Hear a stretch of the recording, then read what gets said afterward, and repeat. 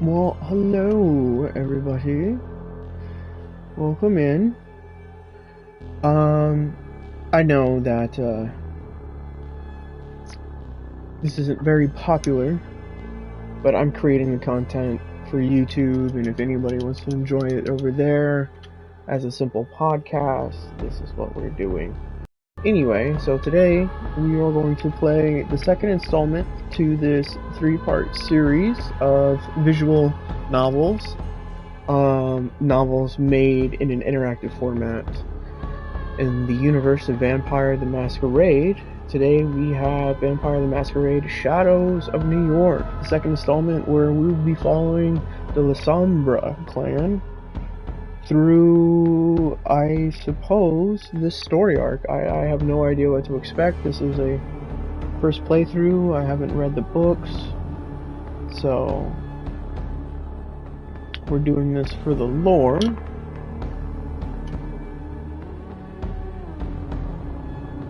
And personally, this is one of my favorites out of Vampire the Masquerade as a Masquerade newbie myself.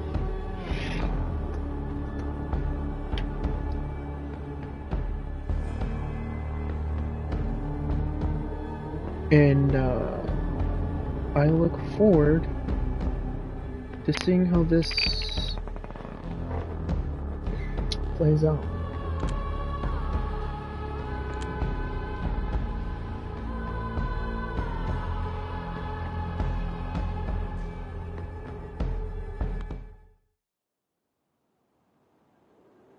Oh, just getting into it, not even picking a character. Okay.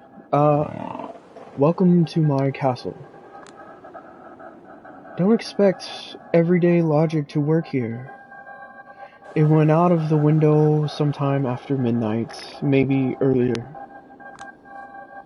My kingdom is not of this world, you see. It lies far outside of concrete, tangible reality.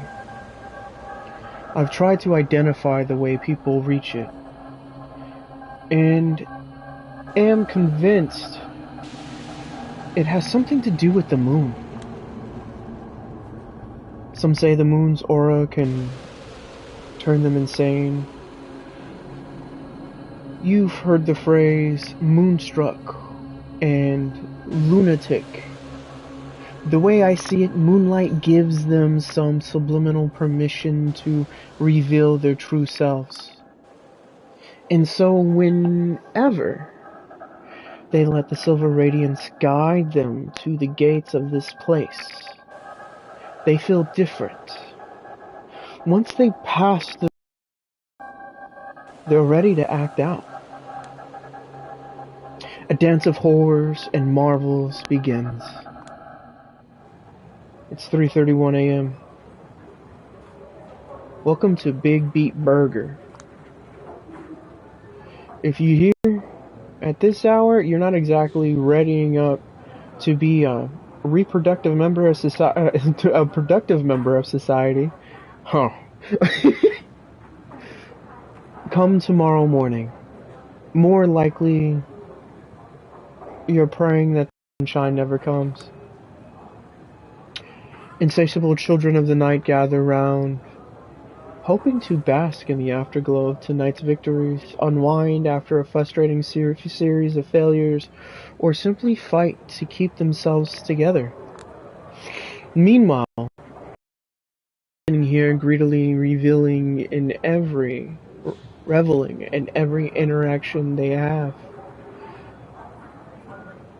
They have no idea they are only here for my amusement. To them, I'm just some random girl sitting in a corner. But this is my domain. I've been coming here almost every night for years. I know where to sit, where to look, and where to eavesdrop for maximum amusement. I'm basically a voyeur, an unashamed. It gave me insight about the human condition I'd never otherwise have gathered. And more importantly, a necessary skill set to make ends meet as a journalist. As I write on my crappy old laptop, patiently waiting for the legion of negative in my head to get too tired to offer useless feedback, I keep my senses peeled to pick up stories. Of course, a lot of regular events such as food fights are nothing to write home about, aside from my unfortunate tendency to become collateral damage in someone else's battles. Up to this day, I've had to wash my clothes because of Coke, Diet Coke, hot coffee, apple pie, and some sort of improvised honey mustard bomb. Every stain tells a different story. Sometimes this hobby is exhausting, sometimes it's disturbing, sometimes it's dangerous. Although, not as risky as back when I wasn't carrying pepper spray. Still, the sights I've taken in over the years here have made it absolutely worth it. I've got so many stories, I don't know where to begin. Theatrical breakups, impromptu mourning parties, unexpected friendships forged in fires of senseless battle. A lady in a gorgeous Givenchy dress ordering a box of takeout chicken nuggets, paying in cash with their hands completely covered in blood. She was asked if she wants a napkin. She said no. Two thirsty macho dudes aimlessly going for it in the corner, hushed moaning filling the lobby while everyone's around, valiantly fights to act as usual and maintain an illusion of normalcy. A straight up kung fu fight between a diminutive cashier and some drugged bodybuilder going through a psychotic episode trying to break all the windows. The big guy left the joint fully convinced he KO'd himself, while the service worker was just standing next to him, seemed proud of his victory too. A middle-aged hag getting a heart attack after screaming her lungs out not to let Muslims near the food just because she saw a white girl wearing a hairnet behind the counter. A Max couple robbing the restaurant of 30 hamburgers, forcing the employees to cook at gunpoint. Police later said there were art students reenacting some hipster book they read. This is life. This is humanity at its worst and best. This is the noise that serves as the foundation of my creativity. This is Soma. That keeps me going. This is Julia. As pathetic.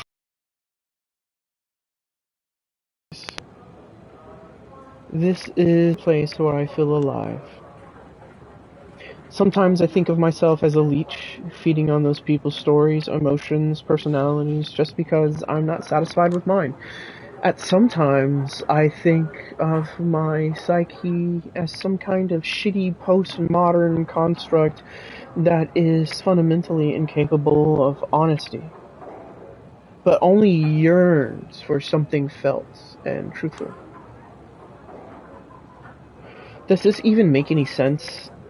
I'll look at my screen. My laptop says it's 3:47 a.m. At this point, I'm almost somnambulic.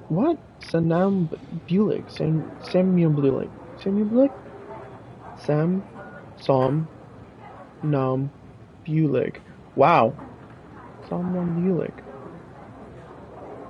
But nothing interesting has happened yet. It feels like all the customers are watching each other tonight, hoping for the others to provide a fun diversion. This is my turf, you parasitic douchebags. Next time, go find your own. time to call it a night. The coffee I always order so that they don't kick me out is undrinkable. I reared my rough draft I've been working on for the last 6 hours. God damn, this is pure trash. I hold the backspace button until the Google Documents page is nothing but a calm, white slate and let out a sound of deep relief. There's no pleasure more intoxicating for a frustrated writer than ragging on someone even worse than them. And that target is easier than the dumb bitch you used to be 10 minutes ago. I check the time again. I need to go. I have an important meeting tomorrow, 10 a.m., and I have a hunch it's not going to end well. And it's not because I am irresponsible. It's not because I'm an irresponsible dumbass who's going to need a few cups of coffee to simply function on the basic level despite like 4 hours of sleep. It's because I always have a hunch. I always have a hunch things are not going the way that they're supposed to. Click, clack, click, clack, clack, clack, clack, clack. They can't even like add typing noises? Alright, that's fine. The loud clatter of keyboards assaults me from all sides, makes this splitting headache unbearable. Used to be, I dreamed of nothing else but being a part of New York Lodestar editorial team. It was the first magazine I started reading regularly, the first magazine I ever bought for myself. Now, simply hearing the word Lodestar is enough to ruin my mood. Never mind seeing all these old farts phoning in more reactionary opinion columns and Wikipedia-level analysis of current events. Jeez, more keyboards. They used to destroy and rebuild my entire worldview. Every month, they shaped my thinking about politics, art, journalism. They even pointed me towards my favorite cigarette brand. For God's sake. Then some talented people started leaving for greener pasture. Some got too wrapped up in their own neurosis. Some became complacent. All of them committed the sin of allowing themselves to grow older. Fresh blood was deemed unnecessary, even though young freelancers kept being bled dry. These days, whenever someone is outside the Lodestar talks about Lodestar, it's because of the few idealistic contributors willing to accept meager pay for putting in serious work. Dumbasses. Other than that, the magazine specializes in publishing pale echoes of provocative ideas I heard somewhere else a few years prior, wrapped up in an aesthetic that hasn't been cutting edge for a decade. Wow. No wonder the readership is in free fall. But even though the ship is sinking, the old guard won't let it go down without a fight. As in, if anyone from the outside attempts to board the vessel in hopes of fixing its course or its holes, they will be swiftly taken care of. I should know. Been there, done that. As it stands, the only full-time staff member who doesn't make me regularly attempt to cringe my face off with his right seems to be Brian. It's Lodestar's editor-in-chief, Brian Ning. The man sitting in front of me right now, of course he only has time for editorials these days. A drop in the sea of needs, managerial duties hit him hard. It's the second time he lets out a theatrical cough like this. He said he said his piece now. Now it's up for me to react, and I'm coming up blank. But what do you want me to say, Brian? I'm pissed off. I can't tell you've already made up your mind, but you still want me to go through the motions just to make me feel listened to? Whatever, let's do this.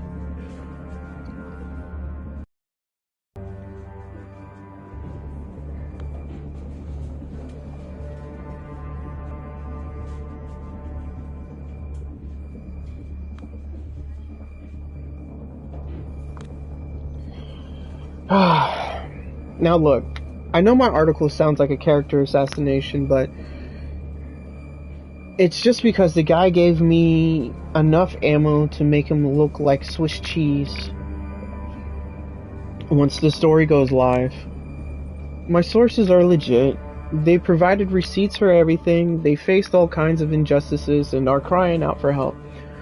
So why are you siding with the corporate shithead and not them? Your sources are not the problem here. I never said they were. You're avoiding the core of the issue. No, I believe I pinpointed it in a precise way. If it were up to me, I'd greenlight the article here and now, and we wouldn't be having this conversation. But you're killing the article just because some rich shithead told you he didn't like it. Get real. This is not about the millionaire jerk calling me to make me an offer I can't refuse. What is it about then? Because it looks awfully like it's about my bosses telling me that this outlet can't afford the legal action we have already been threatened with. So, millionaire interference. Oh, for crying out loud, Julia. Don't make me treat you like a child. You know how this works. I publish your story. It's Thal versus Gawker all over again. A lawsuit here, a lawsuit there, until we're bled dry. I have a mortgage. I have 3 mouths to feed at home. I have an amazing team that doesn't deserve to be torn apart over some... Don't you think it's telling you mention your mortgage first?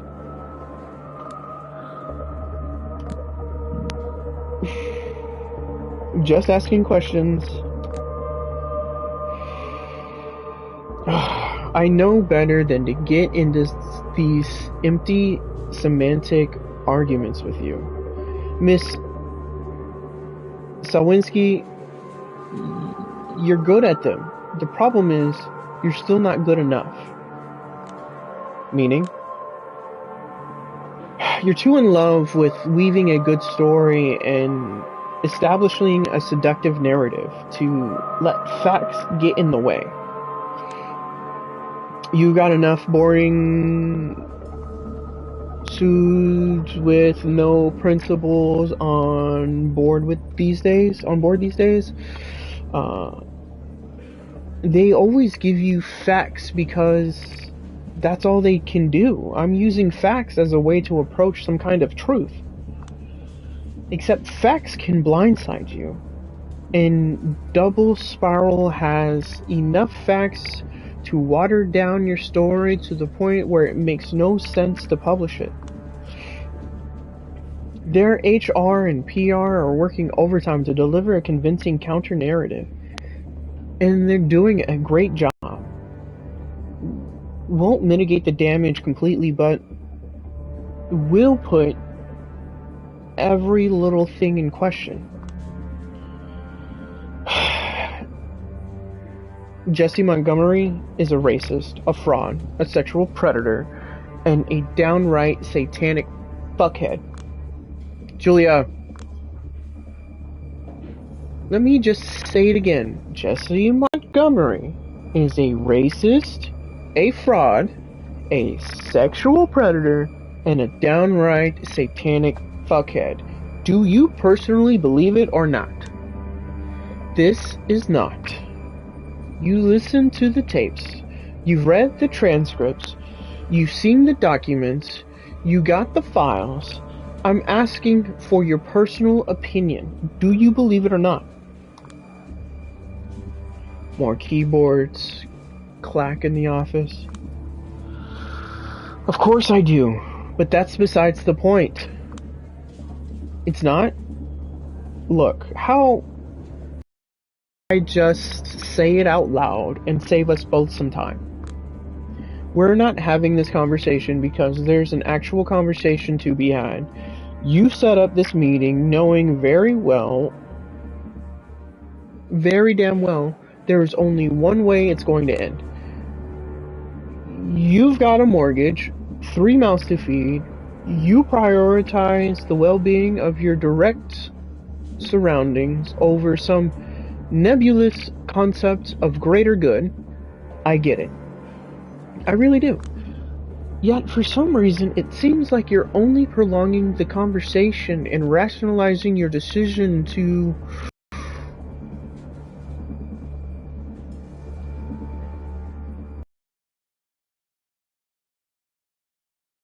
exonerate you. I'm not the bad guy here, Julia.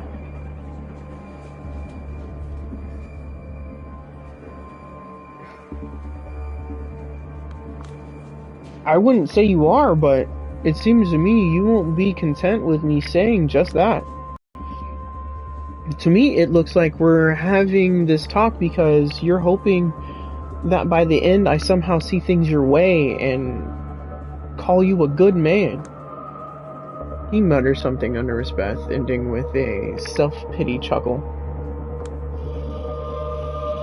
If only I might be protecting my ego here somewhat. That much is true, but I'm not deluded. I know that you're going to call me a scumbag by the time this conversation is over. Come on, don't turn this into a pity party. No, I'm absolutely a scumbag. And why is that? Because I'm firing you. My thoughts are scrambled. For a brief moment, the state of my bank account displays before my with startling clarity. A howling void opens in my chest and starts traveling towards my stomach. No, don't panic yet. No, you idiot. Get more information. No, there must be a catch.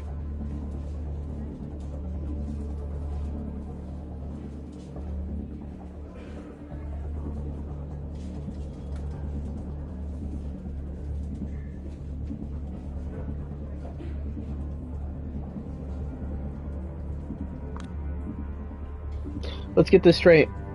Ever since we met, I've been working on stories in pieces no one else in your office would touch with a 10-foot pole. Consistently interviewing total nobodies, always busy traveling in the middle of nowhere or regretting my last trip. Repeatedly ordered to clean up somebody else's mess. Julia? All your long-winded spiels about how disposable work is the most important work, and suddenly you only remember the disposable part? My feelings about the quality of your work remain the same as ever. It was vital. It kept the magazine going. I will always appreciate it. Then why would you threaten to fire me? I would never threaten you. It's a done deal. They've made their decision perfectly clear. They? What they? Who's they? He glances left and right, and then points upward for a short moment. When he speaks up again, it's in a hushed voice. You know, the big kahunas? You can't really question them, and they wanted your head on a silver plate. He's not looking me in the eye. You're not joking. I would never joke about stuff like this. It's real? Fucking hell, it's real. Damn it, damn it, damn it, damn it. All these years, all this grind, all my plans, and for what? Fucking asshole, you know I deserve better. I always deserved better, and it's always ends up with me going down the fucking drain. What the fuck? No. Take a few deep breaths. Don't lose the plot now. Keep yourself together, you idiot. The moment you show weakness, they go for your throat. Get back in control. You can't do this. I wish I didn't have to. But it's a lost cause. No, I mean it's impossible. Julia, you can't fire someone who's never been hired in the first place. It takes him a few seconds to put on his "oh, I get it" face, let out a troubled gasp, and start massaging his temples. Lodestar has been my biggest source of income for the past few years. That much is true, but technically nobody has ever hired me here. It was all freelance jobs. A full-time position only served as the kind of a dangling carrot, a promise of my descent, my decent pay grade, a career perspectives, maybe even for some kind of insurance to save my failing health, and the recognition that I would get for being a part of the Lodestar team. A position that everyone around me seems to respect, aside from me. Then why did I want it so much?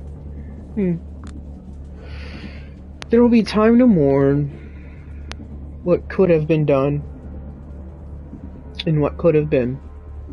For now, I should just act like I don't care. You know what I mean? If I let you work, even under a fake name, it would be a guillotine for me. This is ridiculous.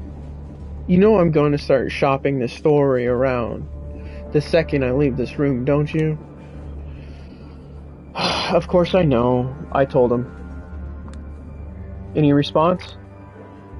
Let us worry about that. Well, that doesn't sound ominous at all. Keyboards continue to clack in the office. I do wonder if I could get accustomed to one of those loud mechanical keyboards some people around here love to use. Whenever I did work in here, I was still expected to bring my own crappy laptop and sit closer to the lobby. Always on the outside, no matter how hard I try to break in. A vibration in my back pocket feels like a bad omen. I decide to ignore it for now. I've been working on this fucking story for, I don't know, 16 months on and off. I know. You kept cheering me on? I know. We've even agreed on the pay I'd receive? I know. I'm 2 months behind on rent. Now, wait. 2.5? I catch him off guard. He is momentarily taken aback and then gives me an empathetic stare. Don't you look at me this way. You don't have the right. I didn't know. Well, now you do. Look, if there's anything I can do to help,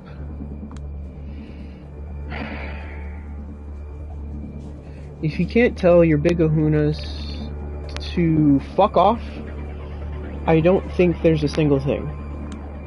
Julia, I'll pull out a smoke and light it up. Gotta be back in control. Please don't do that. There's a smoke detector in here. No worries, Nick. turned it off a few weeks ago. Probably the most creative thing he's done in the past 5 years.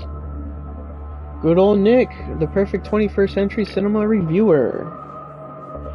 Never has an original thought of his own, just relies on his purely algorithmic taste to stay likable. And the best thing is, it works. Funny. I used to dream about his job. It was Brian who killed this dream, making me realize Nick won't be unseated anytime soon, and offered to teach me the ways of an investigative journalist instead. Wasn't the career I ever wanted to pursue, but to my dismay, I turned out to be surprisingly good at it, until this Montgomery thing happened. Serves me right. Lesson learned. Should have had pursued my dreams instead. Stop it. Nicholas is a friend. He's a good friend. A respected critic. A member of my team. And put out the smoke. People tell me I let you step all over me. Why do I even let you act this way? Because you once told me honesty is more important in a mentor-student relationship, and that it works both ways, and because I thought we were friends. He bites his lip and stares sideways to avoid my eyes. At the end of the day, bosses aren't friends. Must have been a terrible mentor if I didn't even teach you that.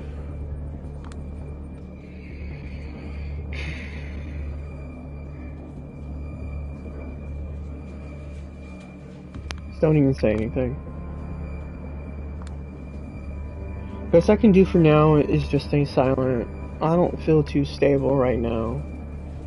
Like I could explode at any second. Julia,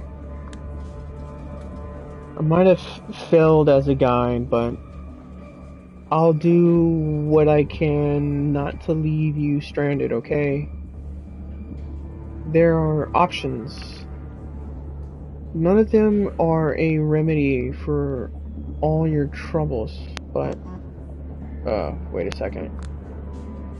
Another vibration in my pocket, another foreboding feeling this time. I reluctantly take the smartphone out of my pocket. If it has to rain, why not let it pour? A new email. It's a lengthy one. And the sender, speak of the devil. No, this can't be. Christ. I just got an email from Mila Lopez. She claims she's just been laid off from Double Spiral. Same as Mike Antonoff and Jared Rivia. What? What happened? I'll spare you all her insults, okay? The key thing is, it seems their HR knows all of the confidential information about my journalistic investigation and used it to shut everyone's mouth. Hell, apparently Montgomery walked up to Lopez as she was emptying her desk and told her to thank me for being a, quote, dumb and careless cunt. Brian goes pale. I think he has a very good reason to. You fucking scumbag. You outed my sources? What? Of course not. What are you even saying?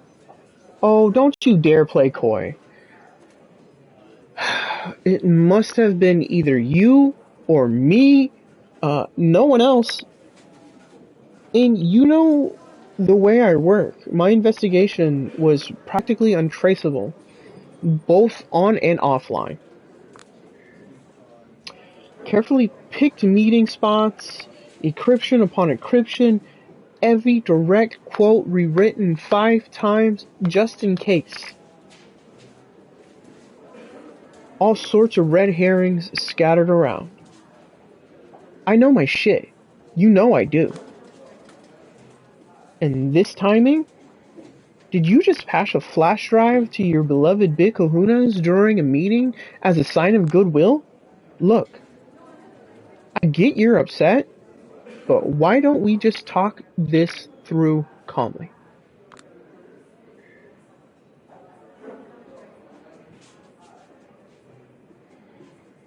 Oh, either way, I just tell him to fuck off. So there's no way. There's no other ifs, ands, and buts, but just tell him to fuck off. What's our favorite way to say fuck off?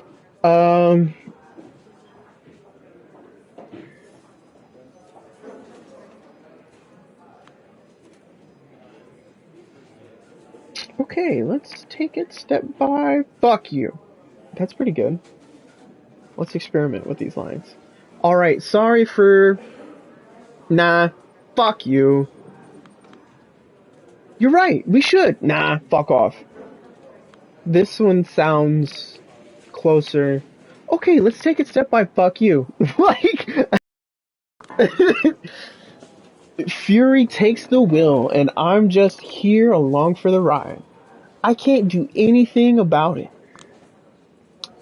In a deranged way, realizing you're just a passenger in your own body feels liberating. Let's just see it all unfold. Calmly, fuck you, Brian. Julia! I've been paranoid for months and months, acting like everyone I didn't know was an assassination or a corporate spy. I know I haven't messed up, not in the way that would implicate all of them. You goddamn, you thought you could get away with this? I haven't done anything improper. Don't push the blame on me. So what are you... You're claiming it's my fault? 'Cause you're never the guilty one. It's always the bosses, the economy, the obligations you have, and now me? You're being silly. Quit with this martyr bullshit. Calm down. Or I'll have to...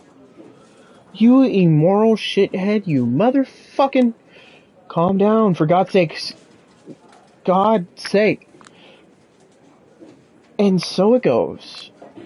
I yell out a lot of words I wanted to say for a long time, but held back. I fling a lot of insults I've been workshopping for years, hoping I'd never use them. I break a few things. At times, for a split second, I see pity in somebody's eyes. It's gonna haunt me for a long time, but in the heat of the moment, I don't care. These people, no. This company has nothing left for me to offer, has nothing left to offer me. So at least, let me take the catharsis. In the end, a security guard has to escort me out of the building. And that's the end of my journalistic career. I just feel like my world has crumbled into nothing. I mean, you have every right to, like, Jesus. If I were you, I would have probably broken down and started sobbing into a sobbing mess. I'd love to, but I'm on the subway. Far too proud to cry in public, even now. And it's stupid, but I feel like someone out there keeps destroying everything I hold dear. Just to see my reaction, like it was a prank show, and someone was waiting to record me crying. So out of sheer spite, I'm doing my best not to cry. Like, fuck you, whoever the fuck and wherever the fuck you are. That's the most Julia Swinkowski thing I've heard. Despite as the greatest motivator, huh? Not feeling particularly motivated to do anything right now. To be honest, I just want to stay in my bed until my shithead landlord calls the cops and forcibly evicts me. Not surprised. Shit, I know that whenever life decides to fuck you over, it's always one thing after another, but this is too much. How much is too much? Let's recap. This last week of June 2019, I've been kicked out of my job. Well, not that I've ever been hired, so let's just say my mentor broke every vague promise he's ever made for me. A big thing I've been working on for a year and a half went down the toilet and it's useless. My boss didn't protect my sources properly, and now they keep trying to reach me through every possible channel to threaten me or just yell at me, and they have every right to react like that. All of my side gigs were shut down, nobody's replying to my emails, somebody's been dragging my name through the mud behind the scenes, and it worked. I still have no idea who's sending these shitty messages around. I've been asking, but listen, don't worry about it. I'm not going to stand idly by and watch you get canceled by some mean-spirited, delusional. I said, don't worry about it. I have 3 unread messages from my landlord. The message previews were stressful enough. A call came from Chicago. Apparently, Dad has bladder cancer. Mom is in hysterics. She'd go crazy if she heard about my situation. So I have to pretend everything is okay whenever she calls. And she calls every day. And she just won't hang up before she offloads all her burdens onto me. And I can't blame her, because we all had to learn to cope with Dad's psychopathic tendencies somehow. I was robbed. All my documents and what little money I had, gone. Don't even know when or where it happened. And it's driving me crazy because I'm always extremely wary of pickpockets. The list goes on. I don't want to sound paranoid, but I really feel like it's a concerted attack. Paranoid is good. Anyway, I know you always hand wave this topic away, but just remember that if anything happens, my place is your place. You don't have to go through this alone. I've always been a trouble magnet, and as self-centered as I may be, I don't want it to affect you. I know, listen, I have another call. Alright. Just call me if you need anything, or if anything happens. No matter how dumb it seems, okay? And swing by whenever you can. I will. Thank you. See you. I put my phone away, exhale blankly, stare in front of me. Christ. I glance at my reflection in the window. Just look at this idiot. Whoever the situation requires me to dress formally, I still feel like a bit of a child cosplaying as an adult.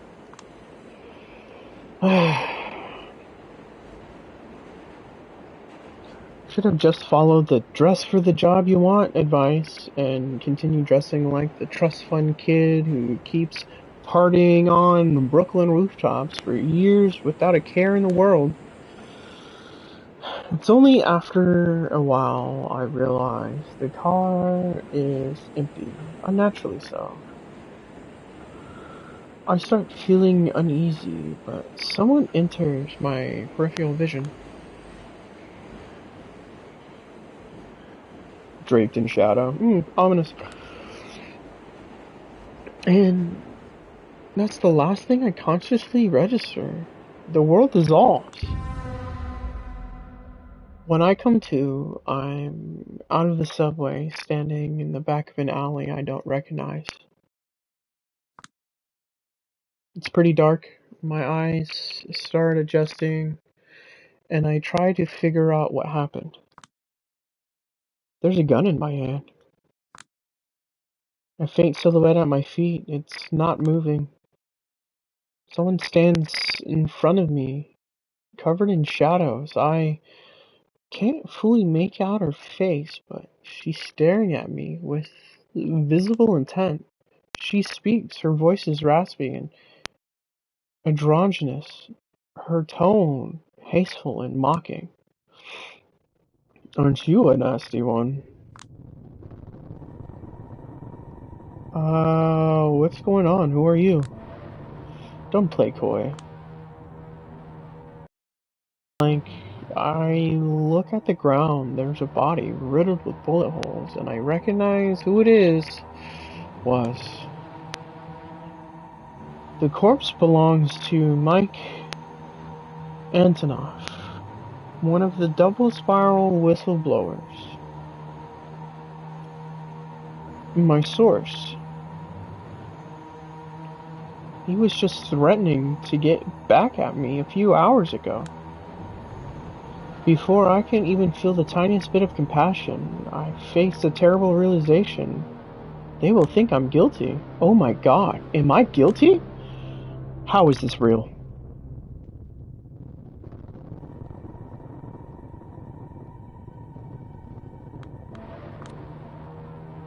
You have done something to me, haven't you? Back in the subway. That was you, wasn't it? The man is bleeding out at your feet. And you're turning this around on me somehow? I haven't done anything to him. Again, don't play coy. You knew him. He was mad at you. You started telling him sob stories about your situation, and he wasn't having any of it. You got mad. Things escalated. He died. This isn't true. It's plausible, but that doesn't make it true, does it?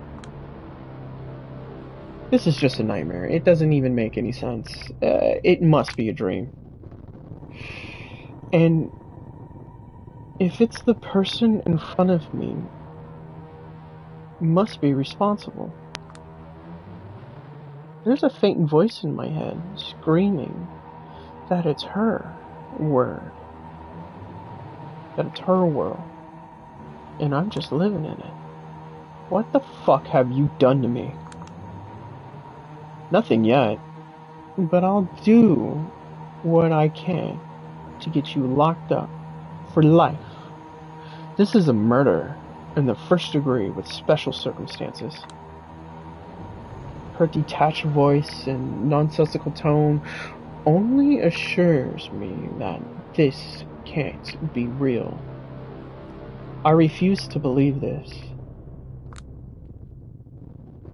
Before I even manage to think this through, I point the gun at her. If I did murder him, you wouldn't be acting like that. You wouldn't be standing in front of me. You'd be running. You'd be running away, calling the cops, begging for help, yelling that I'm a psycho. Oh. You are a psycho. But I'm not a coward. I won't let you walk out of here alive. This doesn't make a single lick of fucking sense. Tears well up in my eyes. Why are you doing this? Because sometimes One has to confront what they're really made of.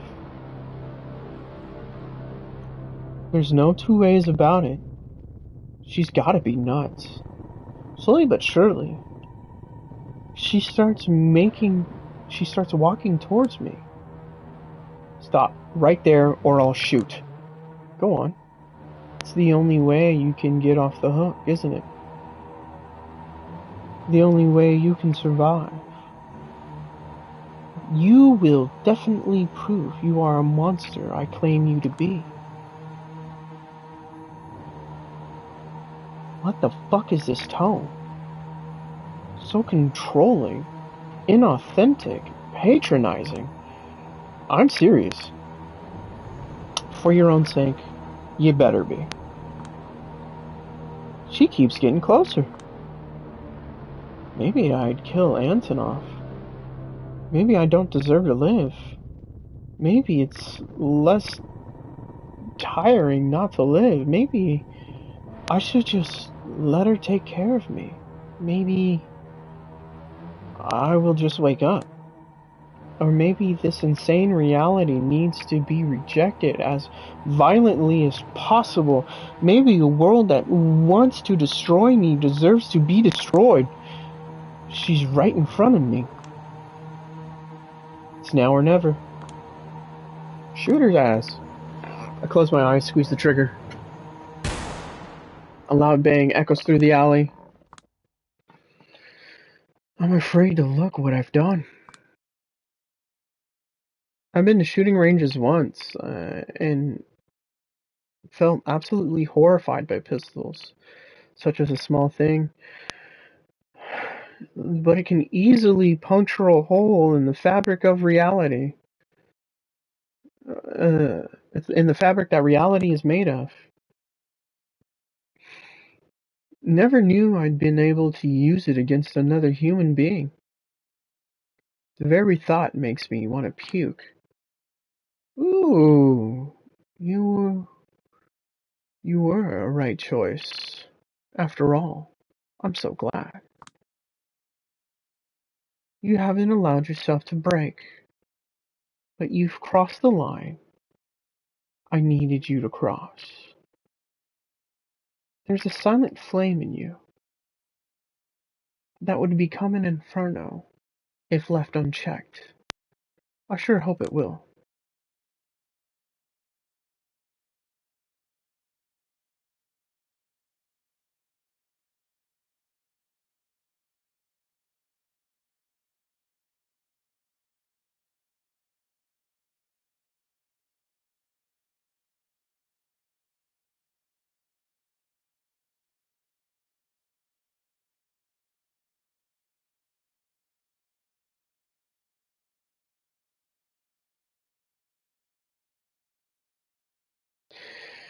She's still alive, her voice is coming from behind me.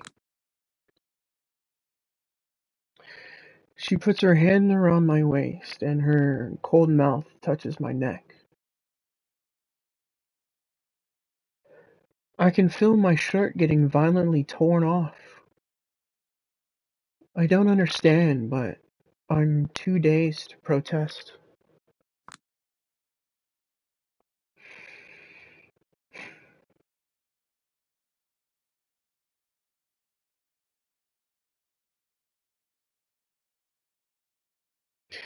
That was your final test. Congratulations. You have proven yourself worthy.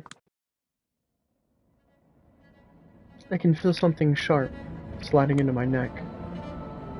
It's not too painful, just startling. Think a doctor pushing a needle into your vein without a proper warning. Then it hits me. Pure bliss. The dopamine receptors I considered complete until now suddenly recover and start bombarding me with pleasure I've never known before. I finally let the tears go. They come flooding. They've been waiting for years. It's such a relief. Is it raining? I feel like I'm in the middle of the Dolce. at least washing away all my fears. Deluge. Dolce. Wash away all my fears, all my sorrows, all my anger, all of my pain, all of my ego. I become one with the world and the woman behind me. She's holding me tight, making me feel like the only important thing in the world. Everything else blurs. I feel something intense toward her. Something I've never felt before. Is this love? I hope it is. This is not you. Hisses a familiar, cynical voice in the back of my head.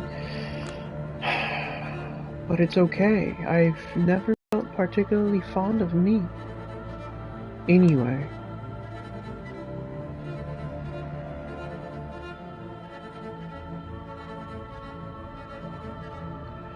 New York, you're perfect.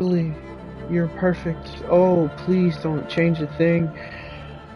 He who laughs in the shadows has the last laugh. Hallelujah, praise be. When everything is cliche, nothing is. Isn't that the ever-distant utopia I've been chasing all along? People on other trains, I hope you're doing fine. God, shut up. Just enjoy it. You finally understand. She's making love to me. She's giving birth to me. She's burying me. I'm pretty sure I've been dead for a while. Pretty sure I'm at my own corpse from a distance for a moment somehow. And then I'm alive again. She lifts her mouth from my neck. No, wait. I taste blood in my mouth. Was I drinking her blood too? I realized that whatever this was, it's over, and I have to bask in the afterglow while I still can. I also immediately understand that I'm going to chase this fleeting feeling for the rest of my existence. Finally. She lets out a whisper which concludes the ceremony. No matter what happens next, don't forget, you're a monster. But you were lucky enough to be born into this world of monsters. So don't you ever mourn that fact. Embrace it.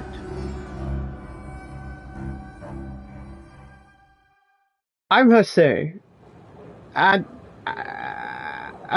far as this second installment goes, the writing has definitely gotten superior. Let's just see if it holds up. Once again, I find myself in a Big Beat Burger. Familiar surroundings, faces I recognize. Mood, same as ever was. Still, I process it in an entirely different way. It all frustrates me now. Or, more precisely, makes me frustrated with myself.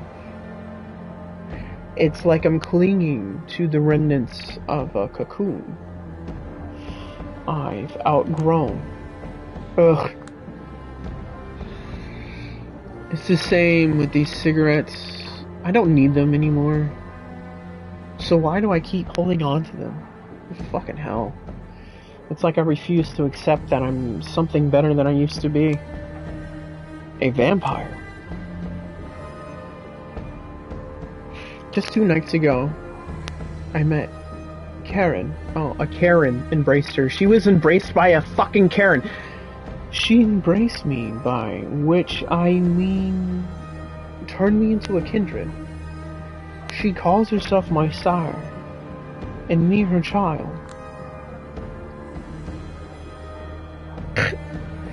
Oh, this couldn't be more relatable.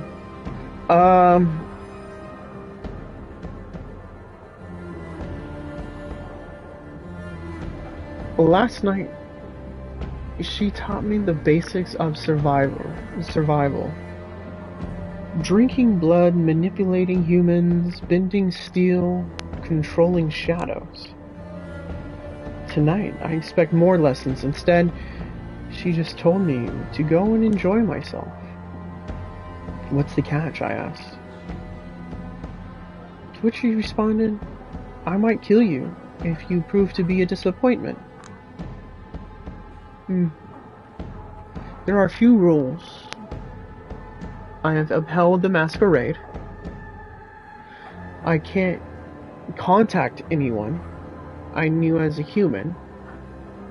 I can't let anyone realize I'm not human anymore. I can't embrace anyone, and so on. Otherwise, I'm free to do whatever I want.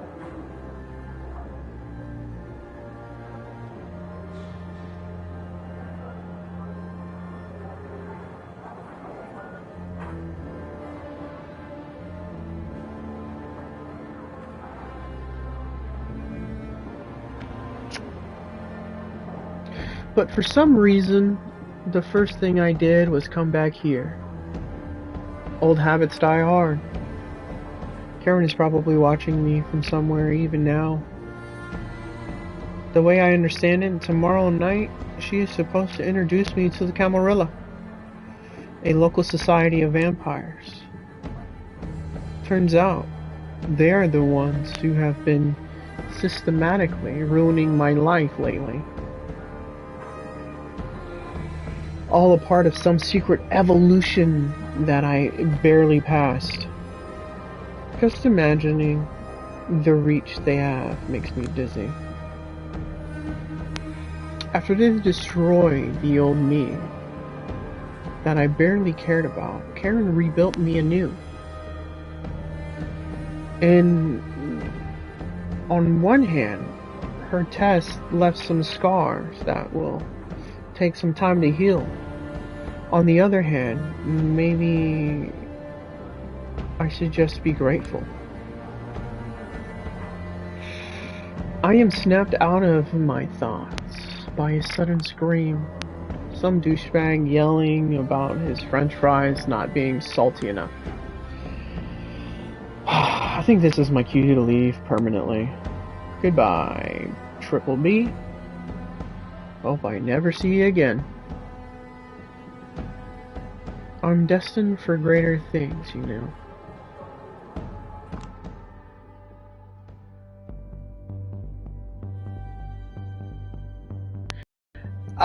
I think for this story, and the reason why I actually gravitate to the La Sombra is that I can relate to these catastrophic events that unfold in somebody's life, ruining it, downward spirals and shaky recoveries and other things.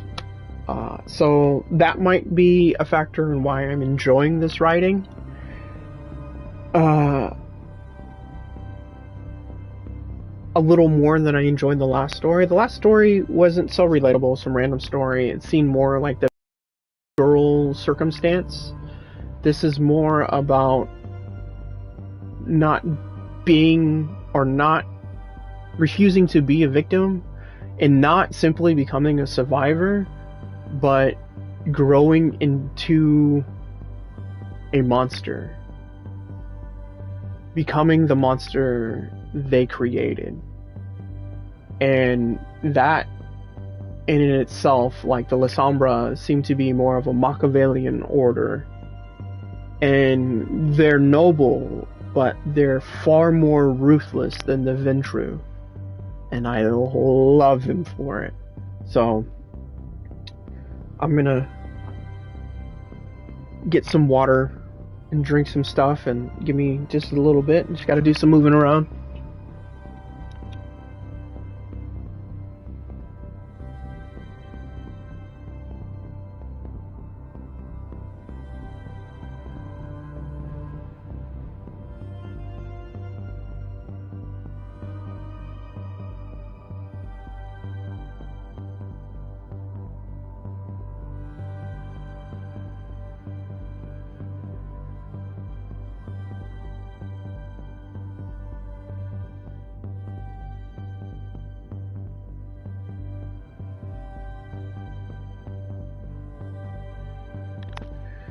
Okay, let's get back to it.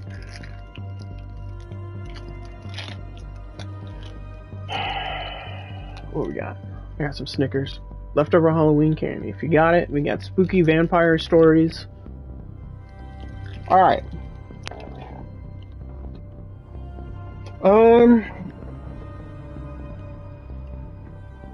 Retributive justice. A meathead bully on an unfortunate victim.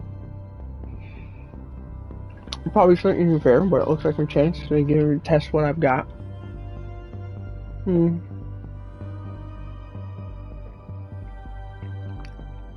Dance macabre. Little more. Devil's dance floor. The club beckons. I'm not a club person.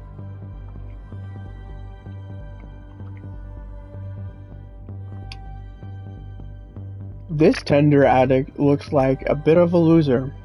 A wannabe intellectual. And a perfect source for nourishment. Let's feed.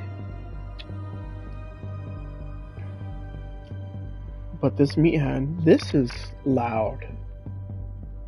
The club, oh, these are feeding opportunities.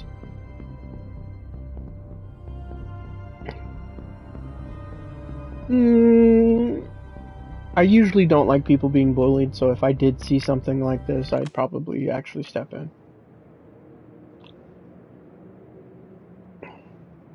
Two men are facing each other in a dark alley. One of them stands with his back against the wall, his chest heaving as he's been struggling to catch his breath. People, anybody out there? I'm being robbed. A brawny, rugged guy is yelling at a metal staircases when a theatrical incredulity in his voice. With a lively step, he dances around an older man who's having trouble finding his footing.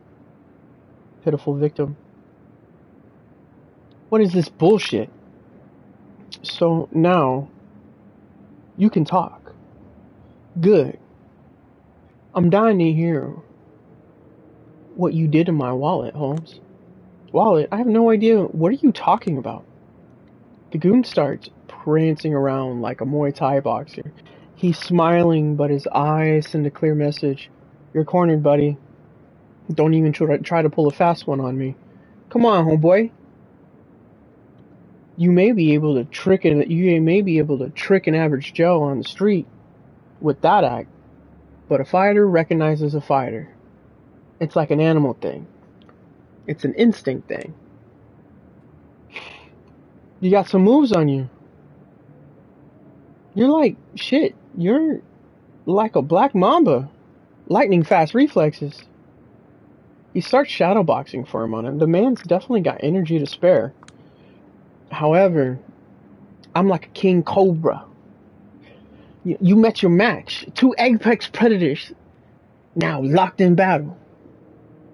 Sorry, that's just how he's written. Oh, you're seeing snakes. That would explain some things. Before he's able to finish, a sucker punch knocks the air right out of his lungs. The old man slides down the wall before he can let it out. A groan. He's interpreted by a brutal chest. Interrupted. That's what I'm talking about. A fighting spirit. Even when you're cornered. Ugh. Take a seat. Deep breath. Collect your thoughts before you speak again. Remember, where you put my wallet. I'm pretty sure you broke my rib. Eye for an eye. A rib for a fucking ribbing. Biblical punishment. It's only fair, homie. Fair. At least admit that this is a mugging. Wallet, my ass.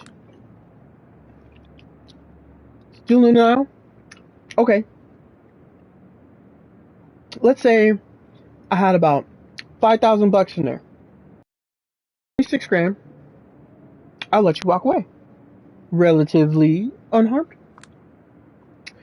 Oh, so you admit it. Admit what? That this is not about proper compensation. This is about robbery. Look, buddy, this is beginning to bore me. Unless you want me to go all Anderson Silva on that ass, give me what I want. Anderson Silva? Yeah, Anderson Silva.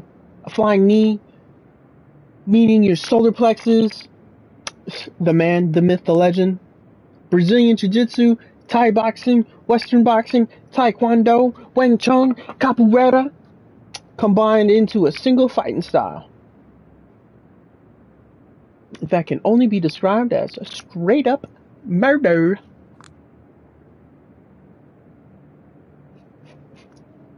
I like that thing.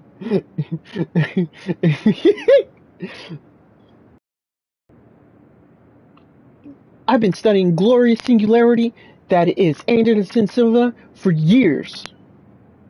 Every move I have, I own to him. Every move I have, I owe to him. So, if you don't want this snake to turn into a deadly spider, me the money, honey. Summer 2013, Las Vegas. Huh? Watched it live on pay-per-view. A white man saw through all Silver's tricks. Whooped his ass. Broke his spirit. Showed him for a fraud he is. The man hasn't been the same ever since.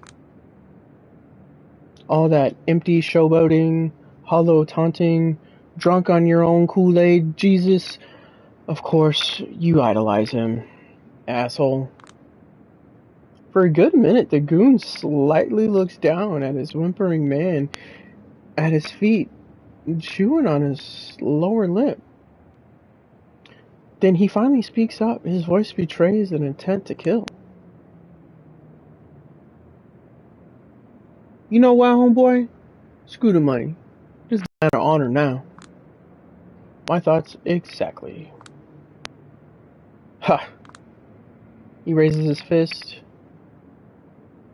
We got ourselves a Miss Martial Arts expert here, huh? For your own sake, I hope you can back the talk with some self-defense skills, homie.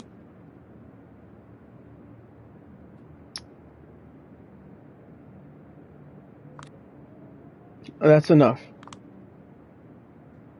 He jumps at the sound of my voice, turns my way in the blink of an eye, and immediately assumes a combat stance. His reflexes are sharp.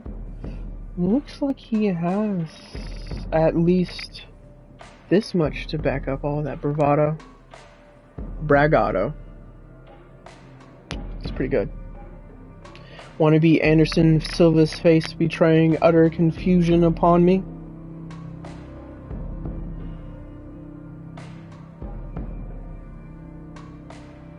He's got no idea how I managed to sneak up on him.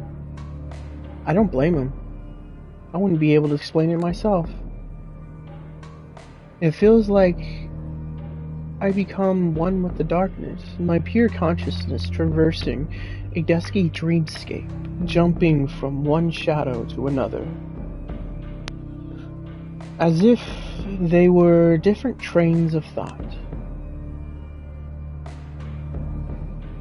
I think of some experience I've had with my psychedelics.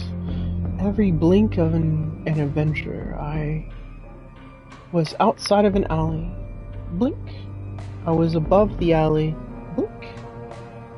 Now I'm in front of this guy. And he pisses me off.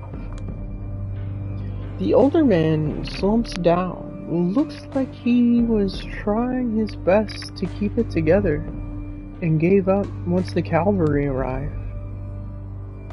The goon regains his composure and barks at me in an overly gruff way.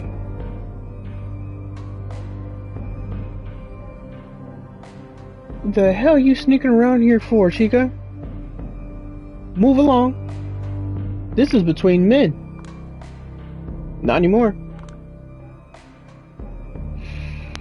His fist turned towards me. I'm serious. And an equal opportunity ass kicker.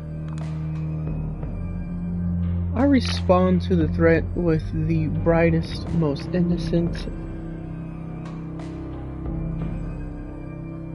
virginal smile I can put on. So, you're into shadowboxing, huh? Something comes over me. I can feel the darkness embracing me, whispering sweet nothings into my ear, pumping me up for what's to come.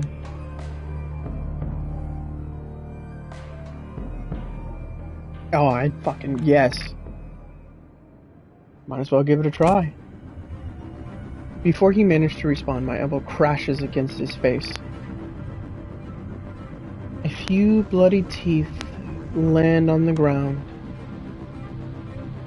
I know what he's thinking. I should have blocked it. And he absolutely should have. But instead, he just flailed his arms helplessly. As if he suddenly found himself in front of an oncoming train, a primal expression of fear that suddenly and completely took over him. I don't know how I look right now, but by judging by the look on his face, my best guess is like the gaping maw of some primordial beast. I follow up with a surprise attack with another punch to his solar plexus, or at least my nearest estimate. Once again, the effect terrifies even myself. Looks like my hunch was correct. I hit him in the right spot. He falls to the floor, whining like a wounded animal, tears streaming down his face. I let him collect himself a bit, and then grab him by his chin. Learn to choose your battles, homeboy. Let me go.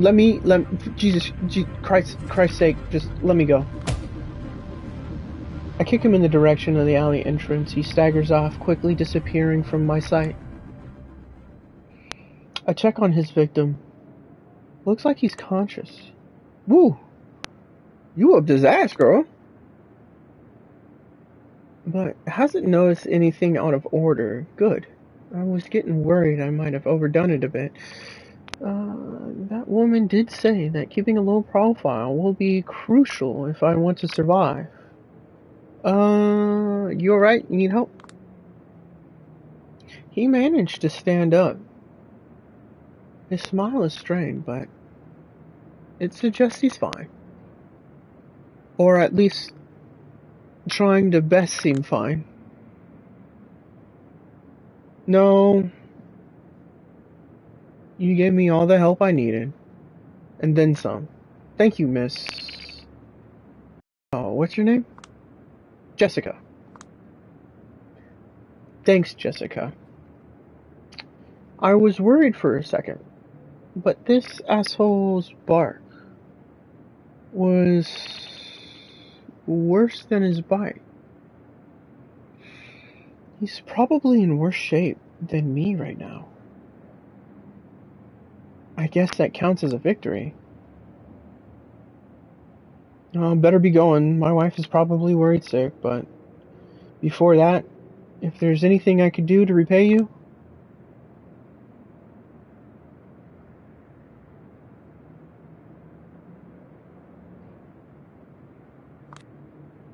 just forget about it. Just be a little more careful in the future, alright?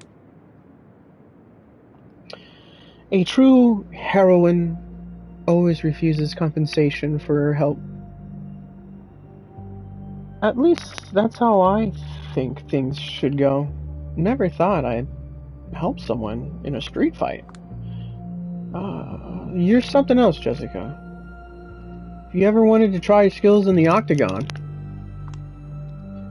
Oh, too much in love with my gorgeous face to see it bruised and battered and swollen. Sorry. I hear you. Whatever you do next, God bless you. And there he goes. God. I feel like one right now.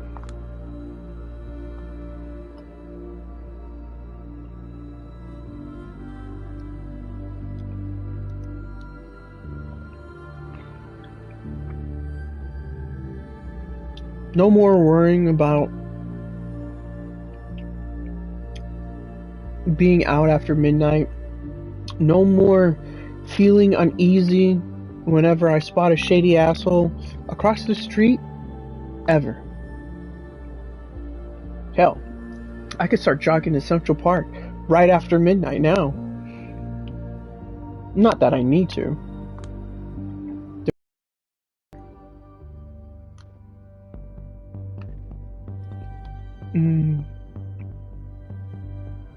I'm not a club person, but I need to eat. He lowers his eyes awkwardly, thinking how to proceed with his rant.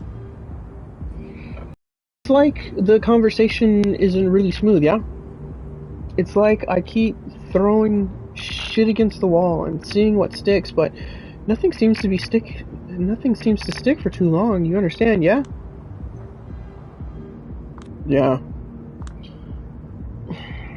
It's really this lack of context that's killing me about online dating. It's bad enough when a few photos and sentence are all you have to rely on when starting a conversation, yeah, but when a cosmic miracle finally happens and she's actually willing to keep replying to you and she's actually down to meet up eventually and you're out there sitting with her and after 90 minutes you still don't have the shared context.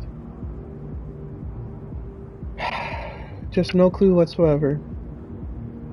It's just like, take me out and put a bullet in my brain and put me out of my misery. I hear you.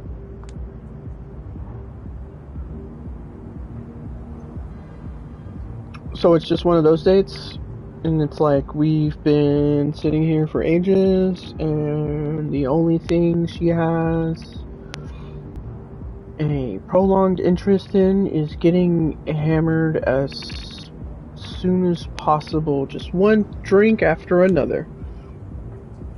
And the more drunk she is, the more familiar she's getting. It's these things, these little things, you know, touching my upper arm after each joke, her arm around my shoulder, her jokingly punching my waist. This escalation is subtle, but steady. In addition, one recurring topic appears. And that is all the cool shit she has. And wishes she could show me. Oh, too bad. It's all back at her apartment. That's when it hits me. She just wants to fuck or sleep with me. This happens with Tinder. Yeah. That's when you meet someone on Tinder. This usually happens. Sometimes this happens. Yeah, well, eventually we both run out of ideas or topics that could potentially be interesting to the both of us. So I'm just like, yeah, I knew sure the crap in your apartment. So we Uber there, and it's admittedly pretty nice. It's a pretty nice apartment. Like, nothing too fancy, but I can tell her dad is the kind of asshole I'd like to punch in the face, even if I ever met him. You know what I mean?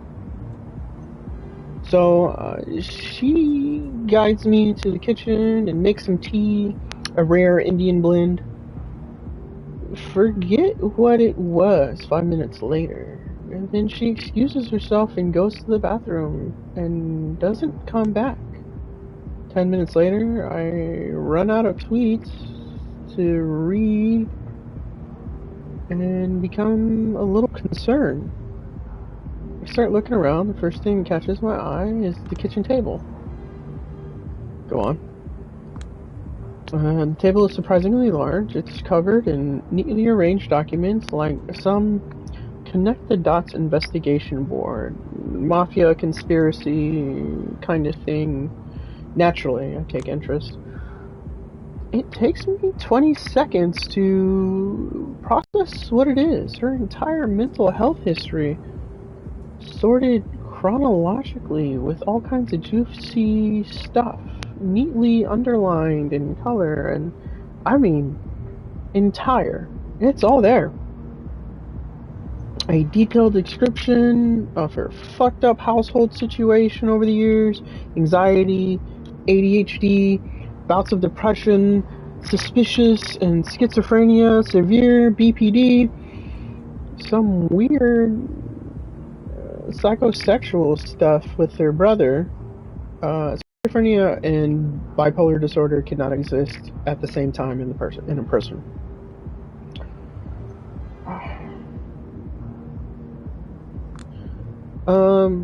Just read your DSM-5 and talk to a neuroscientist, they'll tell you. I keep reading and remember what I said about throwing shit against the wall and seeing what sticks. I'm dead certain that's how her shrink went about diagnosing her. She finally comes out of the bathroom like an hour after she went in. At this point, I've read all this shit on the table 3 times.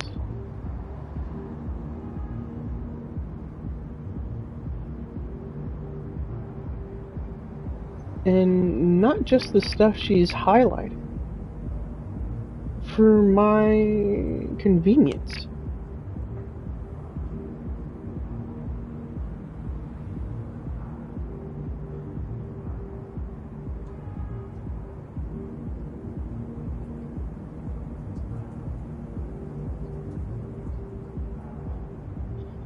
And I feel like right now I understand her better than like someone who reads Crime and Punishment.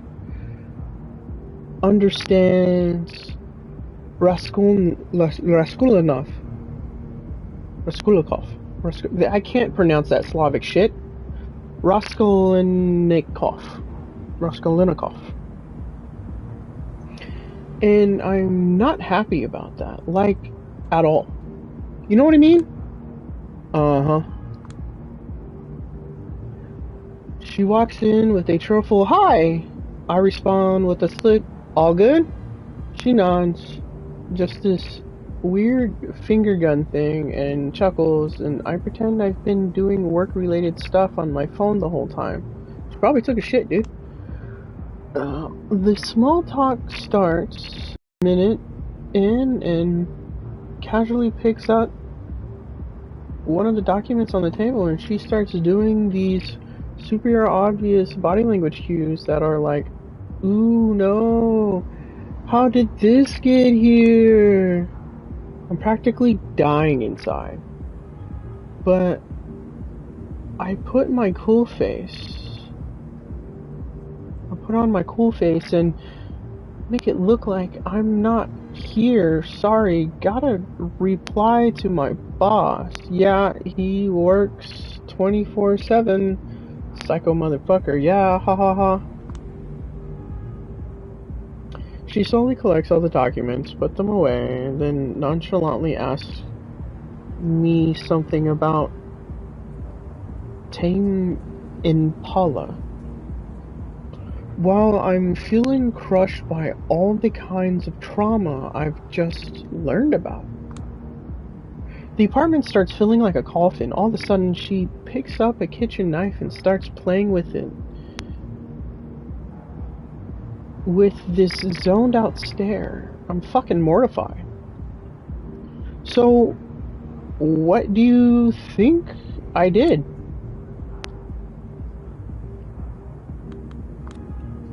You slept with her. Of course I slept with her.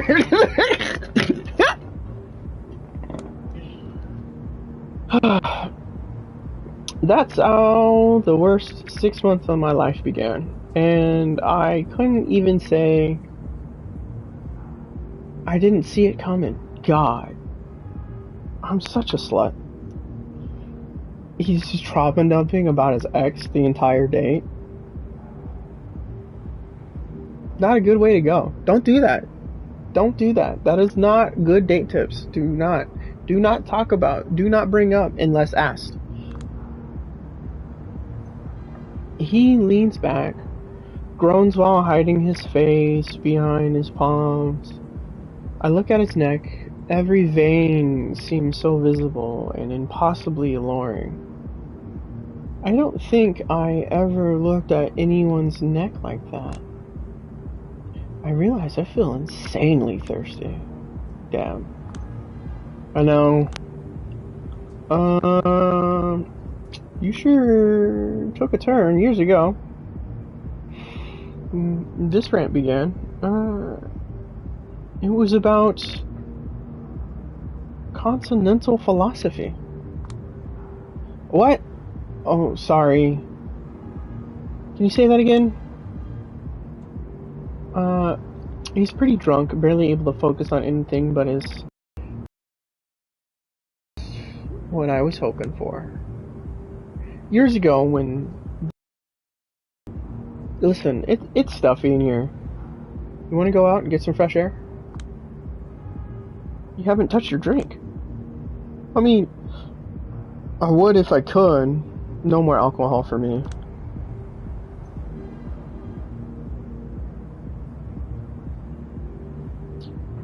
What? No, this one's not mine. I mean, some dude bought it for me, but I don't want it. He scans the room with the death stare, looking for the guy. Who did it, not realizing his best chance of finding him in the mirror? And then he drinks like half of my glass at once while looking around, as if he was hoping to prove his dominance over the unseen enemy. Okay, after you.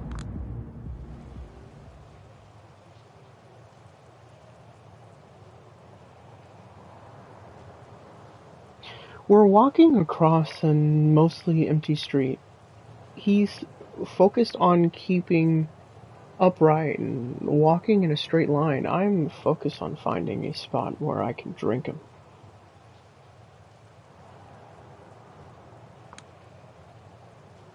Well, all in the vampire world. Sensual monstrosities. You seem like bad news. Oh, yeah? So, why don't you just leave me alone? Determinism, I guess. I roll my eyes, and that's when I notice it. A deep, underlit stairwell. I look around and realize there's no one around. This is my chance. I immediately yank him downstairs. It's almost pitch black, but I can still see his face. He doesn't seem shocked. It's more like awkwardness. Now listen, it's not like that. I, never wanted to do this sort of thing in public. Quite the opposite. It's just that I need a certain degree of comfort to, perform at optimal levels. Oh, shut up. I sink my fangs inside of his neck. He whimpers and becomes silent. Finally. That's what I've been waiting for the past hour.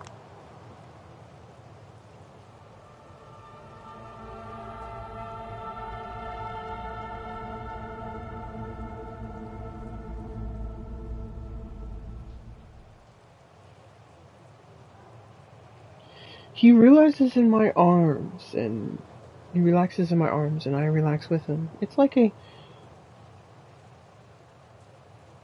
all the drinks I had to deny myself until now are hitting my head, all at once. With no unpleasant side effects, I feel radiant. I don't want this moment to end, but it has to. I drop him to the floor, lick his wound closed, just the way she taught me. The pulse is faint but steady. He reeks of booze. If anyone finds him, there should be no suspicions.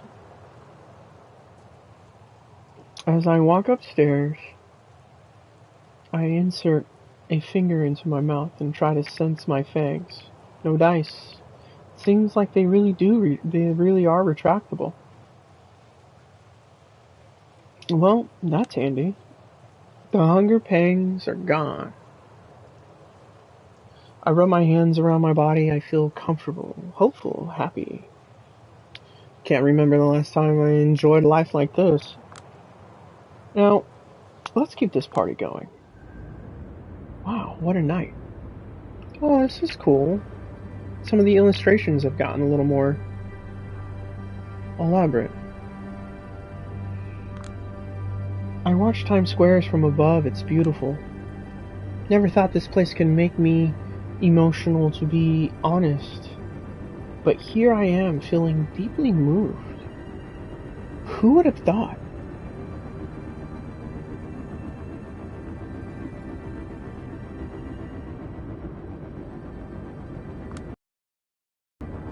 Getting up here was surprisingly easy.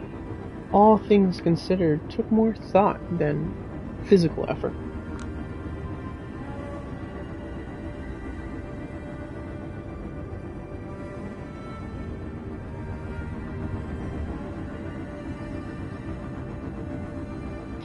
Earlier tonight, I started experimenting with this body's limits. I realized I can jump over small buildings and climb steep walls with ease now.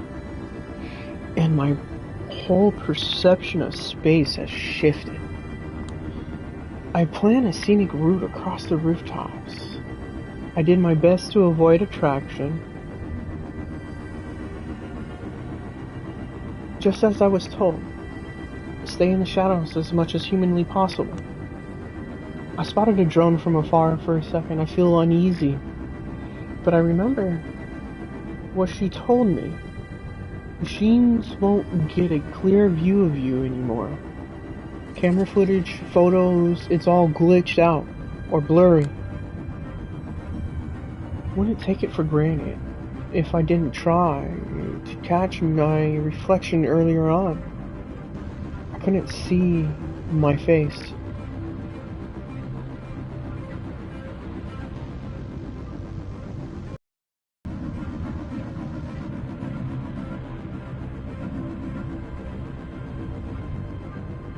Not in the mirror, not even in a puddle. My face was like one of those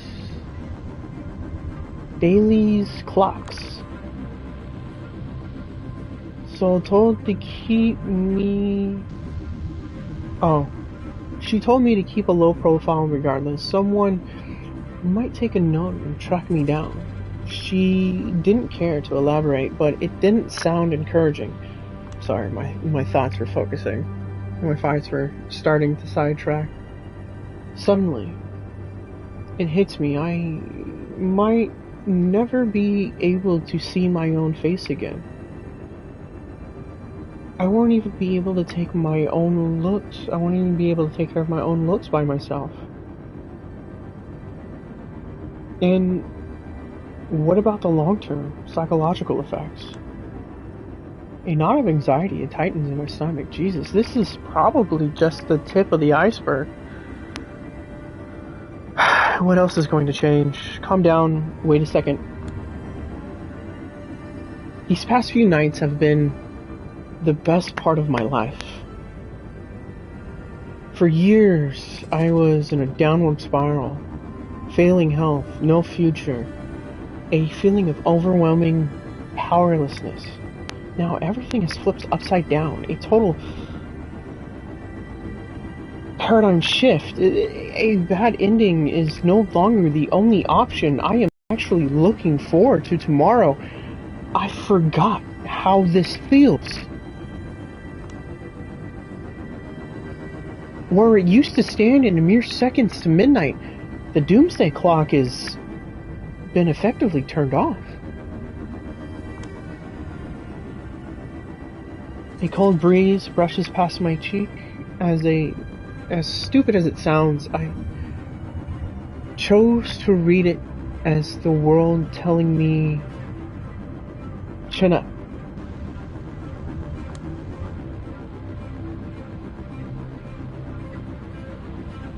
I can bend anyone to my will. I am capable of superhuman strength. I am a master of shadows. I can do anything. Tomorrow night, I will be introduced to my duties. If everything goes, I will become a new New York City representative of Clan La Sombra. Whoever they are, whatever that means, I have no idea what to expect. But tonight is tonight. I'm free. All my worries from a month ago feel like they belong to somebody else. Finally, things are looking up.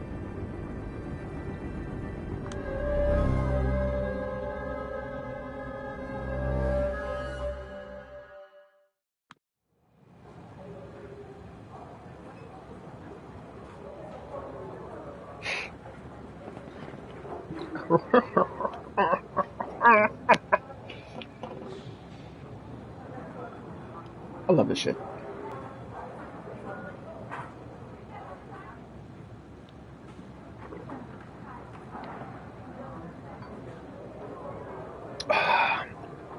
Grab some water.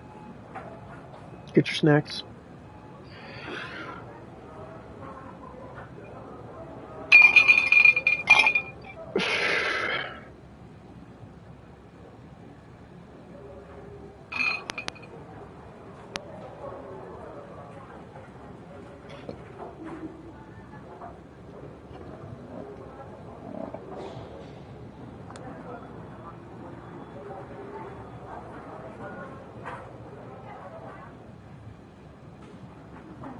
March 2020, back at it again.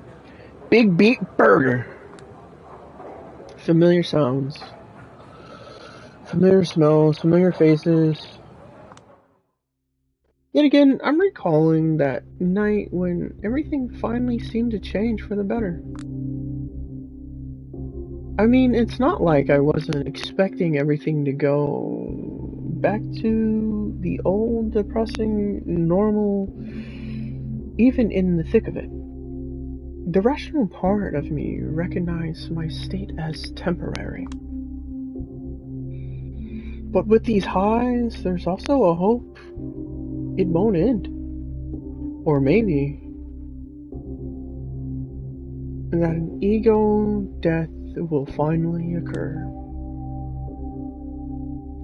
Be satisfied, you stupid fucking bitch. I command you. Here's all the logical evidence for you should be satisfied. Here's all this evidence for why you should be satisfied. Here's an obvious direction for your life, and here's a detailed explanation of how you should treat the people that care for you. No dice.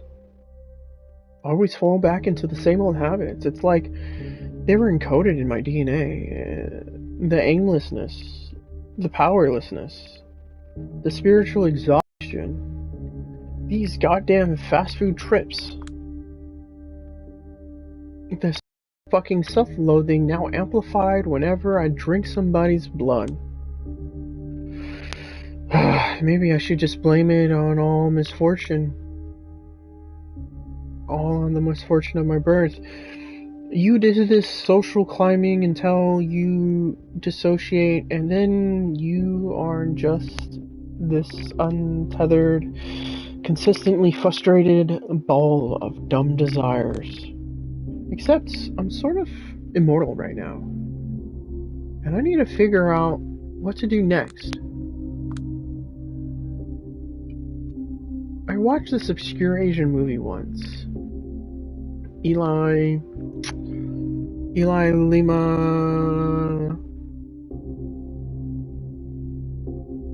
Sabachini, starring Tabanobu Osano. One of the coolest guys in the world. He plays this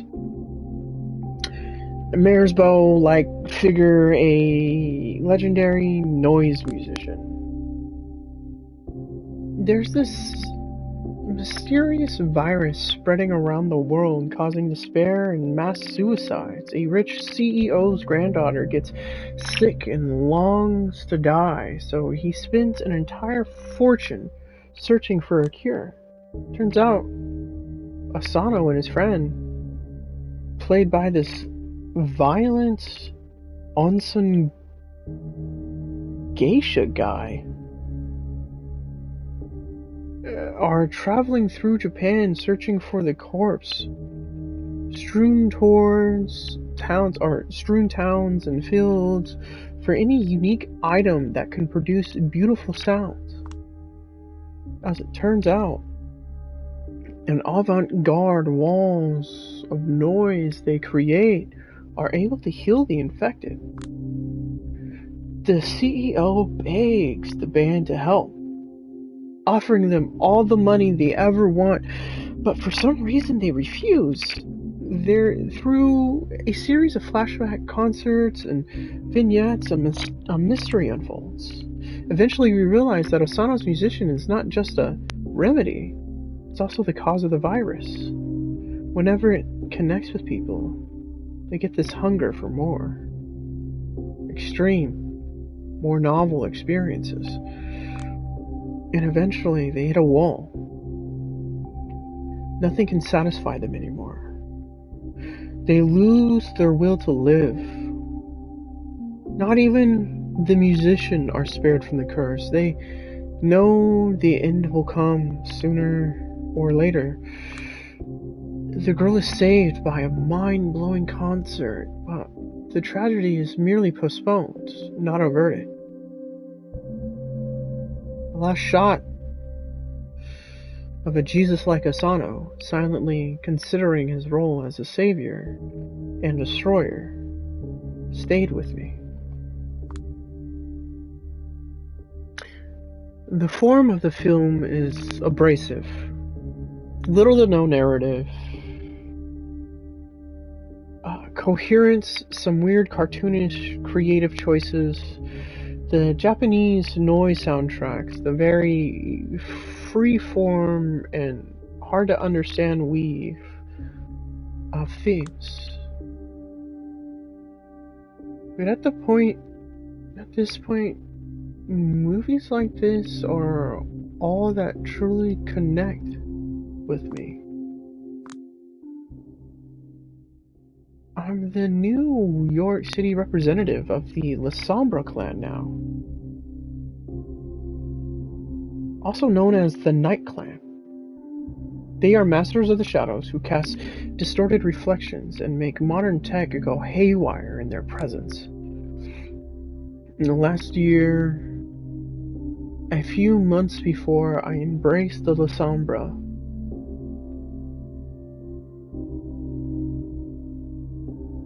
I had joined the Camarilla. I was embraced. The La Sombra had joined the Camarilla, the biggest and most traditional sect in the vampire world. The two groups actually used to fight each other, but our leaders found some intel that made them reconsider their strategy. So they sent a diplomatic mission to parley with their historical enemies. The deal they got in Chicago was simple. An unlife for an unlife. For every La Sombra vampire allowed in the Ivory Tower, one La Sombra vampire has to meet their ultimate end.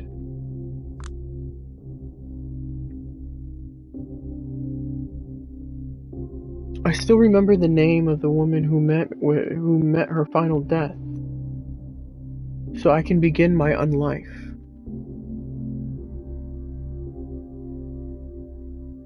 Her name has Hester Reed, a sworn enemy of the Camarilla, a guerrilla fighter who spent decades opposing them. She was someone with a far better principle than mine. From that I've gathered, well, whoever she was, her execution by my sire served to convince the NYC elites to give us La Sombra a chance. Then they set out to look for a mutually agreed upon candidate who would become the clan's rep in the city. My sire searched for someone who gave the impression she was more than she appeared. The local court was looking for someone they could walk all over. After long negotiations, they decided I was a good compromise. They proceeded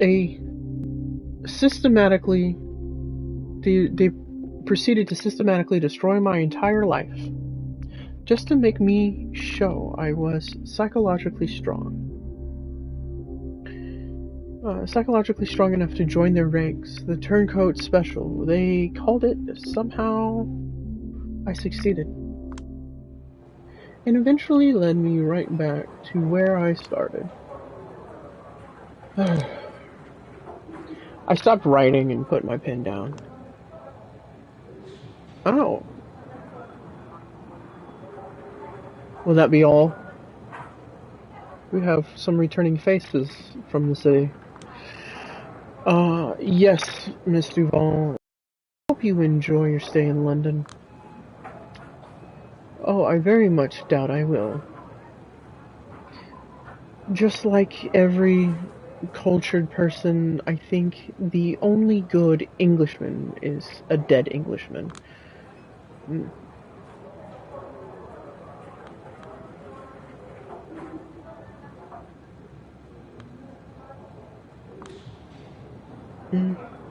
Must be nice traveling the world and all that.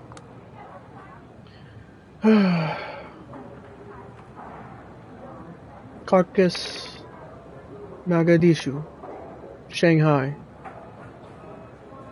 The blood tastes the same anywhere you go.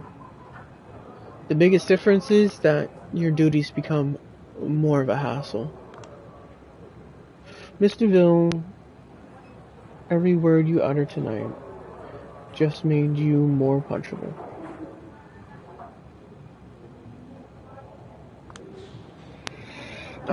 Will that be all?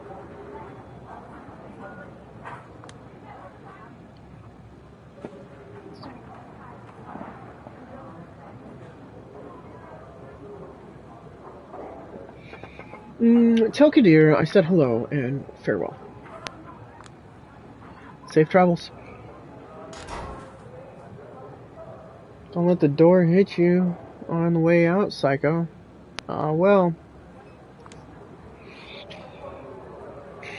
I'm the lone La Sombra in this town, and my reputational role means jack shit. No title, no perks, no whatever. Right now, I'm the court's gopher. Doing all the sorts of work nobody else will touch.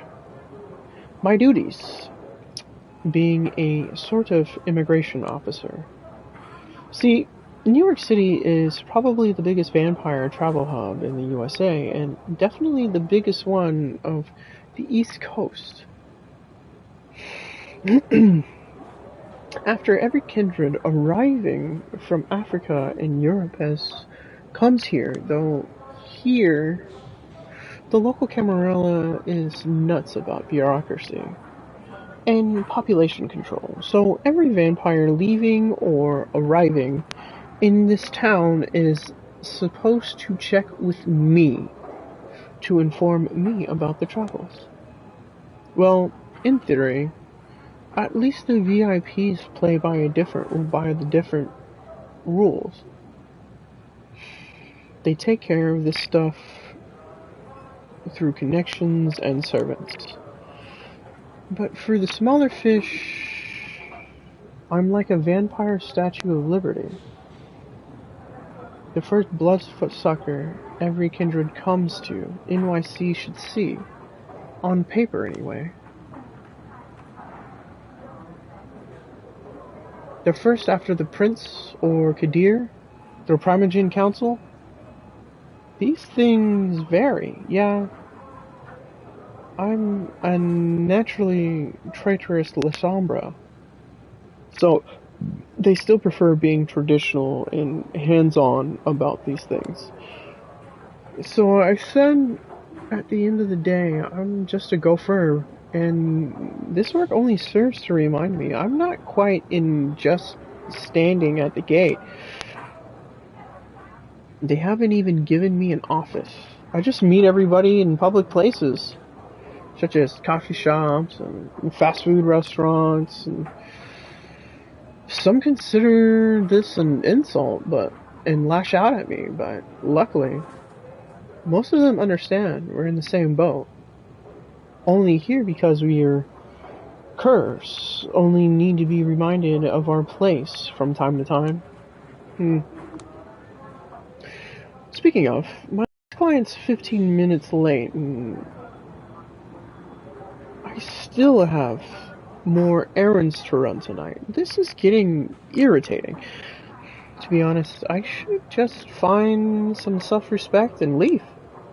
But I won't. My sorry upbringing left me with this stupid sense of responsibility. 10 more minutes pass. Eventually, an unfamiliar woman appears by the door. She tells someone to stand by the door and walks in.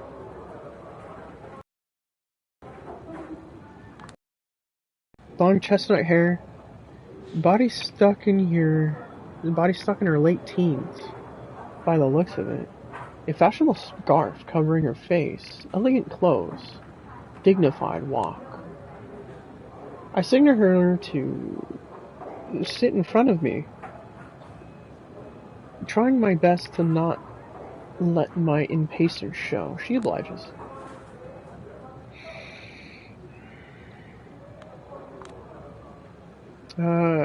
You're here to check in? I am. Julia Swinsky, I presume?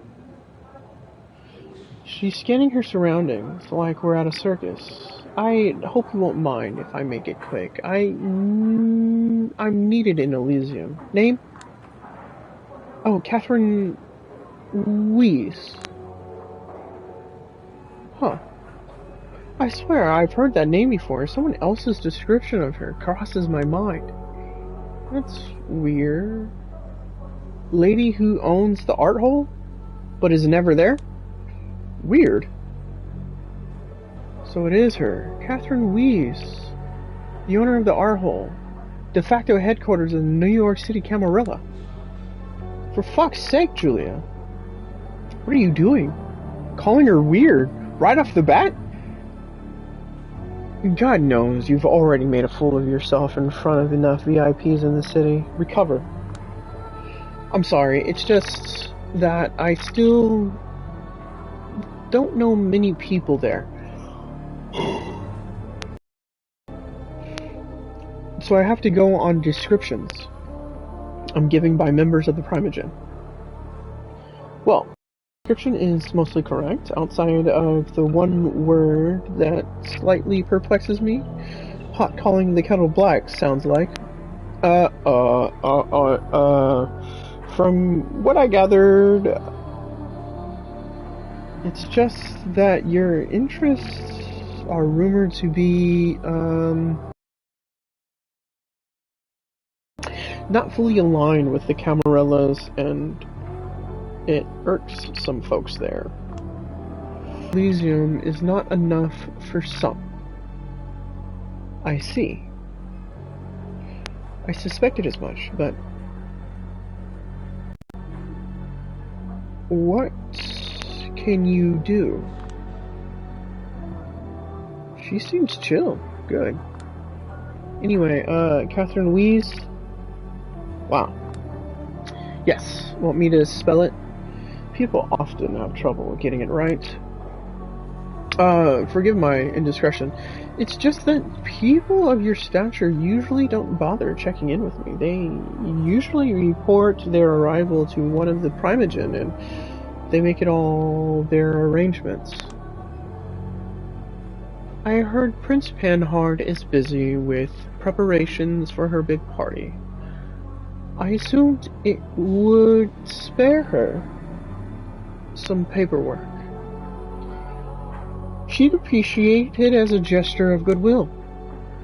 Besides, I wanted to meet the infamous Lasombra representative out of sheer curiosity. My interest peaked once I heard about her. She looks around knowingly. Unique circumstances. Yeah, Prince Helene Panhard had trouble justifying the exorbitant rent my property would need.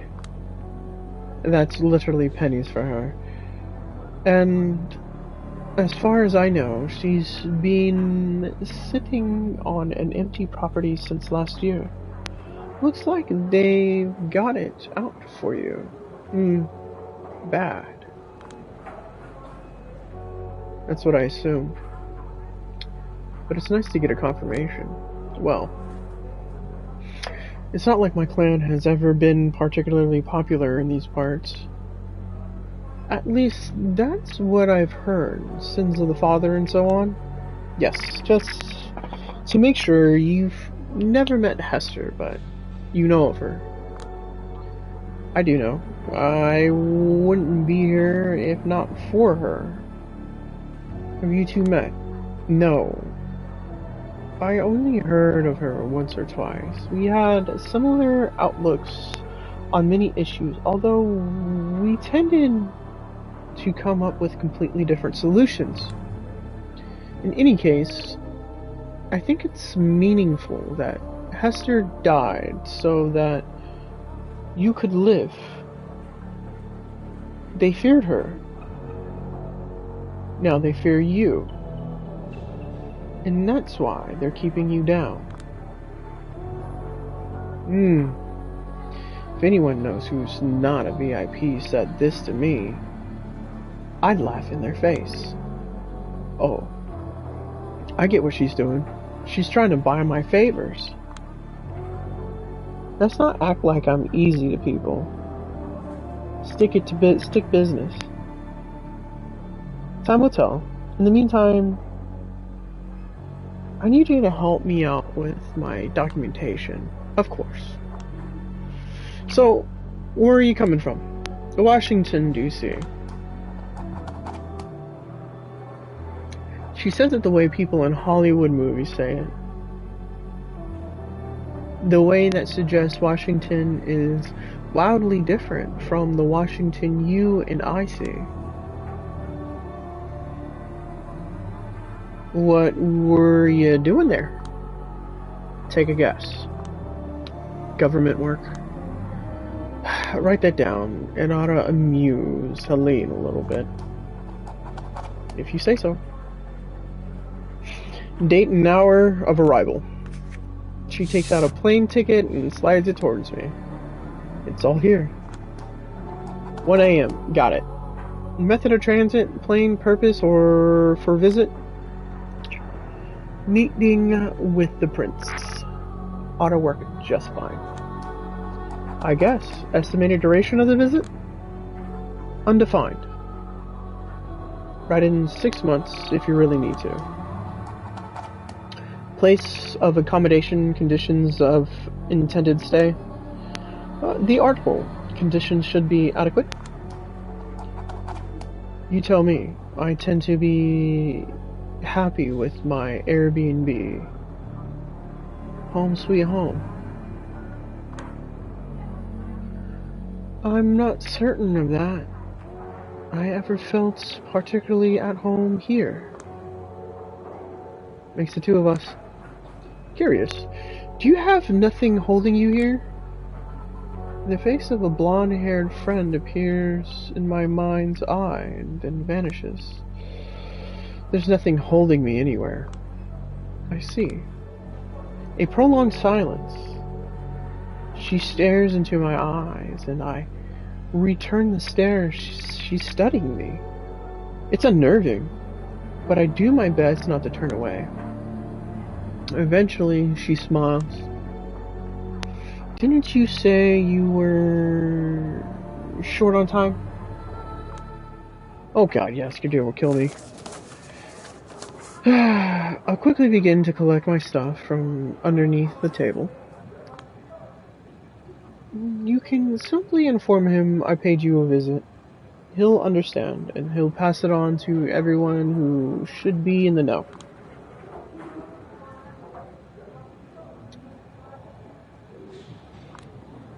Do you need anything else? I'm fine. I was about to ask that myself. You're the one asking questions here. That's all for me. Good.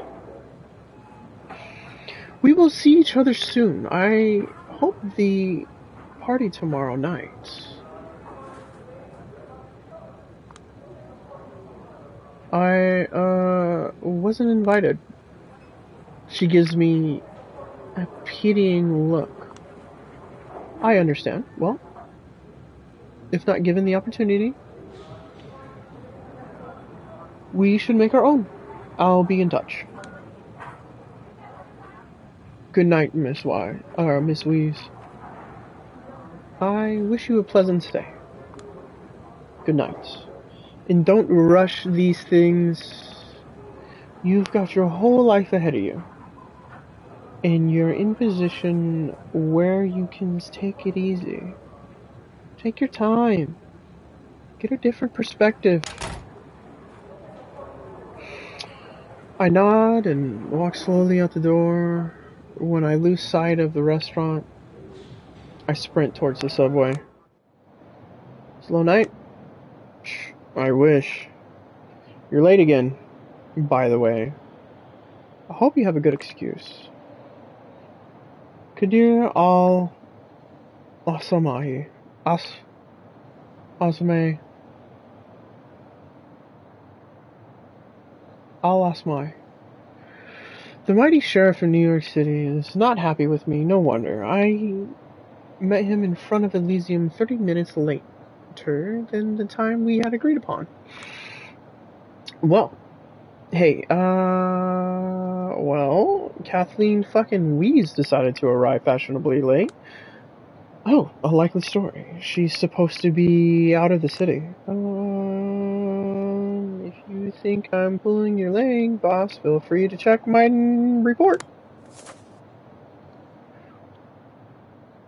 I pass him all the official papers, the way I do every other night. Kadir stares them down for a good few seconds. Then his steely gaze softens. You're serious? Wees in McDonald's? With the mask and elegant clothes, surrounded by the smell of French fries and hamburger patties? That must have been one hell of a sight. Technically, it was the Triple B, not McDonald's. But yeah, God, I made such a fool of myself. First thing I did, I quoted somebody calling her a weirdo. I wanted to die on the spot. Serves you right. You walking in faux pas. I've been trying to teach you to control your tongue. But you never learn. It's a new gaffe every week with you. Still, there's good news and bad news. The good news is, Catherine has a fondness for vampires of humble beginnings. Probably why she decided to see you in. Shall we say, your natural habitat? She's one of those rich, artsy assholes who seek out working class cred. I did say something about watching your tongue. The bad news is, she's very astute. So she can recognize a moron like you straight away. You never stood a chance at impressing her. Oh, shut up. You still need me for anything here? I'll get on it straight away. I wouldn't be standing here chanting with you if I hadn't taken care of my duties. 30 minutes is all it took to finish the preparations for the big party. I'm about to see everyone off. Sorry. Couldn't it be helped? I suppose it's more your loss than mine. I just wanted some company tonight, and you could really use the chance to appear here and on official duties, so everyone can get to know your face. Heaven knows, your fast food job isn't going to get you anywhere. You need to, what do they call it? Hustle.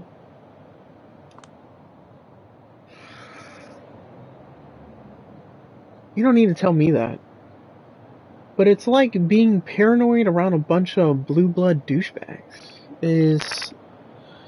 He somehow manages to give me a painful nudge in the back without so much as a hint of visible movement.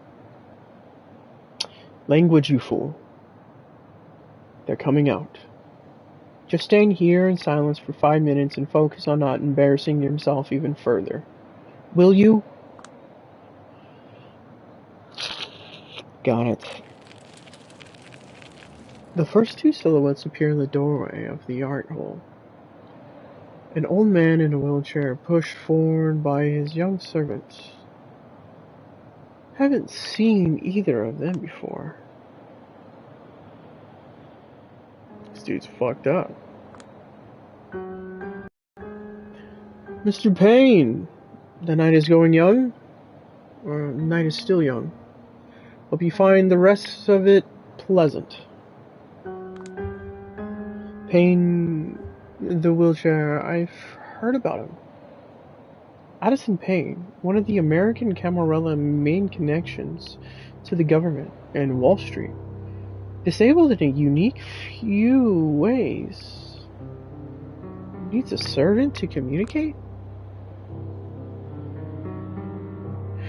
I'd be full of resentment if I was embraced in that condition. But apparently, Payne is nothing but grateful for his immortality.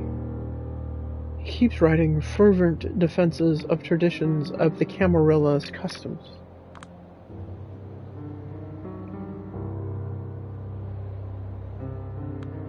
Stay silent.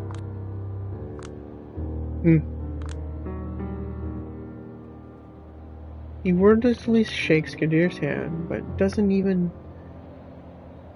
deign to acknowledge me. At least his servant gives me a small bow. I return it. They leave.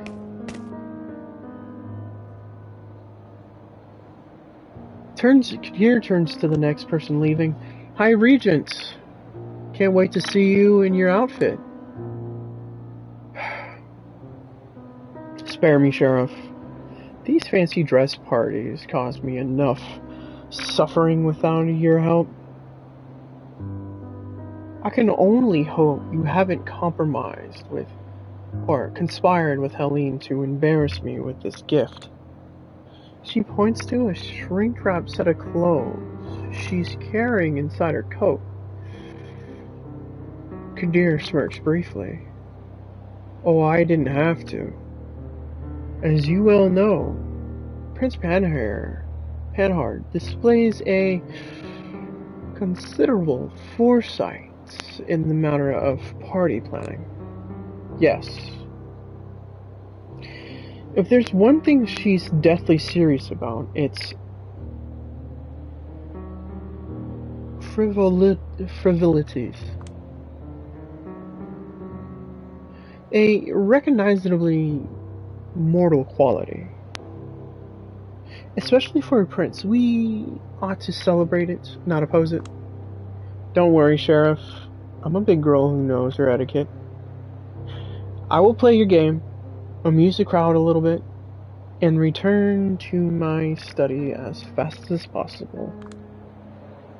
Aisling Starbridge, High Regent of the Chantry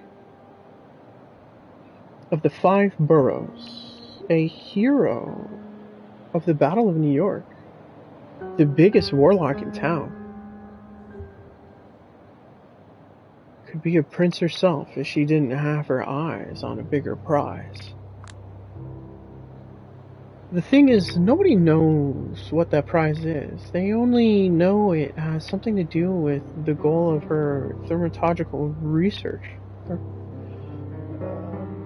Whoever tried to find out what it is failed violently. Oh, I'm sure you're gonna have some fun. Miss Sonsky here has just informed me that Kathleen Wise is back in town. It is safe to assume she will join the festivities. You're kidding me.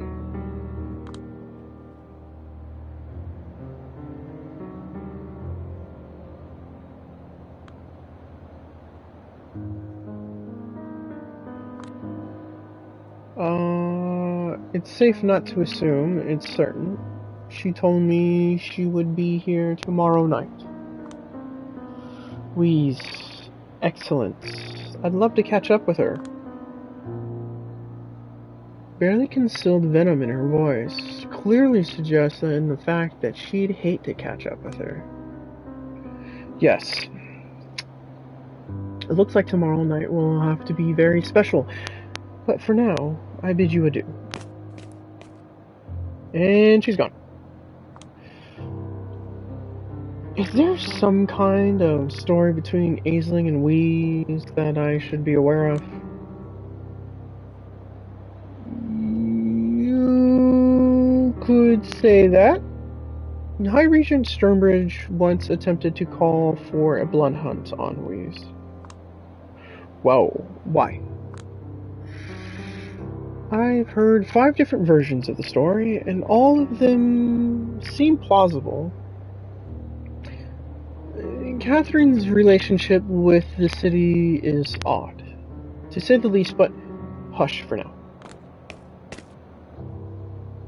He's obviously trying to kill the conversation, and the appearance of Thomas Arturo gives me a perfect way out.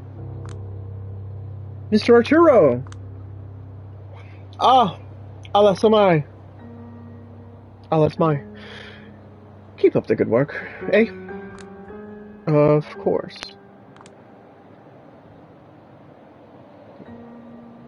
Thomas Arturo, a architect by trade, he's a herald of a member of the Princess Panhard's inner circle, an eccentric, whose thoughts seem to be 10 times faster than his words.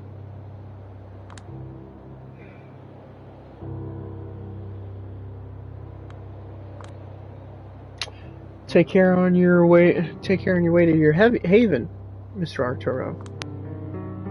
Ah, yes. He disappears in the night. Well, that was brief. Maybe I shouldn't stand in their way, but might force them to properly acknowledge my existence. Don't do that. You severely underestimate their dedication to ignoring whelps like you. And just in case you're serious, I beg you, don't.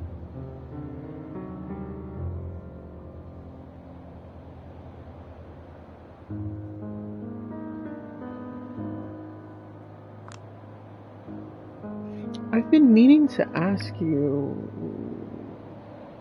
this for a while now, but never had the opportunity. You really hate Arturo's guts, don't you? He carefully measures his diplomatic response. I have no strong feelings about Thomas Arturo whatsoever. Well, yeah.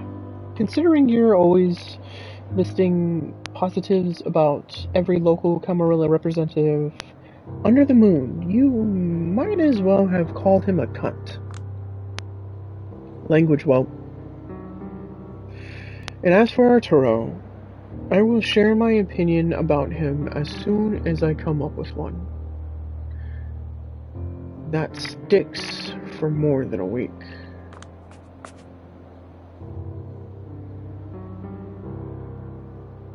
A group of kindred emerge from the art hole. Rushing towards the street, only a noble-looking woman stops next to us. She's wearing a hijab, but curiously enough, doesn't hide her hair beneath it. Primogen! If you were rude enough to stare, you'd quickly notice the clothes serves mostly as a cover-up for horrifying scars. Kadir. Oh. Young Julia. I'm doing my best not to stare because Samira is one of those few NYC Camarilla figures who hasn't been an asshole to me yet. Still here. Did the prince require the clan of the Hunt's counsel in some matter? Yes. I'd advised her that no matter how hard she tries, she shouldn't expect me to wear a different costume tomorrow night.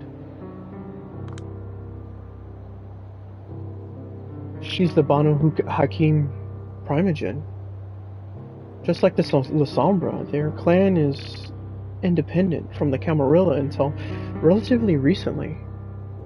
However, they negotiated a better deal than we did. They have a Primogen, for one. Hailing from the Middle East, the Banu Hakim are drawn to a practice of justice. The rules must be upheld, and every transgression is punished. They don't have much to say in NYC, but the prince often seeks their judgment. It's just good PR. I trust she was understanding. Those are beautiful clothes. Thank you so much. I am eager to see the outfit you came up with. And how are you, Julia? Have you seen any lights at the end of the tunnel?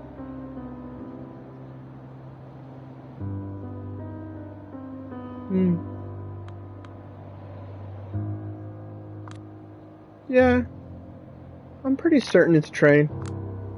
Sorry to hear that. I trust you're pestering the prince and your superiors to improve your standing. It's a process. Oh, Julia.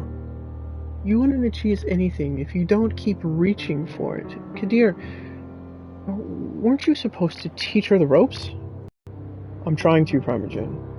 But with this child, she's always a process. I can only wish you good luck then.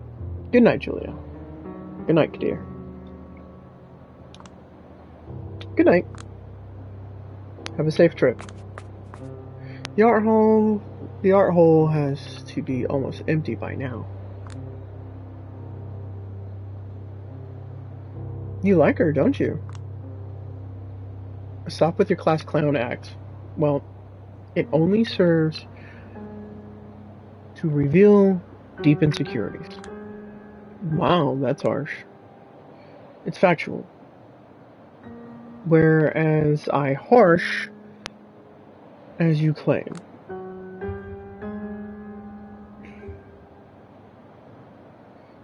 She did tell us both to call her Samira. But you're still keeping your distance with that Primogen. Primogen shit. Watch your profanity. And don't project your fantasies onto me. I won't give you a lesson about unprofessional boundaries. But I suspect the way you will eventually learn, it will be extremely unpleasant.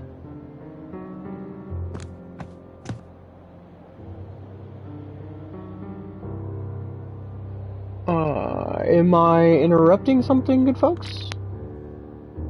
Even though I'm consistently pestering him, Kadir's composure is unshaken. His response comes swift and unfazed. Not at all, Mr. Van den Weyden. Heading back to your home?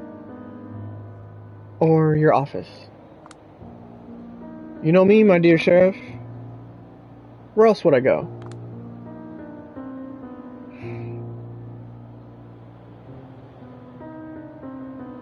Now, that's curious.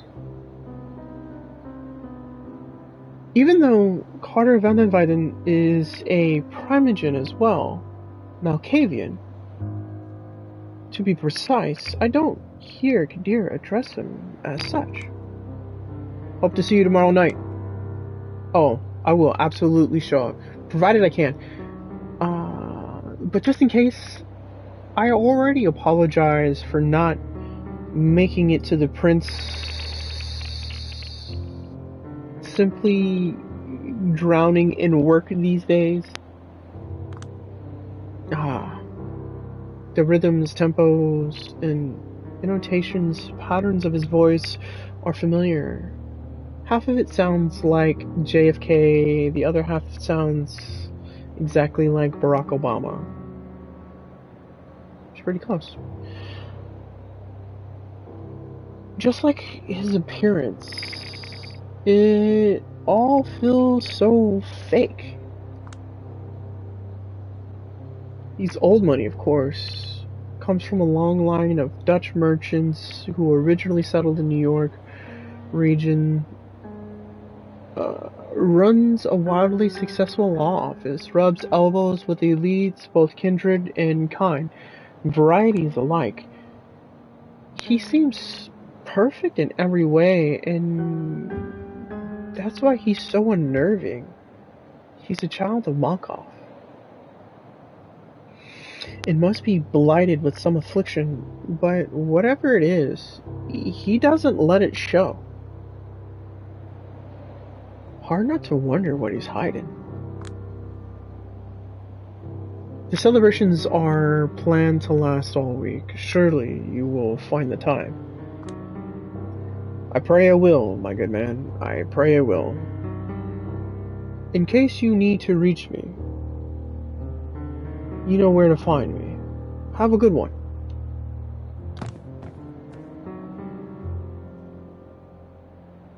He doesn't even register my presence before leaving. Sometime, I think they're all still hoping I will simply go away. As Carter drives away in his limousine, Kadir shakes his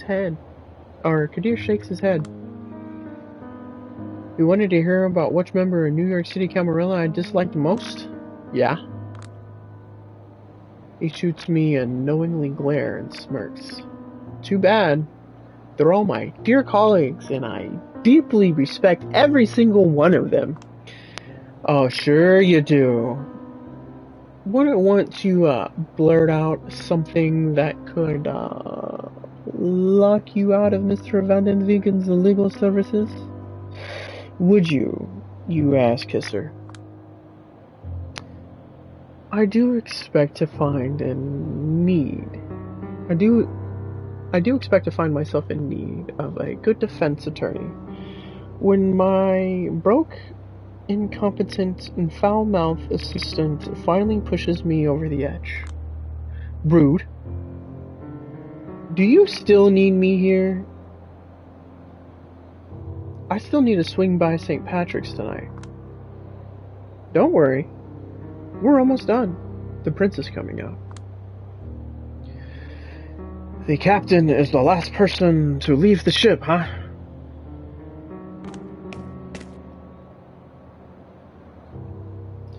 And there she is, Helene Panhard, the big kahuna, as someone I once knew would call her.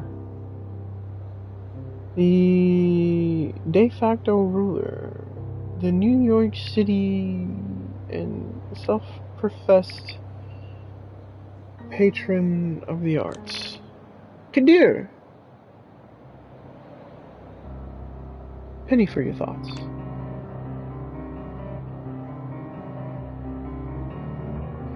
You should be pleased to hear the High Regent,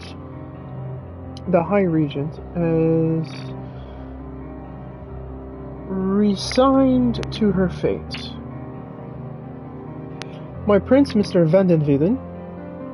Vandenweiden, is decidedly not. I suspect he will be too busy to join the festivities all the week, though. Excellent. She turns to me.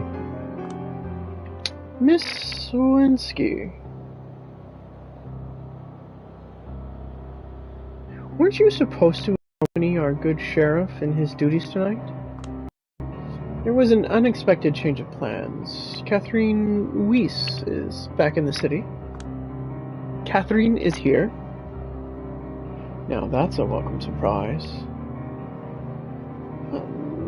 What does it have to do with you, Miss Lewinsky?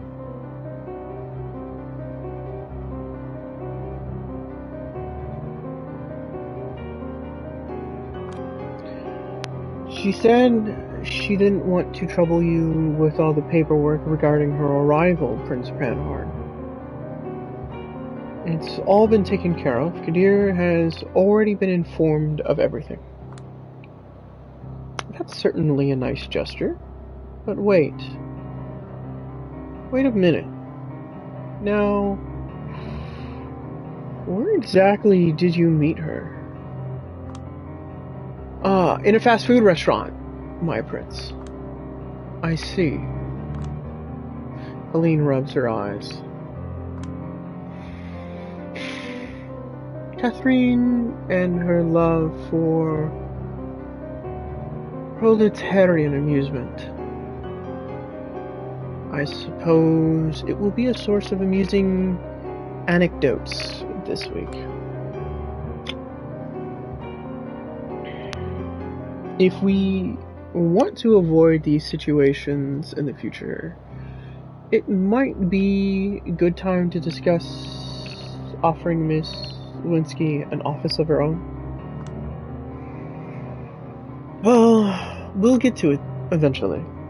There are more pressing matters at hand. The festivities start tomorrow, and there's still much to be done with...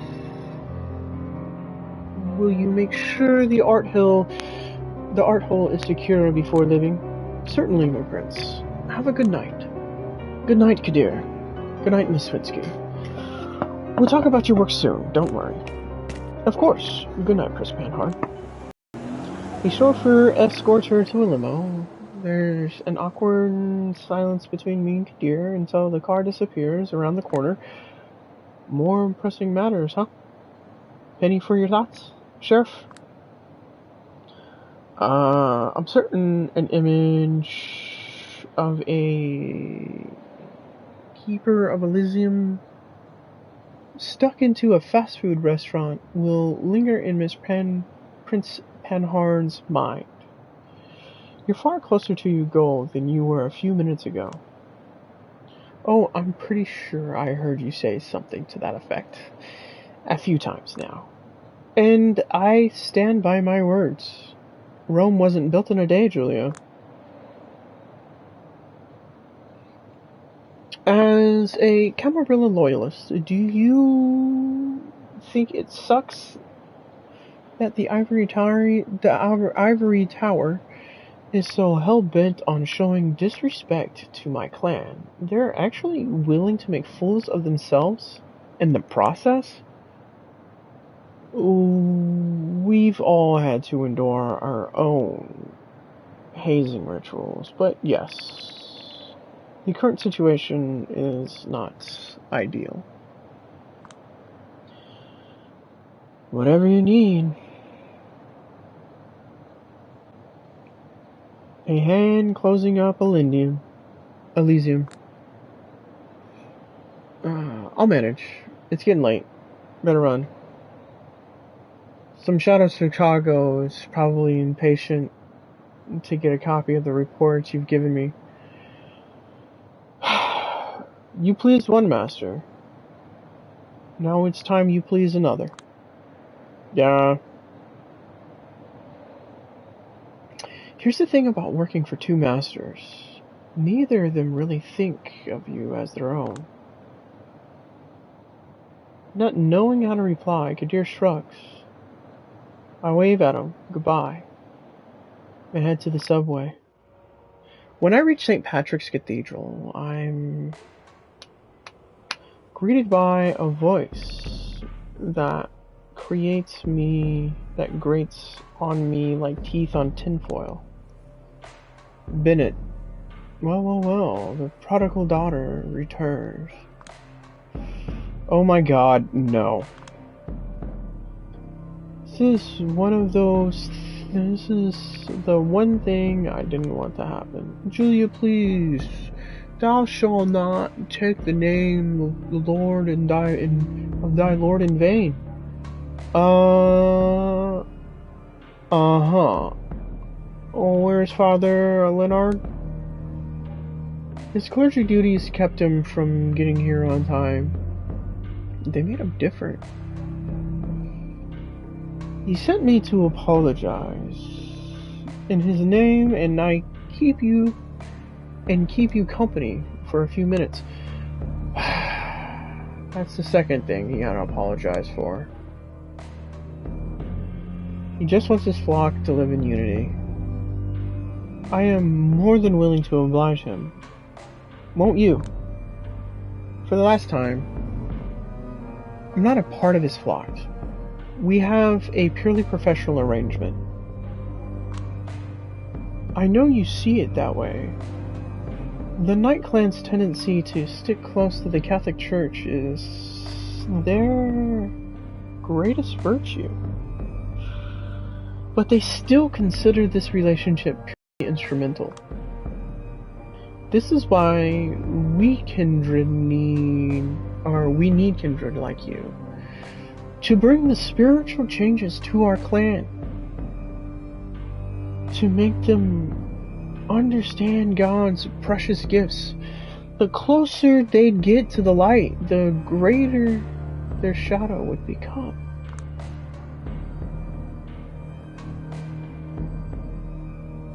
Again, this is insufferable. Surmising. Bennett Seagal here is a local nutjob and an ex-artist, a degenerate, who had some sort of complete mental breakdown in the 90s.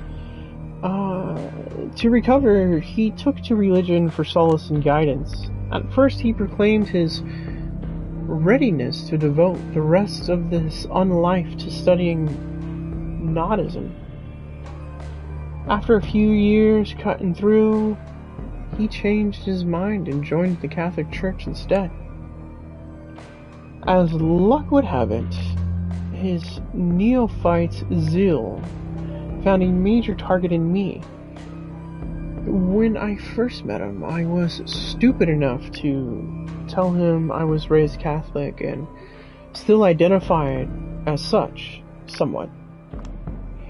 He immediately pictured me as some sort of force for change within the Camarilla, and set out to put me back on the religious and righteous path.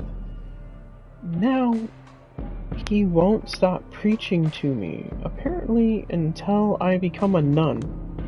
Remember, the darkest place is directly beneath the candle. You turncoats have an unfortunate predisposition to find salvation right within your grasp, and then lose your way in the shadow. Christ. Once he starts, he just won't stop. I guess it's time to bring out the big guns. By the way, I was meaning to ask, got any news about Sophie Langley? A painful grimace crosses his face, but it doesn't linger. Kind of rude to change the subject, you know. Rude. I'm just looking for a topic both sides of us, on both sides of this conversation would care about. You know, like any guide on etiquette says you should. Salvation is a topic close enough to anyone's heart, whether they admit it or not. It's pretty bold of you to assume I still care about Langley. I do not assume. I'm certain you do. The second she retires from the public eye, you stop acting like Jesus-era Kanye and start acting like Jesus is the King-era Kanye. Coincidence? I never had Jesus-era. Do people really call it that? Here's how it's going to work. Tell me what you know. I'll tell you what to say. And keep in mind, I didn't know she was your sire until a few nights ago. Hell, I haven't even met her. He winces a bit at me saying hell, but lets it go. Sure, I figure you would have prodded that wound long ago if you knew. But what do you care anyway? Better to let you drown in your tormented past than let you carry on with your good missionary shtick. Professional curiosity. Once a journalist, always a journalist. He scratches his head and exhales in a sad mockery of a chuckle. Fine, then I'll do my best to make it short. Just like you said, Sophie Langley.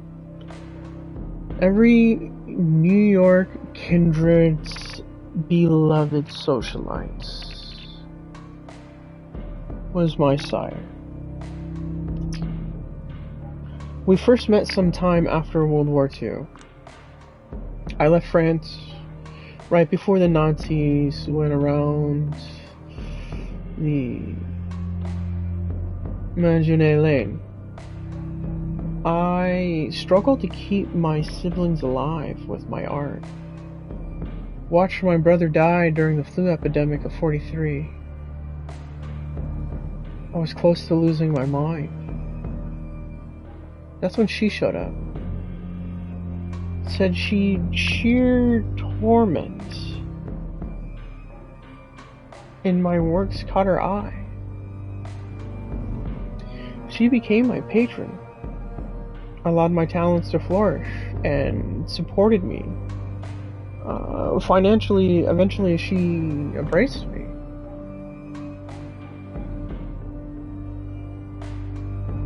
As a well-off kindred, my artistic interests started to naturally deviate from what they used to be back when I was a poor mortal upstart. I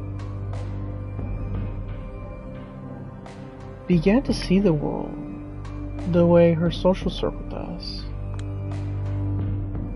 And then... that. She couldn't forgive. Instead of being a fun novelty, I became just another part of the malaise surrounding her. She grew distant, and then stopped seeing me altogether.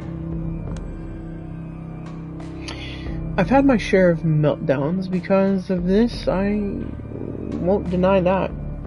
I locked myself out of many career opportunities, but it was an important lesson. Don't trust your elders. Vampirism affects them psychologically as well. If they take interest in you, they won't stop until they suck your soul dry. And then they discard you like a broken toy. For the first time since I've known him, Seagal registers to me as something other than a Bible-thumping nuisance.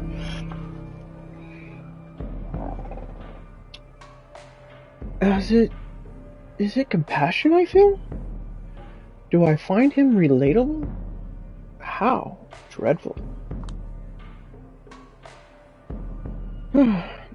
It's possible. He's strategically trying to elicit sympathy.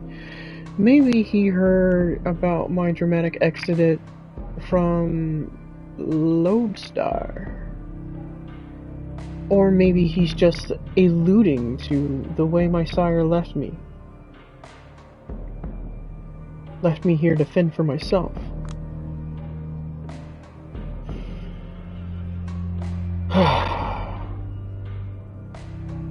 It is only God who will never lead you astray. This is why I find your act so frustrating, Julia. You're so close to getting it, but you choose sin instead. There's the Bennett Seagal I know. Almost had me fooled. Let's get back on track. What about Langley's disappearance from the city?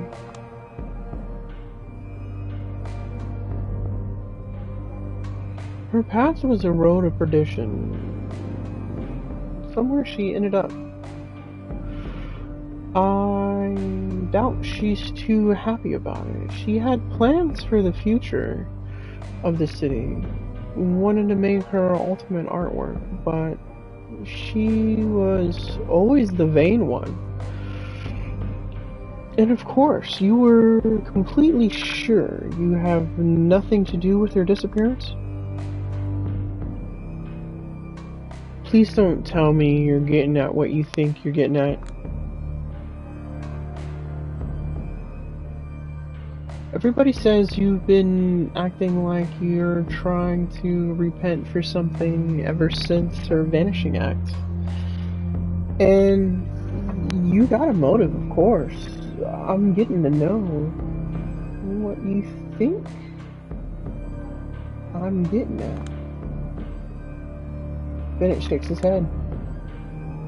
You really have the devil in your heart, Julia. Always me. Just asking what everyone's thinking. Are they now? Listen, I'm familiar with a lot of insults attached to my name in the city. Those aren't exactly compatible with the image of the ruthless killer. Killer, huh? Now that's interesting. I haven't said anything about killing.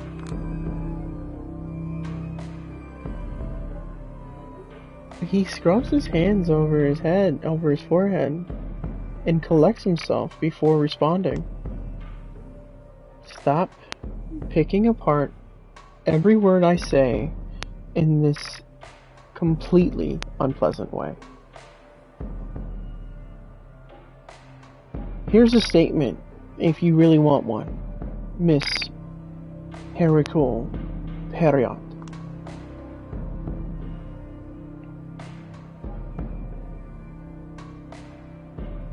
I do believe Sophie, the way I know her, or the way I knew her, has met her end.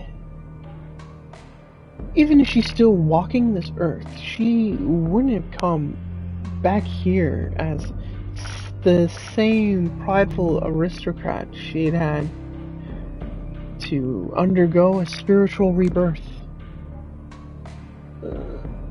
Someone has reminded her of her place.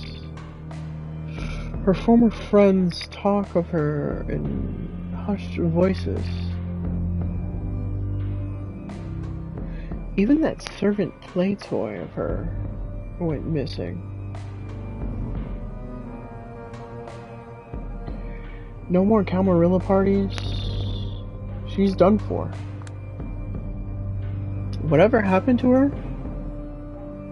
I don't know. But I swear on Jesus and his sandals, I had nothing to do with it. But yes,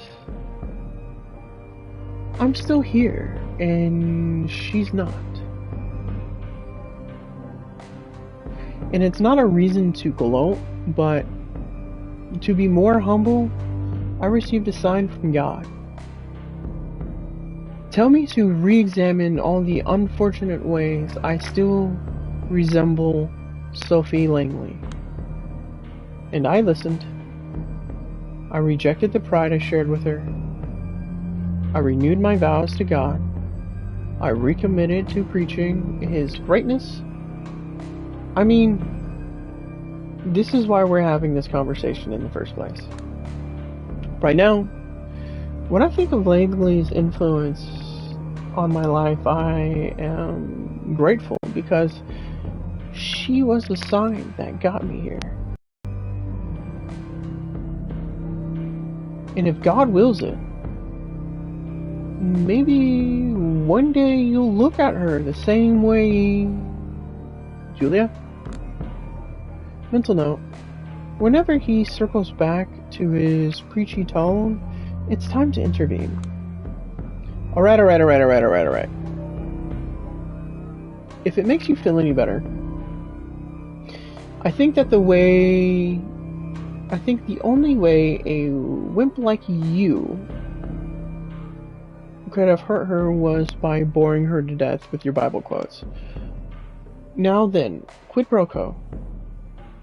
Tit for tat. You were saying people still talk about me? I was curious if... Oh, look. Who's finally here. Stalling for time worked. Father Leonard rushes over to your direction, carrying a folder of documents under his arm. I assume it's the one I came here for. Father Leonard! Christ be praised. Julia, yesterday I was told this is how priests greet their parishioners in Eastern Europe. Ah. Forever and ever, amen. Actually, I think we said each other's lines. Never mind. Another long night. Isn't it taking a toll on you? Ah. No need to worry these days. I sleep a few hours a day. Short naps. Take care of the rest. And there's always work to be done. I apologize for being late. At least I managed to get here before you and Bennett went for each other's throats. Good. I was getting worried. Oh, who do you take me for, Father? He takes you for a total bozo, who's about to who's about as effective as converting people as a documentary about pedophilia in the Catholic Church. He's just too kind to say it out loud. Ouch. Hear what I have to deal with, Father? But don't worry. We'll make a saint out of her yet. Forget saint. For now, I'd settle for an adult in the room.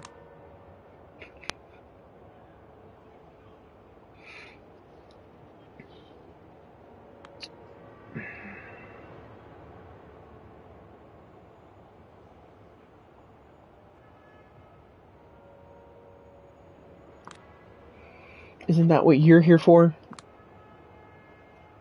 I've been patient with that role, but by now, you kids should be moving out. Not leaving crayon marks on the walls and throwing food around anytime Daddy is not looking. So let's just focus on our grown-up duties, shall we, Julia? Here. He gives me a folder he was carrying with him.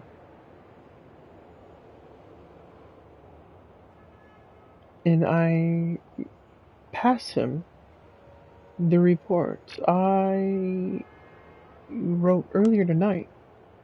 Amongst kindred, it is common knowledge that the Catholic Church is one of the La Sombra's greatest assets. Hell, it might even be one of the main reasons the Camarilla is slowly warming up to the clan.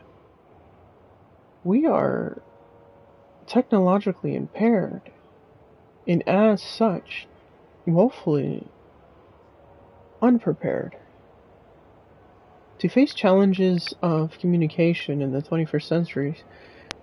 Hard to handle. Advanced encryption when you can't even unlock a smartphone. This is where the Vatican's connections enter the picture. A web of priests scattered all around the world exchange our dispatches between each other, making sure we all reach their destinations in total secrecy. I was told not everyone in the Holy See. I was told not everyone in the Holy See is in the Holy See. Okay, I see what happened. Friendly to our kind.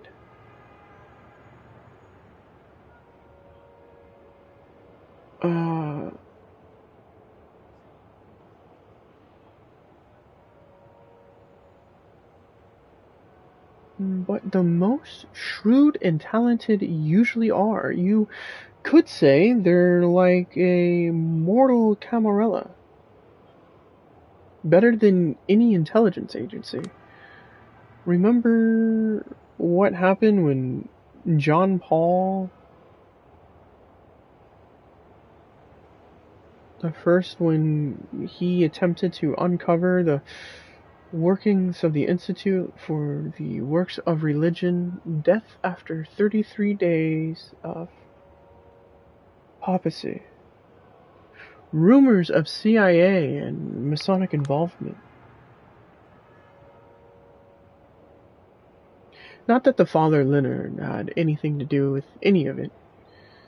For a Catholic priest, he's alright.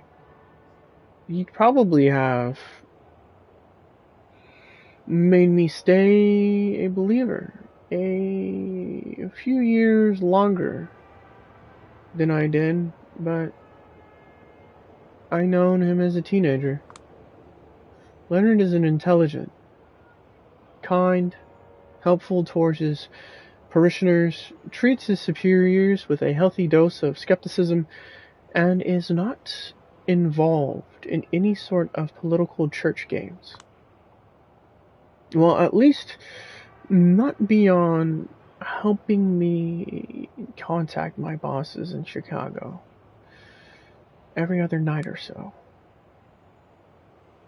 He knows about the kindred, and he knows about the Second Inquisition, He opted to avoid the latter in order to keep the former from oppression. Because according to him, it's the right thing to do. I know there's got to be something wrong with him. Some selfish motivation maybe, and I haven't nailed it down yet, but it doesn't feel like he's making an effort to hide it. So I'm giving him a pass. By the way, I hope you don't mind. I finally took the liberty of asking how your parents are doing. Thank you, Father, but you shouldn't have. Not a problem. A priest at Saint Stanislaus Kostka is a good friend.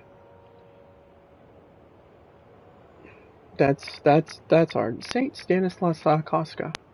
Wow. Is a good friend. He says your parents started showing up every Sunday again. Front row. Your father is looking better and better. It makes me feel nothing, but I still give him a token nod and a grateful smile. Thank you, Father Leonard. Now, if you'll excuse me, the sunrise is almost here. Ah, yes, be careful, and God bless you. Amen. Goodbye, Julia. I'll let you off the hook this time. But next time, you won't be so lucky, alright? Sure. There's one more thing on my never-ending list of events I'm not looking forward to. I guess it's time to call it a night.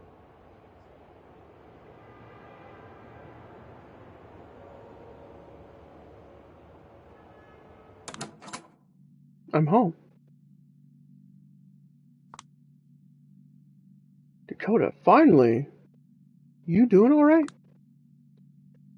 Fine, I guess. Why aren't you asleep?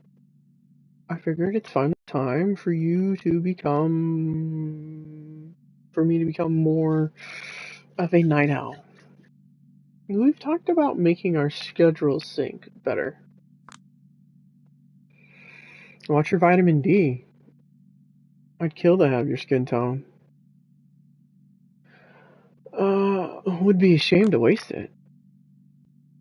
You shouldn't have smoked so much before you got bit, sweetheart. Should have shared your skincare routine when I was back when I was breathing.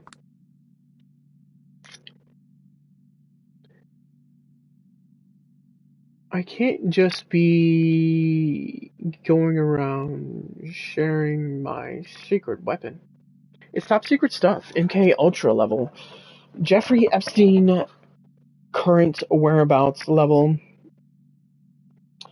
I'd love to kill you if I told you.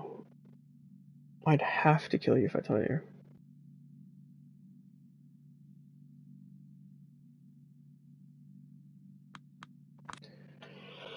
Okay then, love you too, hon. Come on, what's the attitude? Nothing, I just thought, we're beyond hiding secrets from each other. I guess I was wrong, but okay. I get it. I really do. Time out. You're not really mad, are you? No, it's just my inner asshole teasing you. Never mind. I feel a little more self-conscious than usual tonight. Don't. You want me to do your makeup before you go to sleep? No need. No need?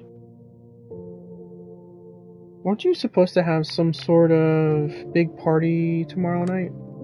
Yeah. I was involved in the backstage stuff. What makes you think I was invited? because you're the coolest, cutest, most all-round amazing person I know. You'd be insane not to put you on the short list. Believe it or not. But most vampires are pretty insane. Well, technically, she could have a ghoul. This might border on one of those acceptable hypocrisies.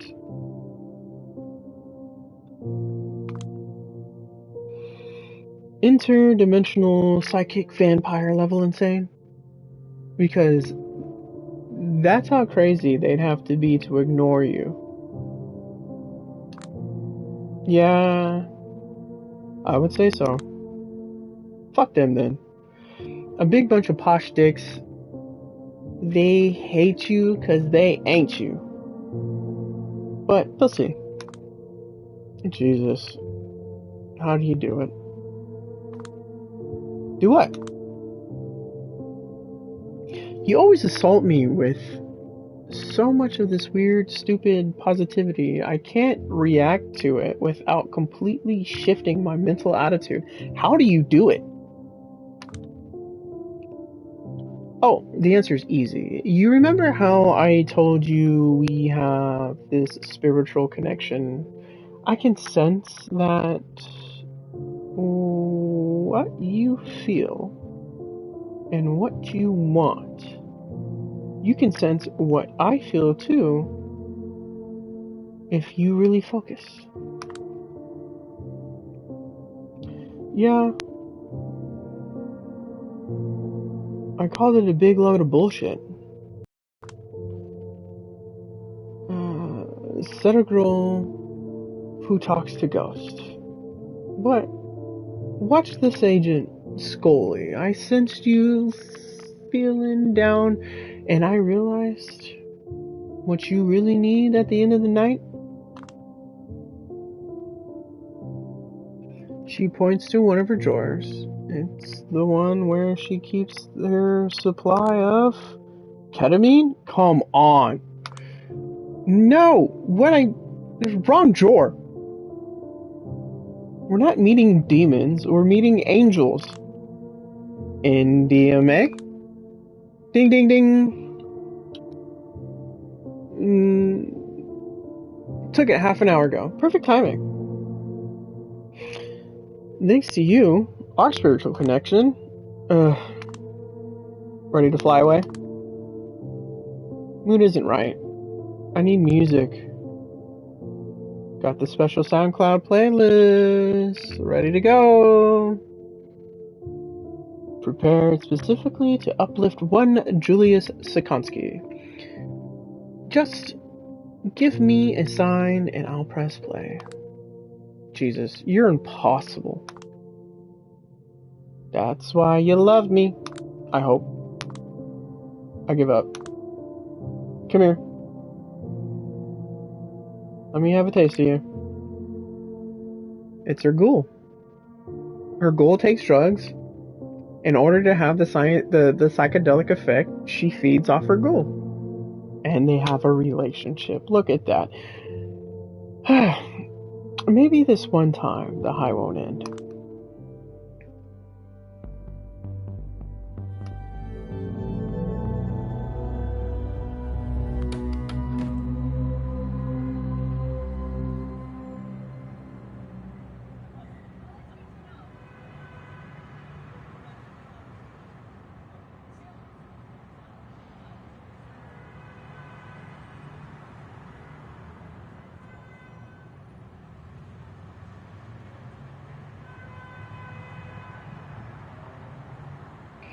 I leave Dakota's apartment as soon as the sun goes down. Yesterday was fun, but I always feel a little nervous when I spend too much time with her. She never lets me escape from being the center of attention. It's exhausting. At least the less time I spend with her, the happier she is to see me again. It's a tricky act to balance, though. I am grateful for her presence in my life, but never mind. What's on my list of chores tonight? Yes. Only one thing. Don't show up for the party at the art hall. Well, this is a rare night when I don't have anything to do. Might as well take a trip around. And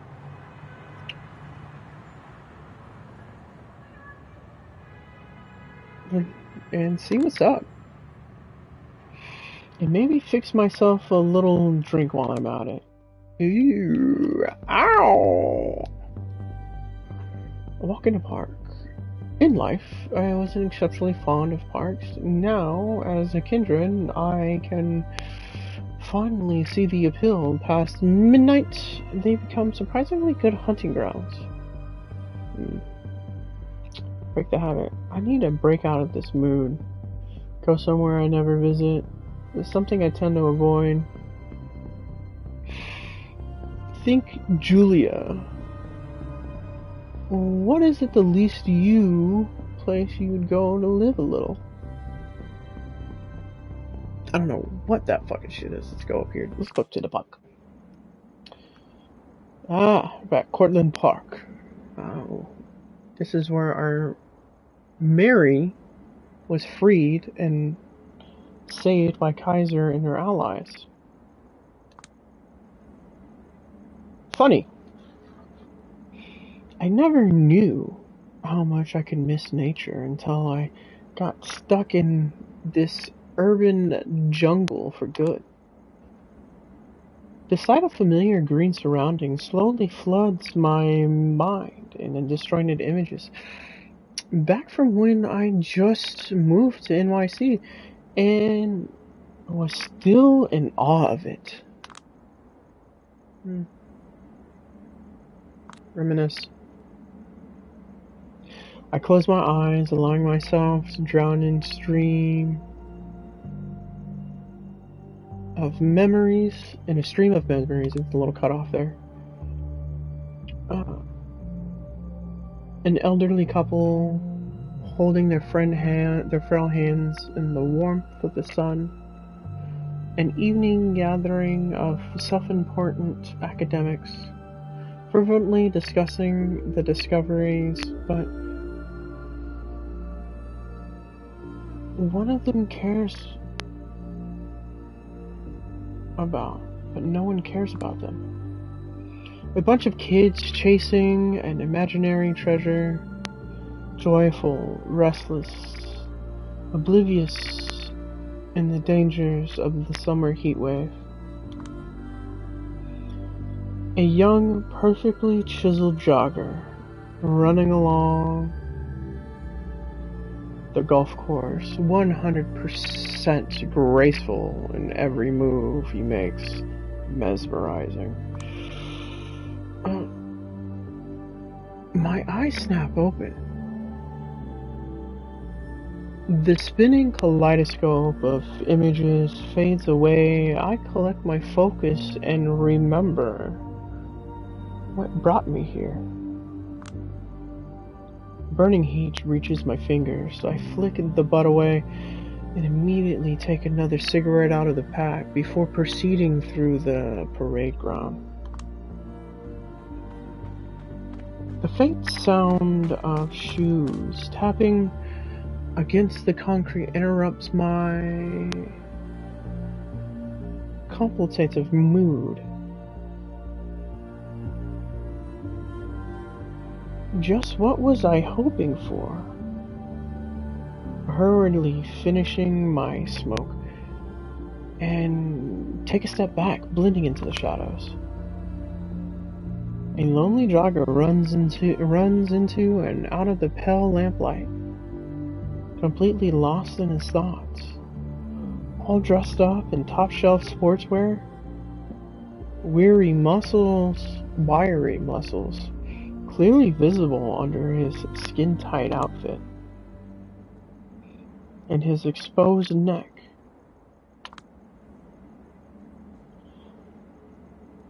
I get the urge back under control for now. Back when I was alive, I'd rely on my breathe in, breathe out exercises. However, nowadays breathing costs a premium. And just as I regain my composure, the jogger stops by the flickering lantern and takes a glance at a smartphone. His body tenses noticeably. He answers the call. Moving in on him. Right now, of course, inevitably involve the caller hearing an assault to happen. No reason to make things complicated. I'll take my time. Cautiously, I get closer and closer until I can eventually overhear his words. Should I expect the bad news? I know, but Jesus, Tasha, he's 9. He struggles and fails to sound calm. No, she doesn't know yet. I'll tell her when I get home. I need to think this through.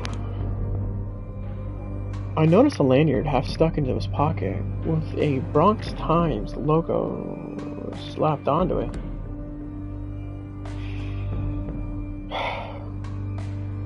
They say there's no cure?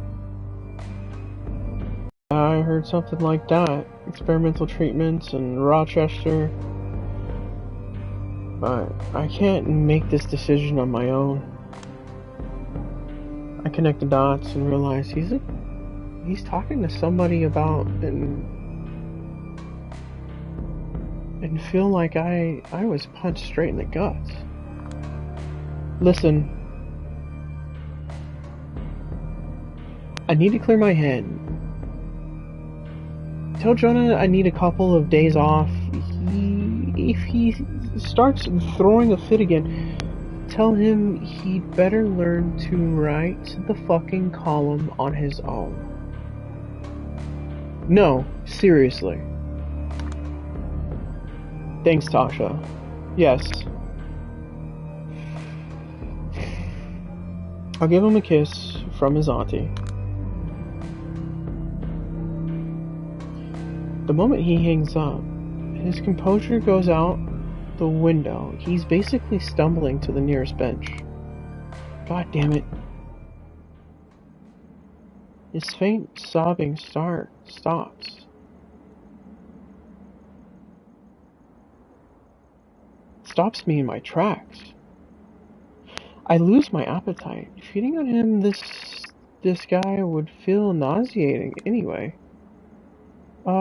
Just when I convince myself that I should let my basic decency take the reins, he notices me creeping around. He gives me a startled glance. Eye stamp. Looking absolutely miserable. Busted. Oh, what do you say to the guy you were just about to assault in the dark park? But that better of it. Oh shit. I accidentally selected it. I just wanted to say it's gonna be alright. He looks at me. His gaze is kind, but tired and empty. Look, I appreciate your attention, but do you really believe that? I weigh my words. No, I don't. Then why would you say that? Who do you think you are? You have no fucking idea what I'm going through. He's getting more and more aggravated with every word. I cut him off. Look, how can you be so sure?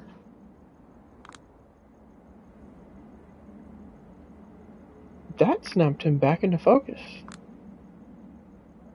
You're right. I can't know exactly what you're feeling. I'm no mind reader, but it's clear that we have something in common. We both got fucked over with no say in the matter. He turns away and stays silent.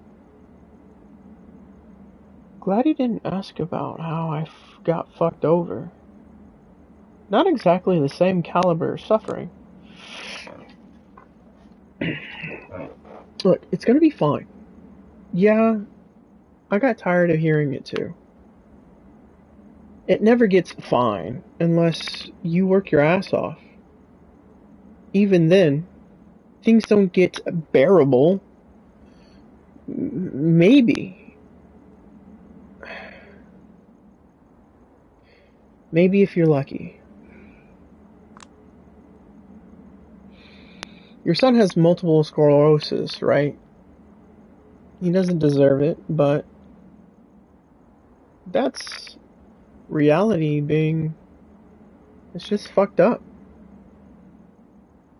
Reality is being its fucked up self. Imagine how afraid he must be. Your fear is infinitely more beatable. So you need to pull yourself together. Lead him by example.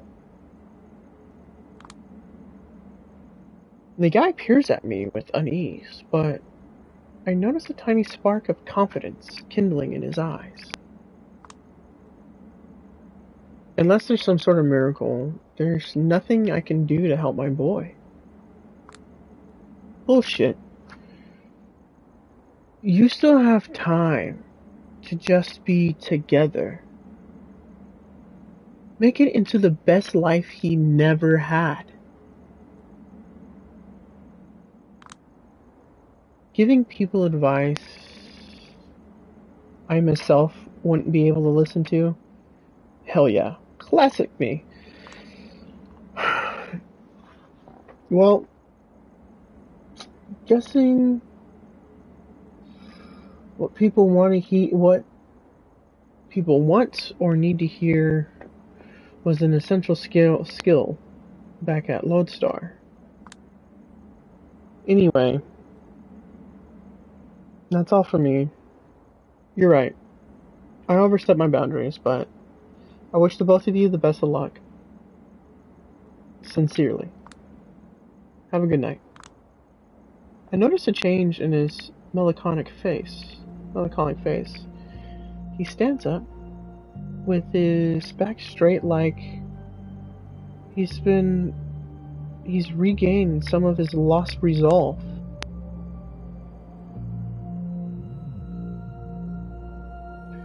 He nods and starts running straight back to his problems. I start walking in the opposite direction. Even though I might regret this show of abstinence later,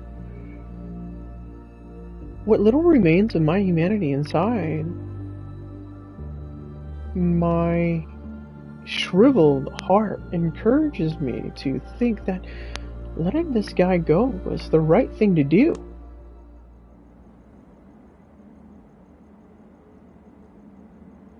I'll need a change of scenery to break the mood. And an opportunity to actually get some juice into my veins. Relatively guilt-free, if possible. I guess that's enough human interaction for one night. Once more to Big Beat Burger.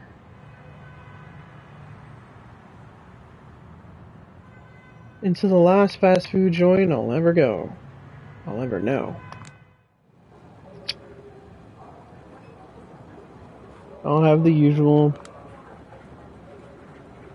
The first time I used this line, I wasn't sure it would work, but I've gained enough notoriety amongst the staff that it does. The cashier just smiles, nods, charges me for one black coffee.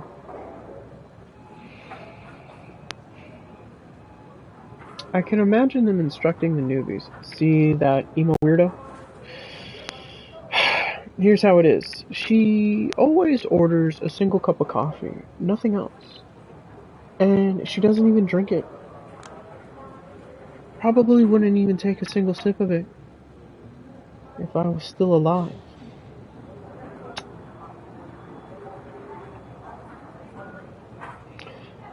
This stuff is just trash, but at least being a buying customer gives me an excuse to sit here for as long as I want to. I wish I could use one of those self-order kiosks to minimize human contact, but touchscreens don't exactly like me. Not too long ago, I managed to blue screen 10 of them in a row. Ah, well. Good news is, it doesn't look like I have anything to do tonight. Bad news is, it's because every kindred who matters is having fun at the art hole right now. It's not like I wanted to go. I just wanted them to invite me. So that I can tell them to fuck off.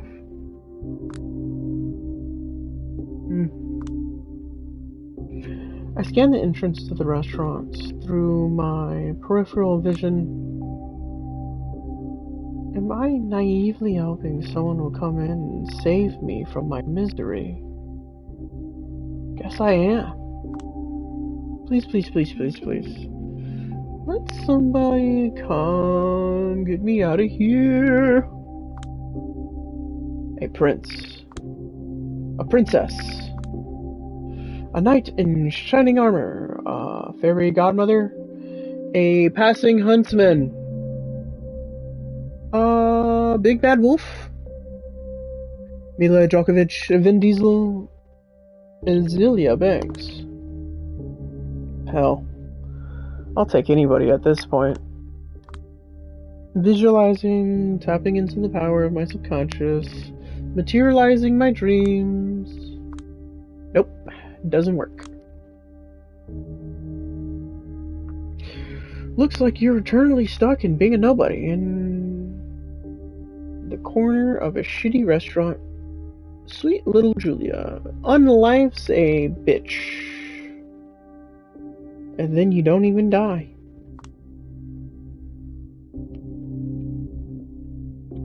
I pretend to read a book about psychoanalysis I stole from Dakota for a while. Having found it too mentally taxing, I switched to pretending to read a Stephen King book, which I also stole from Dakota.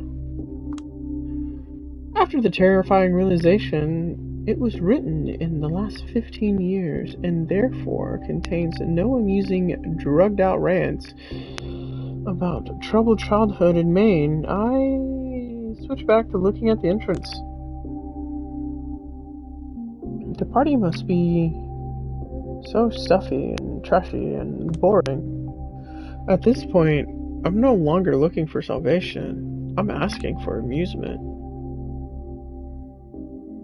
It doesn't come.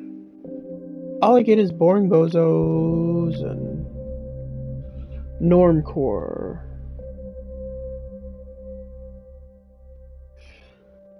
They walk in, take care of their business without doing anything to amuse me, and walk out. A few minutes after I lose all hope, a tall, elegant man marches in with a spring in his step. He looks around impatient, irritated. Then he notices the person he was looking for and reacts with a visible relief. He gallantly approaches my table, looks at me and says, "There you are." Now that's curious. He shouldn't be here.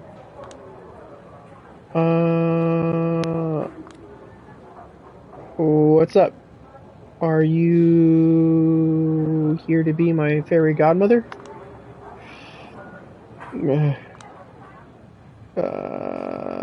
Will you give me a wonderful dress and drive me to the party? Oh, but it's past midnight already. My dumb attempt at self-amusement doesn't faze him as at all.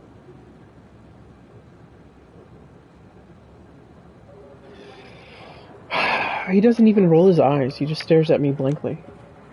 Grab your stuff, get in my car now. Oh, his tone leaves no room for doubt. Something bad was about to happen. I want to ask, but whatever it is, he's in his I will simply ignore all the dumb shit you say mode. I know better than to ask any questions. Instead, I silently follow him to the exit. He guides me to the car. I just hope I haven't messed anything up again. I don't think I have, but... have I? Kadir's car, as usual.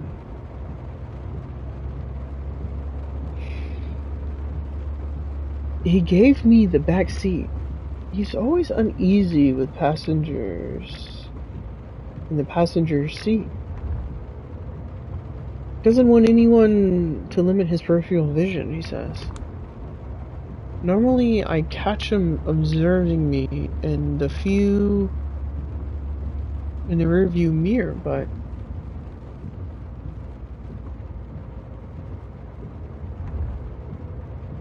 this time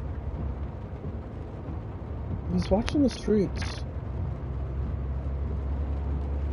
More tense, more than usual. Something must have caught him off guard. I've got my seatbelt on and my popcorn ready. What's up? The awkward silence feels like it will last forever. Eventually, he finds the right words and speaks up. 6 weeks ago, the prince told me to parley with the anarchs in the docks, remember? Yeah, and you made me tag along so that I could learn something about politics. As it turned out, politics meant something awfully familiar to my drunken families shouting at each other at a wedding party.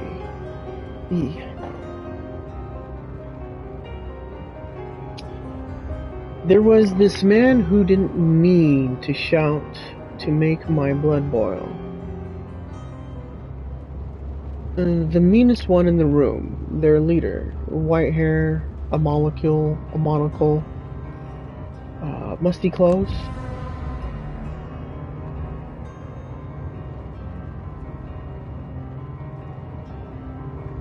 With this fucking Pollock cunt. It's Boss Callahan. Scrooge McDuck. Yep. How could I forget? A lot of punchy, old-timey bravado. A gendered insults flung my way. What was his name? Something British made me think of Hollywood. Callahan. Baron Callahan. Douglas Boss Callahan. Right. It's 2020. But the man's opinions and ideas were stuck in 1920. Weren't the anarchs supposed to be the progressive option? I never understood why they put up with him.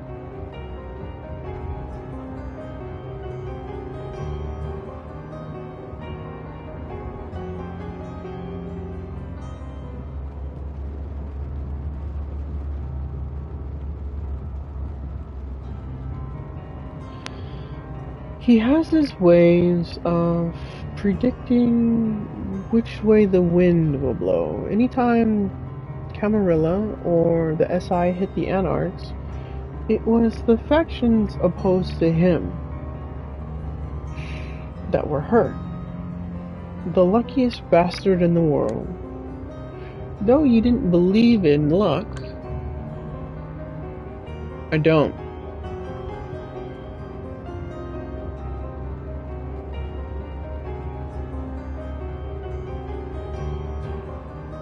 But it sure likes his luck is finally about to run out.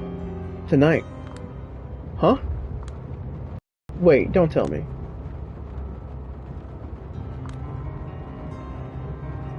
So what you're saying is, we're heading to his office to kill him. What? Just wait. No, absolutely not. Looks like I missed the mark by a mile. We're gonna go kill him? No.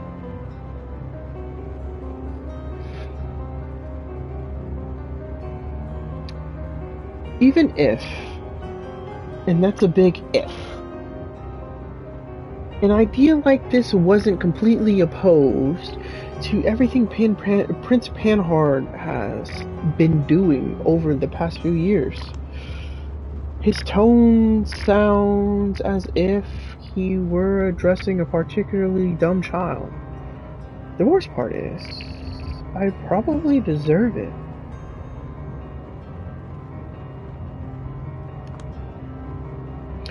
There wouldn't be any need for that. That man has ceased to exist.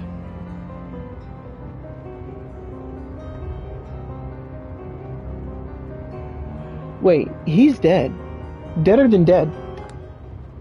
I'm 99% sure the bastard met his final death. How do you know? We got a trustworthy source in the Anarch inner circle. Looks like all hell is about to break loose. There's an emergency meeting at the art hall. Oh shit. Torque actually escaped. He didn't die. So yeah, the events from the first book are unfolding. Jesus. And you're bringing me with you? Why? Because you are on the way. Because I could. Because I should. Ah, you might not be important to the members of the court, but you're still an assistant to the sect. Symbolically. At least I can justify sneaking you out and sneaking you into the party, claiming it's for your own protection. My sweet fairy godmother in a luxury carriage. Psh. Wait a minute. Though the party, it's still happening? I called the prince. Told her the best course of action is stopping it and started enlisting security protocols. I have prepared for the situation.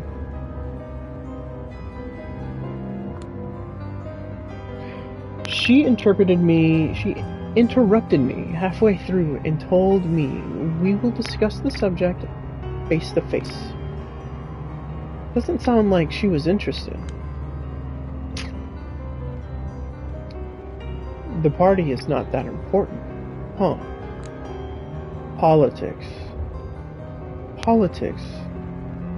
Is that important?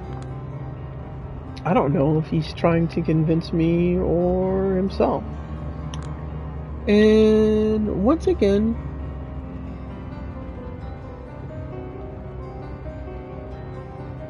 politics sound an awful lot like a bunch of party-loving assholes shouting at each other. Don't worry. This isn't the kind of, how should I call it, governing issue. The likes you and I tend to deal with. And how would you describe the governing issues we tend to deal with?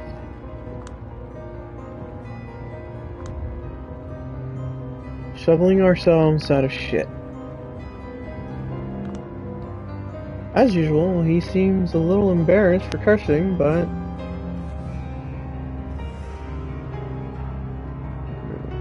for being too honest, either way, it's cute. No argument here. It's where the conversation ends. We stay silent as the car rides off towards the unknown.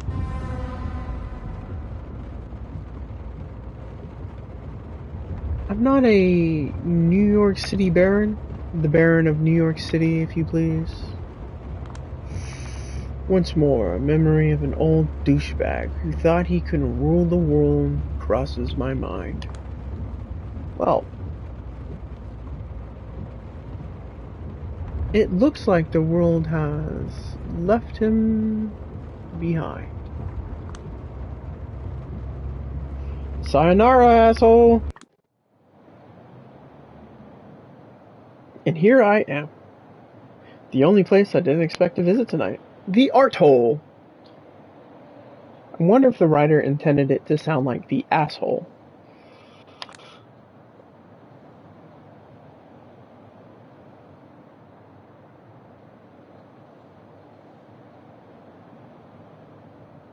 Guessing by the sound, the inside seems lively. Even if they know it's an emergency, they simply don't care. What are you standing around for? You still need an invitation. No idea. Do I? I think the bouncer will let you in. There's a bouncer? Yes, and he's standing right in front of you. Just start walking, whelp.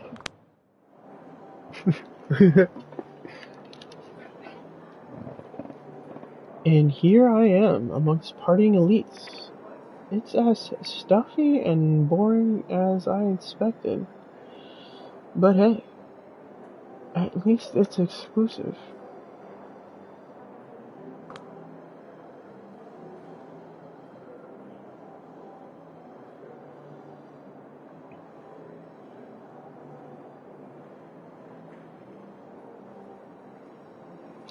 The title Panhard came up for these yearly gatherings is called Celebrations of Power. An invitation to re-examine the relationship between our undead bodies and the spaces they inhabit. The week-long event is packaged as some sort of performance art, meant to make the kindred who are involved celebrate their potential instead of despairing their monstrous nature. We need a counter-program. The omnipresent images of tragic vampirism with images that would remind us we have inherited the earth and are now free to remake it in our image. It's the way our prince puts it. To this end, she organizes a series of exhibits, concerts, fireworks, parties, business meetings, etc., etc. Of course, the parties and business meetings are the most important. My prince!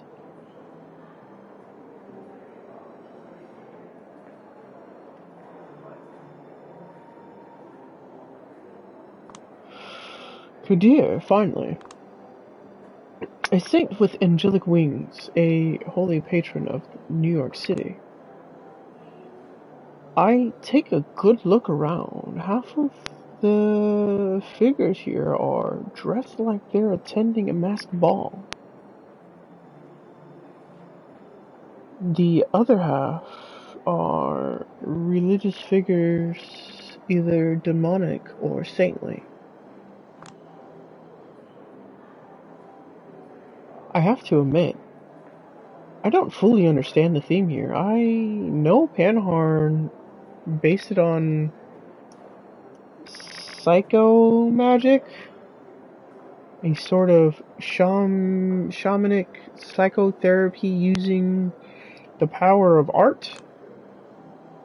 Simply put, it's a holy mass of and unholy mass in equal measures. A set of rituals meant to make the participants wholeheartedly accept they're both the worst and the best this earth has to offer.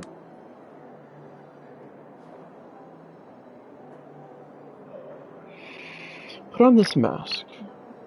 At the very least, you're standing out. Here. I heard the aesthetic basis for these parties is the black mask in the film Eyes Wide Shut. Some think this decision means Panhard is tone deaf, but it's quite the contrary. She knows the Anarchs are consistently looking for ways to undermine her through arts and rhetoric that point out glaring contradictions in her theoretical benevolent rule. Or, yeah. But instead of denying and suppressing aesthetics designed to criticize the elites, she embraces them. Instead of risking a Streisand effect, she effectively defangs the opposition. The resistance becomes a part of the system, and both the Camarilla and the Anarchs get the same message. Don't think of it as a pathology. Think of it as a new normal. I'll check the key advisors. They've already been told to come here. I don't think there's a need for us to hold the meeting in a particularly secluded place. We'll just do it over there. Are you certain? Absolutely. Wait, is that Miss Swinsky I see behind you?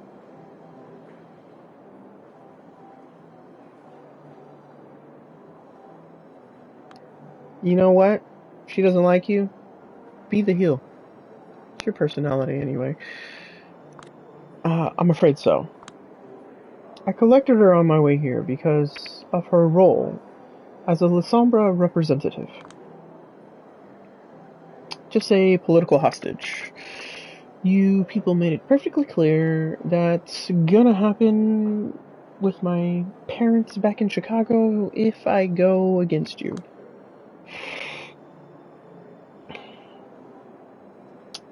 I realized she might become a target and decided to hide her at the art hole. Putting all my eggs in one basket will make my job a little easier. I will look for a safe place for her as the night goes on.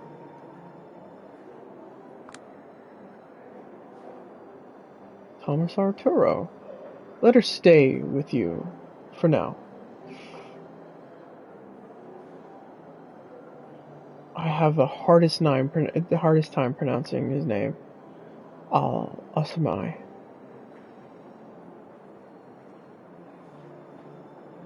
Time is of the essence. I didn't notice him sneak up upon us. Nice get up. Are you absolutely sure? But of course.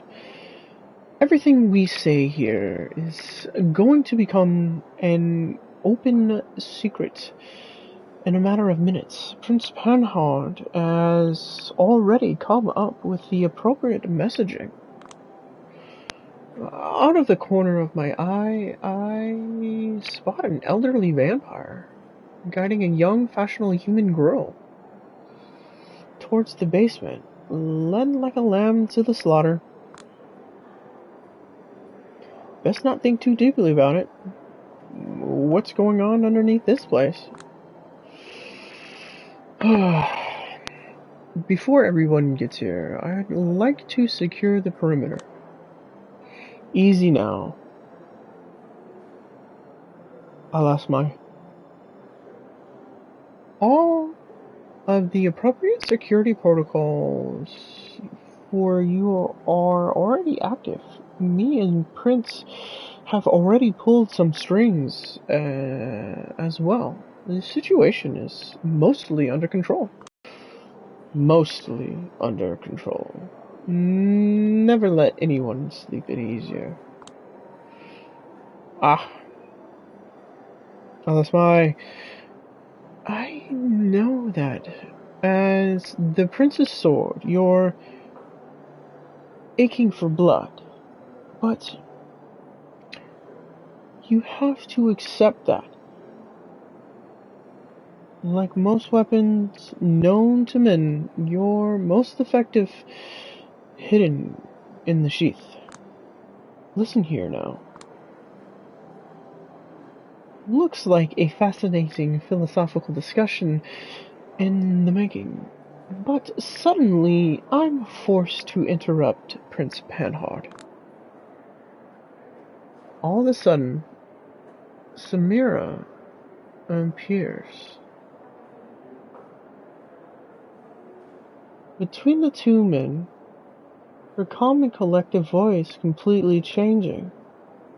The atmosphere as expected for a self-professed protector of the peace. Samira, I hope you're enjoying yourself. To be quite honest, I feel out of place. She nods and smiles at me, probably to signal she takes solace in not being the only person in the room who feels like a fish in out of water. Especially now, seeing as I heard this meeting is meant for those of greater stature than mine. Nonsense. We have a delicate matter to discuss. One that might require severe judgment down the road.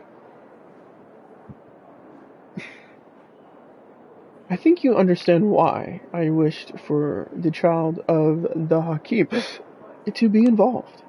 Of course. What is with the expression on your face, Kadir? He quickly collects himself. Look who's joining us. The High Regents of the Chantry of the Five Boroughs, Lady Aisling Strobridge. Walks up with our group in an outfit. I would have never imagined her pretending everything in par for course. Prince Panhard, the Sheriff, the Harpy, Banu Hakim, Parmesan,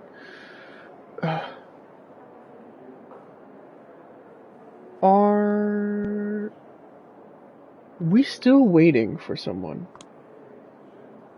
He's almost here. Shining even more brightly than usual, Aisling. I enjoy your outfit, Samara. Wish this prince would allow him the same amount of effort for me. Well, she does look quite different.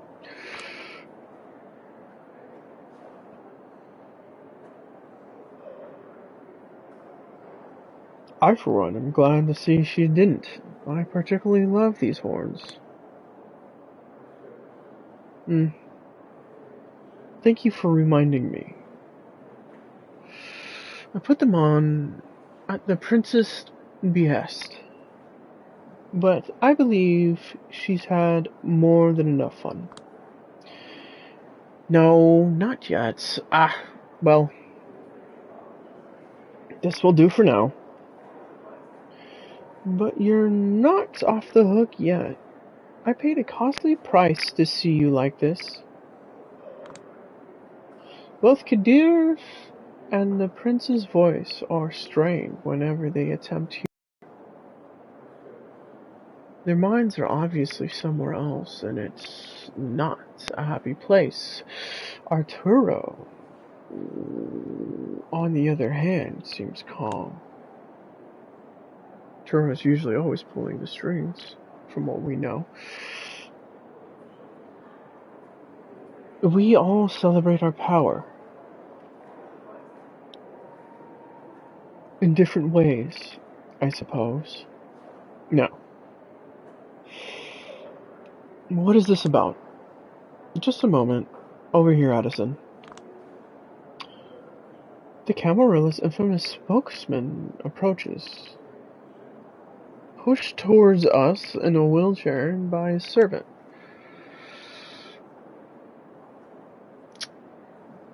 Helene, everyone, I certainly hope this is something important. What is this commanding tone?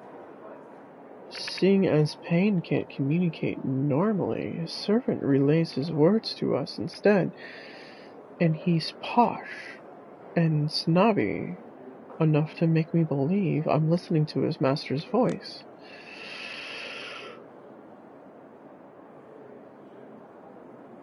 Carter won't be joining us. He gave me fair warning he might not make it tonight. I've messaged him the details. I'll have to find time to meet him later. Then,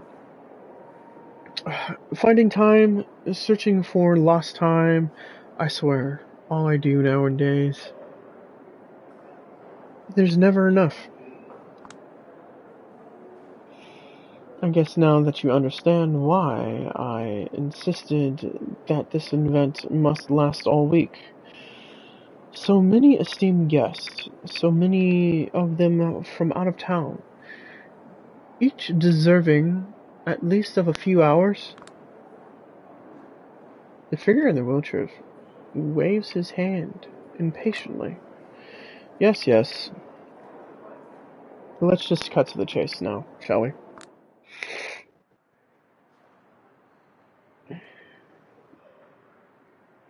Dude in the wheelchair must be vengeful if he has that kind of command. That might be the wisest course of action, my prince. Arturo, my prince. Everyone.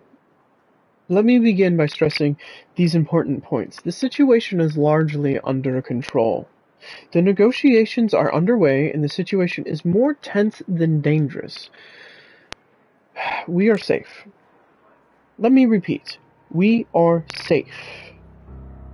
And with that out of the way, here's the big news. Baron Callahan, a de facto leader of the Anarchs in New York City, met his final death in his office tonight.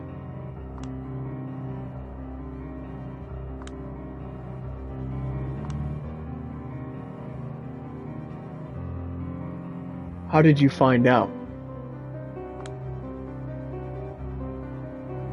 We have a good friend near his office. Their intel is accurate as it's gonna get. We've also established a negotiation channel with the Anarchs. They gave us all the confirmation we needed. Was our court involved in his destruction? I look at her in disbelief. So does everyone else? Not that same thought hasn't passed through my head, but to simply exclaim it like that? Oh, spare me the virtue signaling. I thought we were being transparent here. I didn't give a damn if we were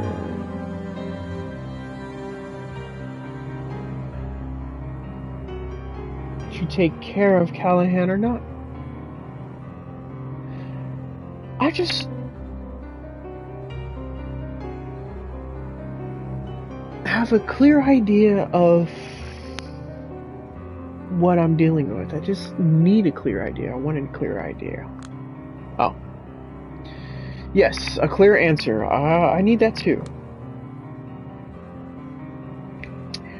My knowledge, none of us present here ordered his destruction, nor did we participate in it.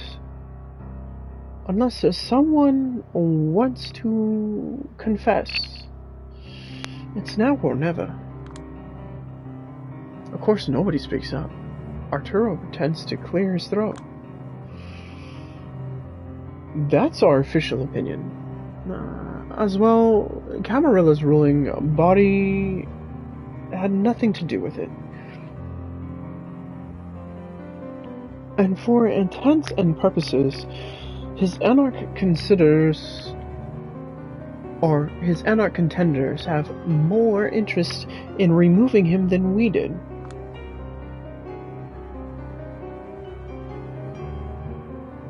That interest is sure to manifest in one way now. His former enemies will prompt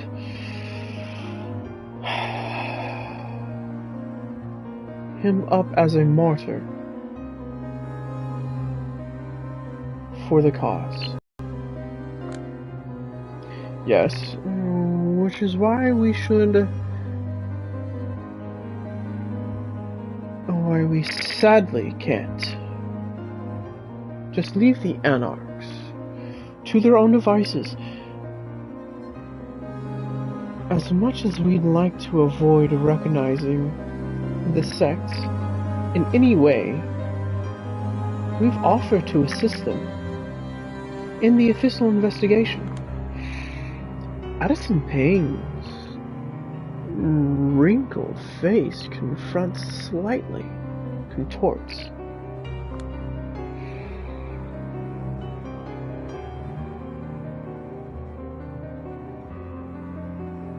Let me just ask you one question.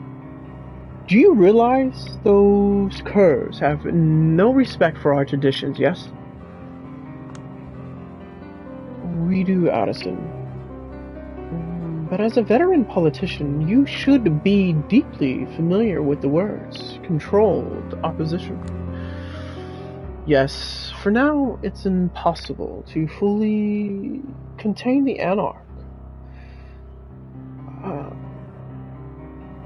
The anarch threat in New York for now.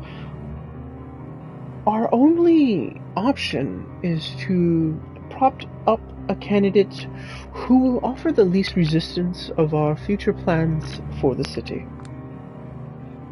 We extend our hand in the most promising contender, giving him a way to represent himself as a diplomat, a man of reasonable compromise.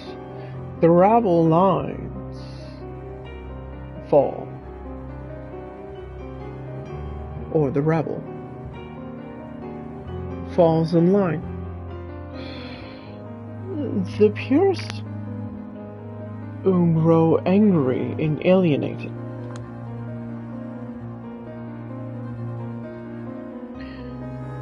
We already contacted the best possible person for the sect. We will oversee the investigation, and it's in his best interests to show he's able to resolve the situation calmly. Is that good enough? Addison ponders the question for a while. Then he waves his hand again. It is. Proceed. Funny. Nobody's paying attention to me right now. Keep in mind, Mr. Payne, our man's finally...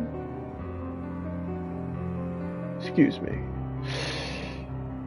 Our man's people will still barely tolerate us. And the situation is volatile. The only factions within that sorry excuse for a sect might still try to escalate the conflict.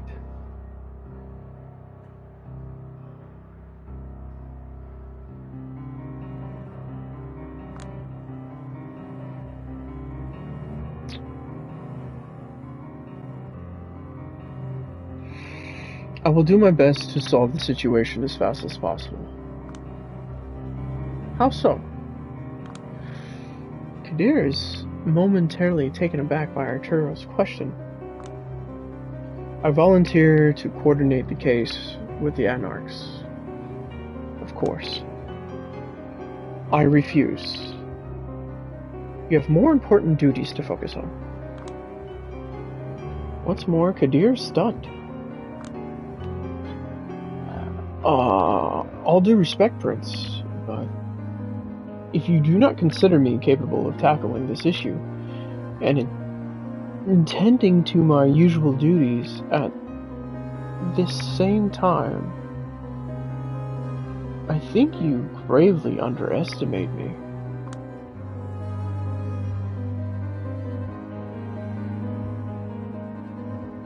Your penchant for working for yourself to the bone.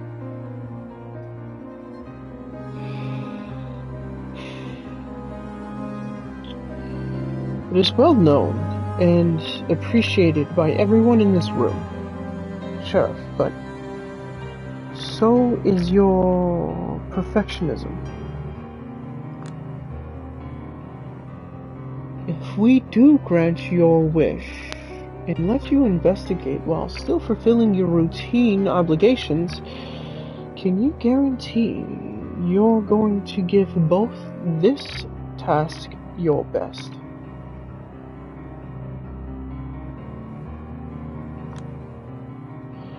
I guarantee something very close to my best. Close to your best doesn't cut it, Alamasi.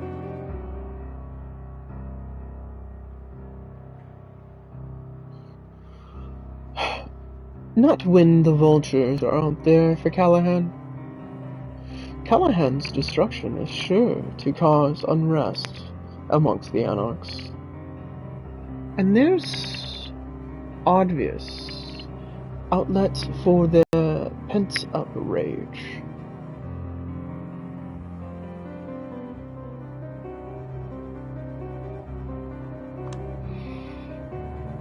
I want to make this perfectly clear.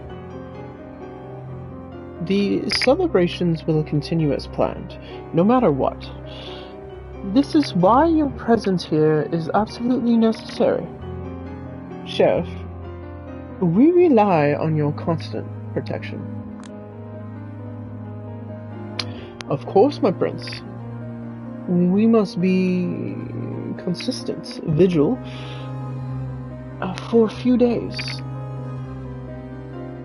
Alamasi. The sword must be consistently pointed at the enemies surrounding us.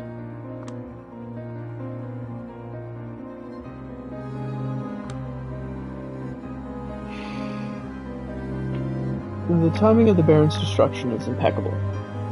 The Anarch leaders are sure to point at us and claim we're shamelessly celebrating his end.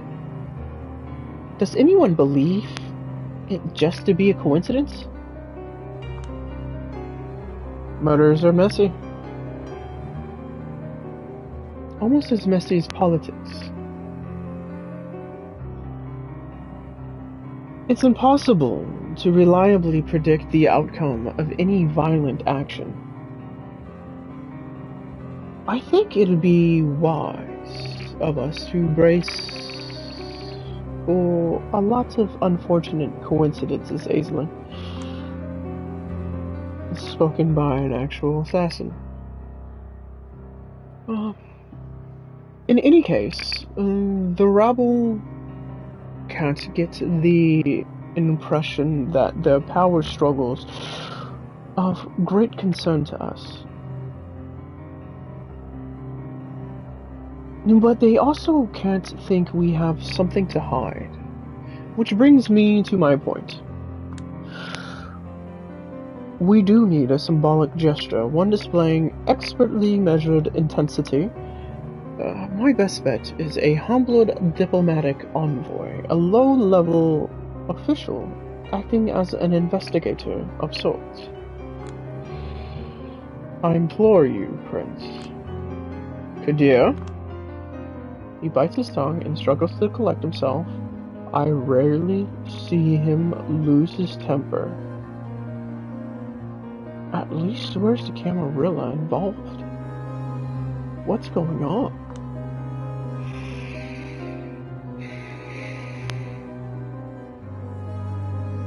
I wonder about your suggestion for this role. After all, it's not particularly prestigious, but carries a lot of responsibility. We're still talking about the Camarilla representative. Oh. I think there's a very obvious candidate.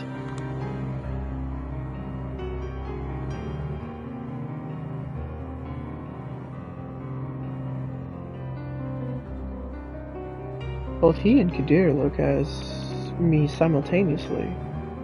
Everyone else in the room does too. Now, wait a second. He can't possibly mean... Miss Julia! Once again, your full name eludes me at this moment. I am allowed to speak. Or maybe I should wait for permission?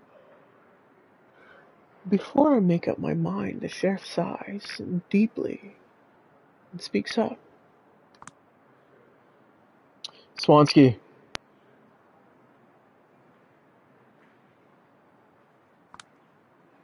Miss Julia Swansky. Right.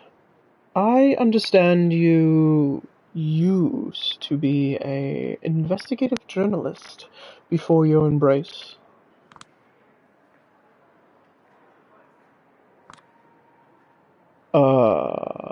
That's correct.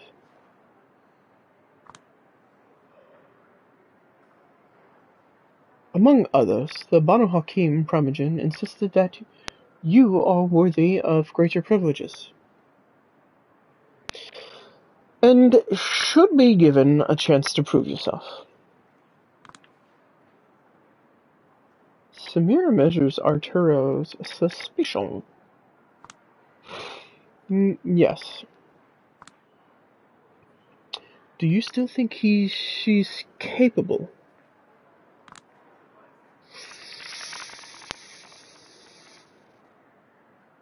She looks deep in my eye.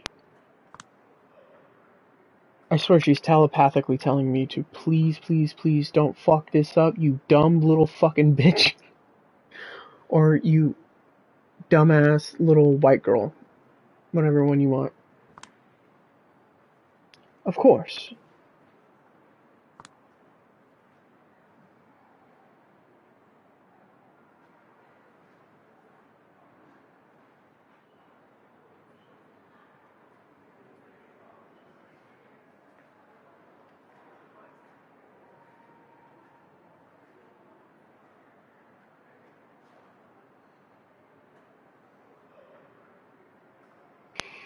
Good. And I'm sure that Allah's may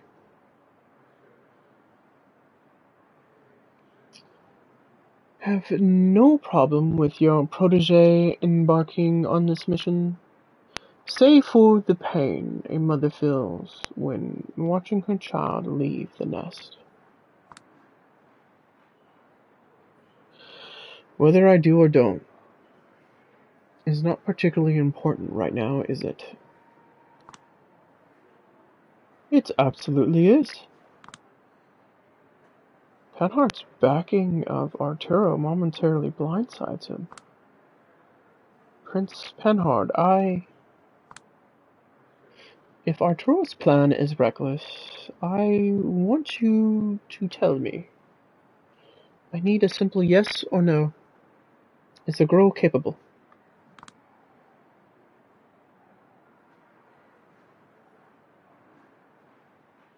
Now he knows he's left with no choice.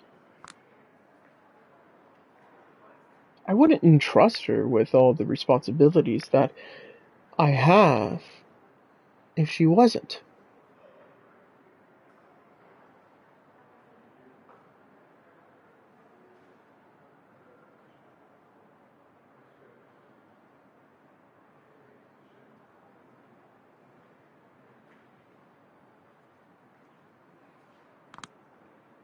He exchanges glances with me, but his look is different than Samara's. It's as if he is trying to say, apologize to me. He's trying to apologize to me.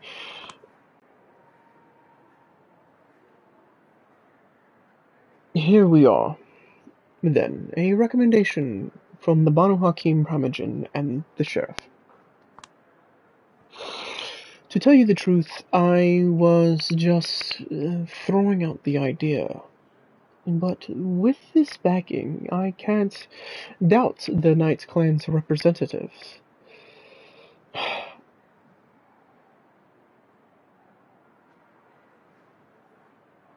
The representative will get the job done. I'm certain each of us feels the same. Mr. Payne? The atmosphere in the room mostly suggests people are glad. They don't have to discuss the topic any further. A shrug here, an averted glaze there.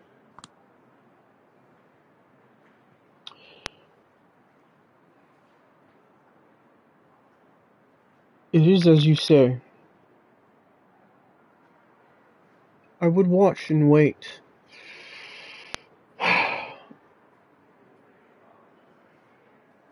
The way she handles this situation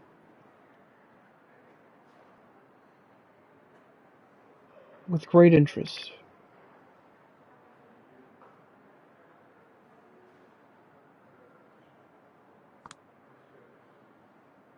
Well then, Miss Swansky, looks like you've got your chance for a big break.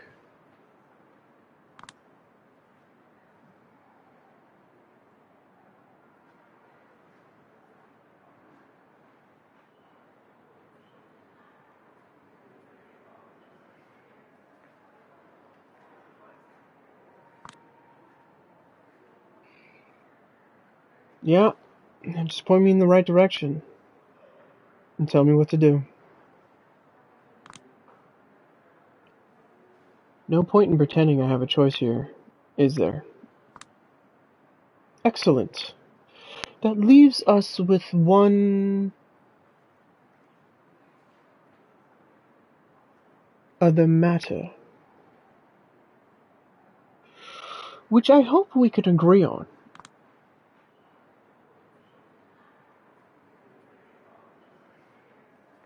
Prince Penhard signals someone with their hand. The figure emerges from behind the corner. Good evening!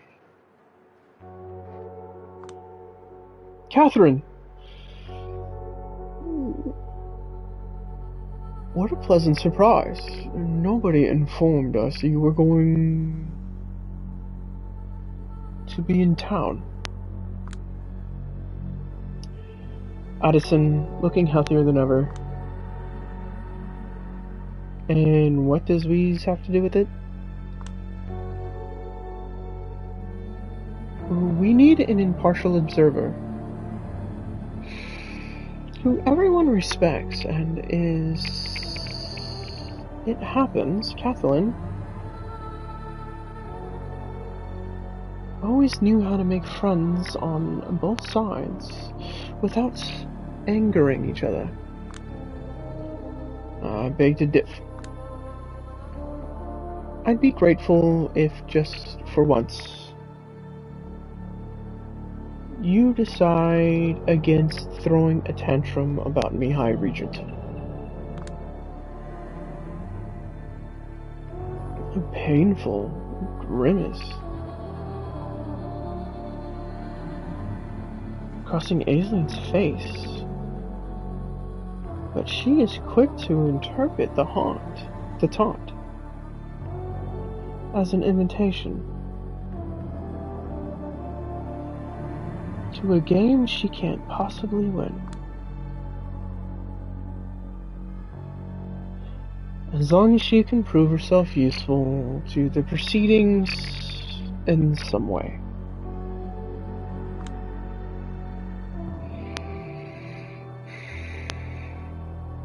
If half of what I heard about her and Mr. V00D00 is true, she should be able to.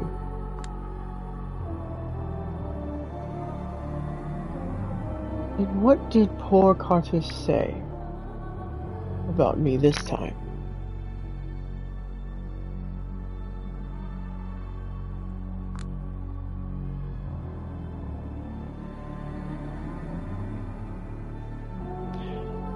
Nothing specific. One always has to read between the lines with him.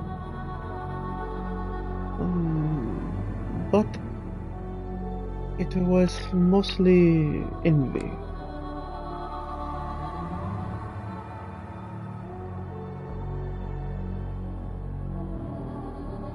Miss Wise gratefully agreed to meditate between the Anarch representative and the La Sombra representative, ensuring mutual cooperation and mitigation potential of conflict.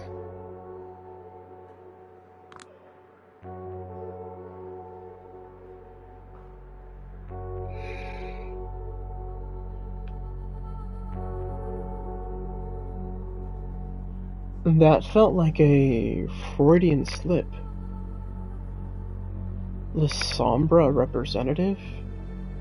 Not a Camarilla representative, i.e.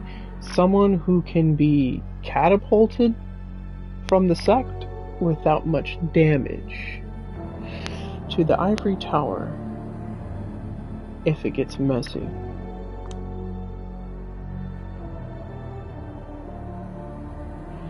Is there a meeting set up?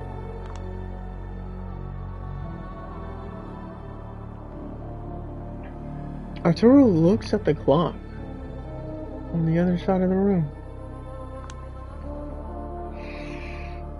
In less than an hour, you'd better hurry. Run along then. What the hell? All of this is happening so fast. If the situation is indeed under control, I will drive her and oversee the situation. Out of the question. You've got your orders, Sheriff. Attend to those. You fool. The girl needs guidance. And we need yours. Nobody knows what might happen next. But it's not if the Anarchs have a lot of love for you, Alas May. You're too efficient in your duties for them to tolerate you. Better spare Miss Swansky. Having them see you two together.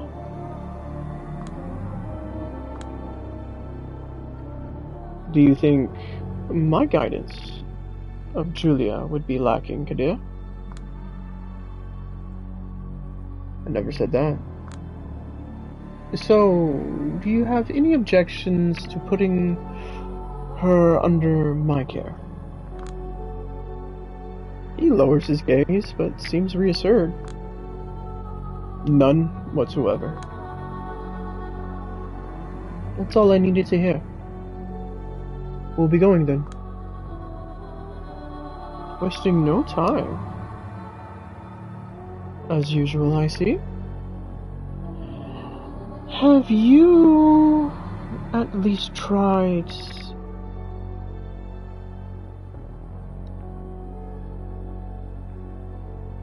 aperitifs?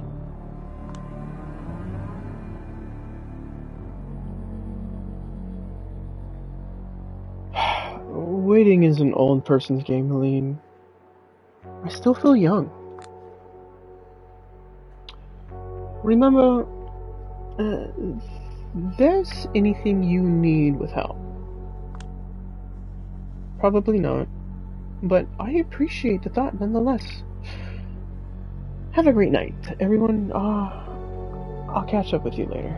Addison? I certainly hope you do. And so, we leave in a rush. Funny considering what she told me about being in a hurry yesterday. We're here. She thanks the chauffeur and lets me out of the car into a quiet neighborhood somewhere in Queens. It seemed like you were in a rush. Couldn't stand the crowd. She's honest. Probably performatively. Just to get in my good graces. Well, it's working. And why is that? In my experience, gatherings like those always enable a boring pack of mentality. A boring pack of mentality.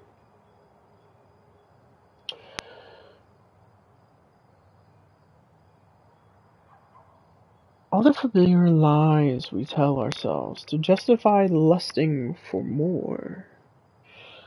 Repeated ad nauseum.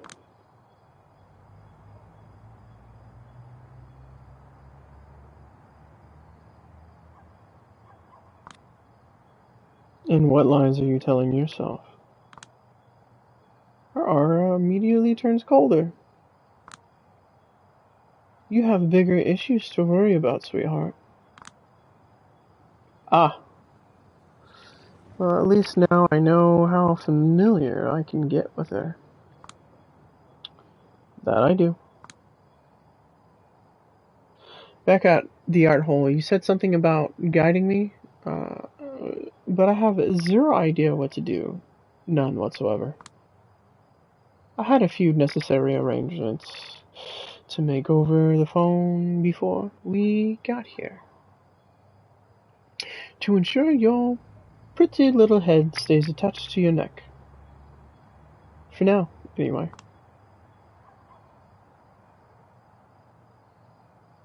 I am grateful. I still feel way out of my depth. I need to know what to do. You used to make a living as an investigative journalist, did you not? Investigate the murder. In TV shows where an investigative journalist gets too close to the heart of politically incendiary case, it's rarely goes well. A cat's head on the porch, a bullet to the head. So, Are you afraid you might be a pawn in a game you don't understand? That your elders consider you a disposable asset? That a single wrong move might cost you everything you hold dear?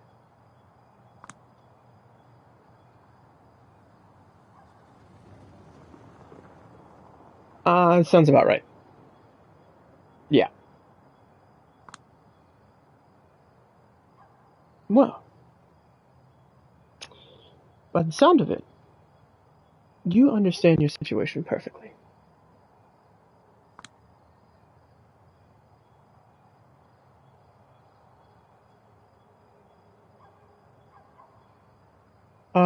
Don't belittle me. I need your advice. Be anything you want,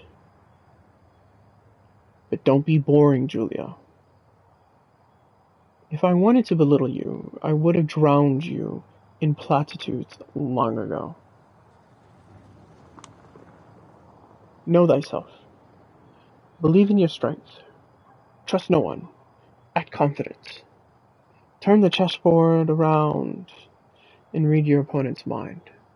Read Sun Tzu. Quote him incessantly. Say, do you feel any better now?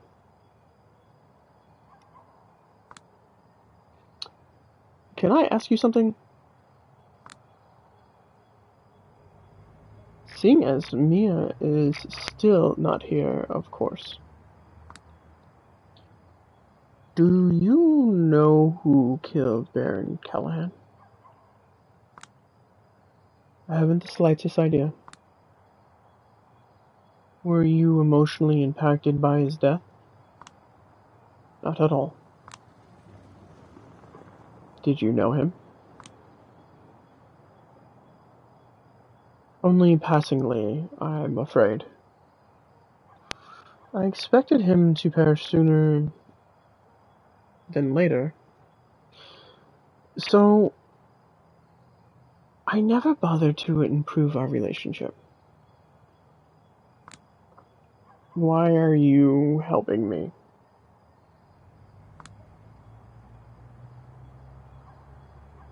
I am. That remains to be seen. What do you mean? You do not want a painfully honest answer. But I do. She stares me down. Her irreverent tone makes it impossible to guess what she's feeling. Even more so than a mask. When I look at you, I see someone pitiful, someone whose hunger is purely biological. Just as animalistic rush. When I saw a bargaining plan to put you in a situation that is way beyond your capabilities, I offered you my help. I was curious to see your true colors. Reveal them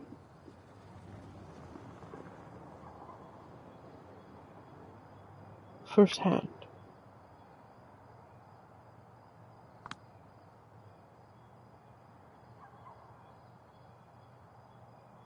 When everything is said and done, and Callahan's killer is pointed out, will you be whimpering animal or victor taking the spoils? I cannot wait to find out.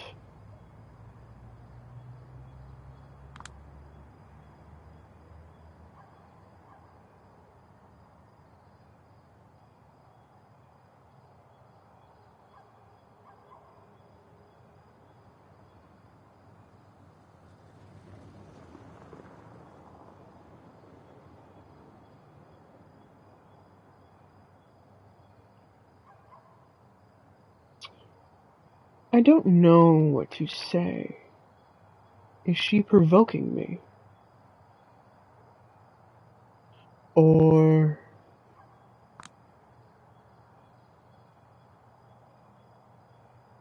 Mia should be here any second. You have time for one more question.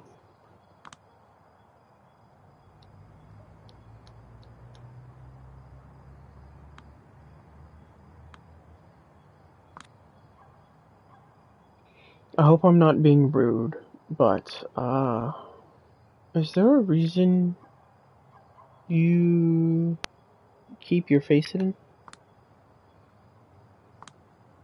Yes, there is a reason, and yes, you are being rude. Sorry, just curious. I understand, but let's just say I prefer everyone to come upstairs with their own theories.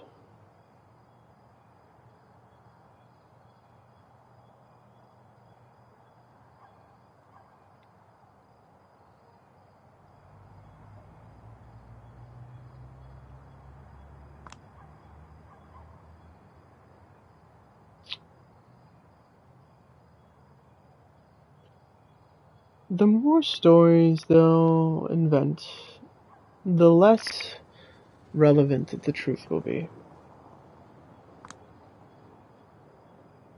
But anyway, here's Mia.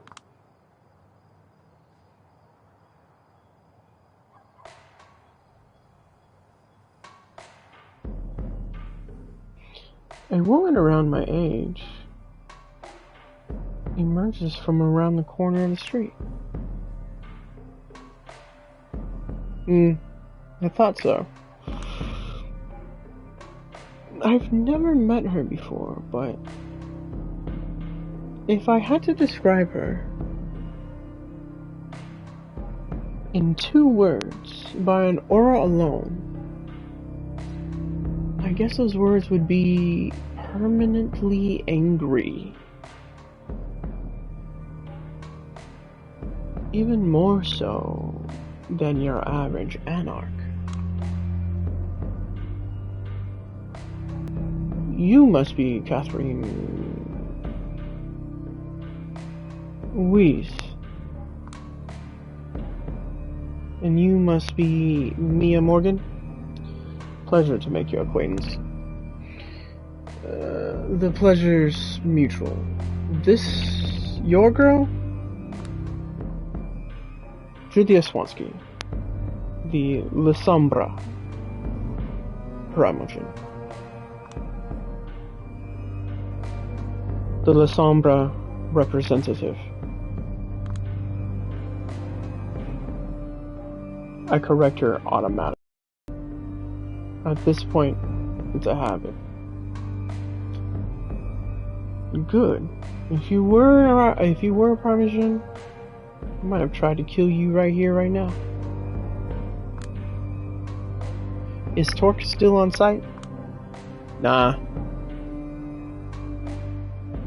I told him I'd take it from here.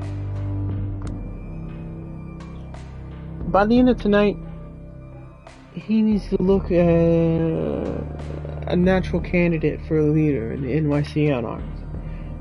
It's gonna take a lot of driving around in negotiations.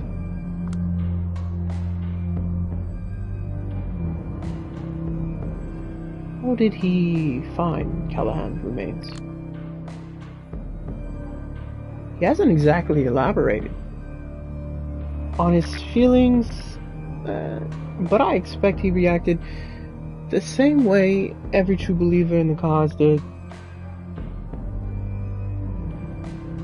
It's this complicated mess of all the possible feelings under the moon. So he was the first one who's seen the murder site?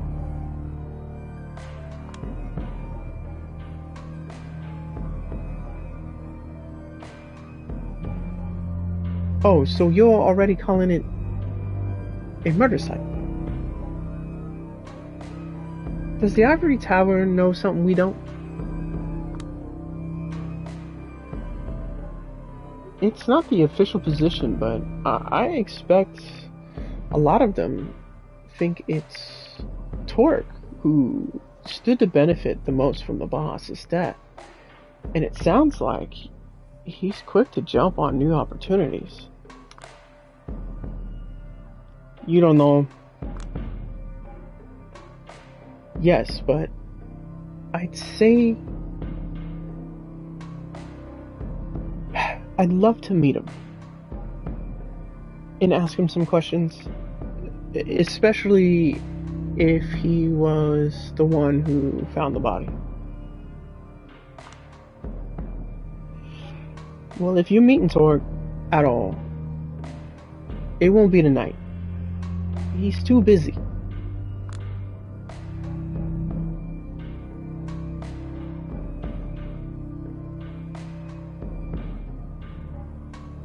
I was assigned to investigate. I won't be able to do it properly if I'm not able to question key witnesses.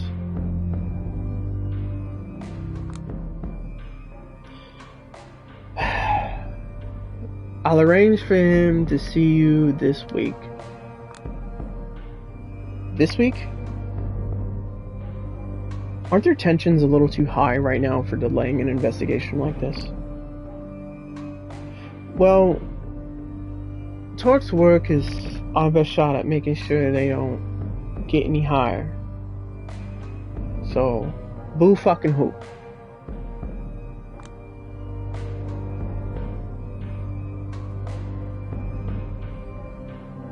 I'm his right-hand woman. Though, you got any questions directed at me? Or if you have any other questions, direct them through me.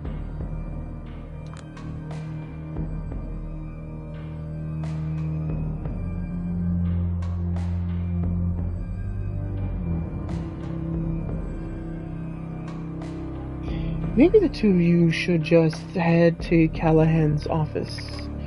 The discussion here does not seem to be going in the right direction, nor is it particularly interesting one.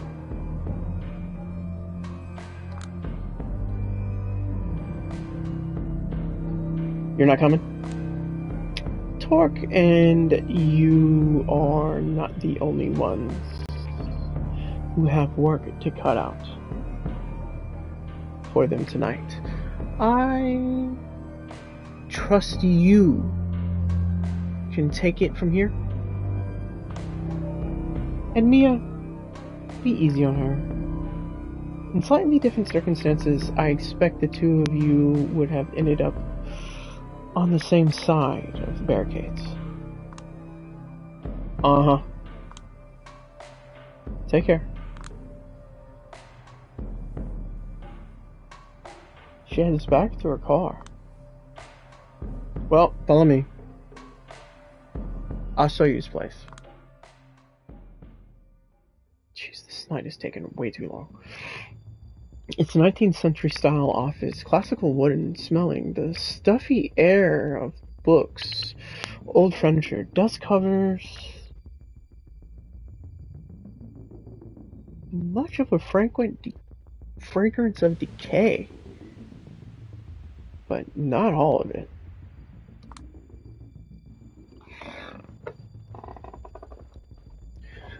This is the first time I've seen the remains of a vampire who was met final death. I heard stories of really old kindred crumbling into dust, but that's an exaggeration. At least, it didn't happen here. When kindred die, time catches up to them. If you offed me right now, I'd probably turn into an ugly, leaky corpse, but Callahan was, well, over a century old. It's like looking at a dapper mummy. A dissected body in a heap of musty clothes. All that's left is the mighty boss, Douglas Callahan, Anarch Baron of New York City. If that's really him. Needless to say,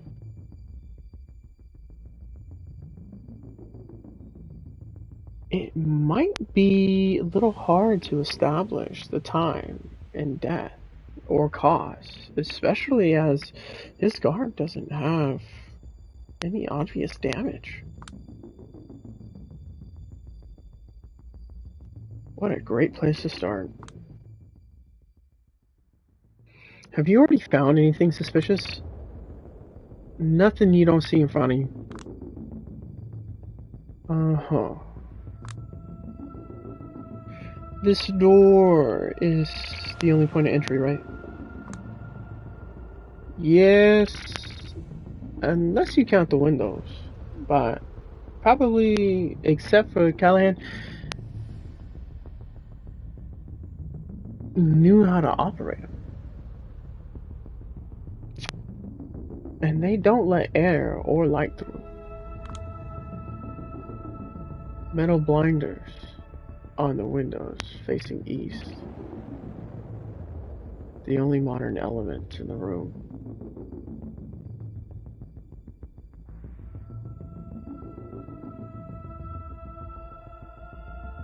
Sticking out like a sore thumb. They look automated.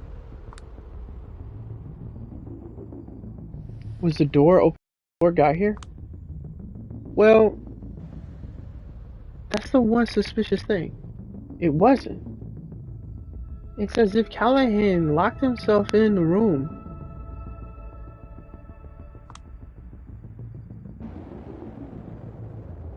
Enclosed room murder, huh? There's some glass shattered on the floor. I point at it. Could that be from the window? I checked from the outside. It's in perfect condition. So what's the glass? I had no idea.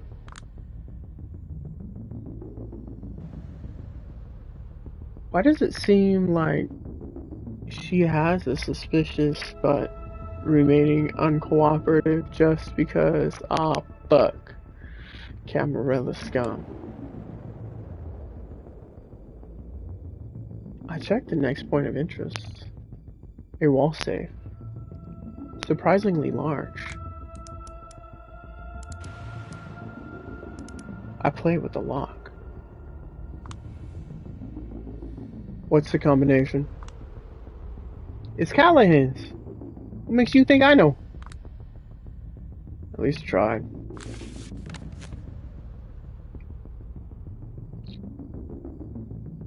A desk with nothing but an envelope on it. Nothing inside. I check all the drawers. Every single one has been thoroughly emptied. I don't know what I expected. Is this how the anarchs go around securing crime scenes?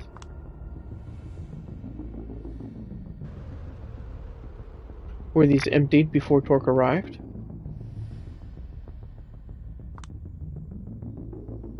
I don't know. But I wouldn't accuse him of tampering with the evidence if I were you. Well, thank you. The decor of the room is pretty minimal, but there's not a lot to point out interest that could illuminate the case. I start getting nervous.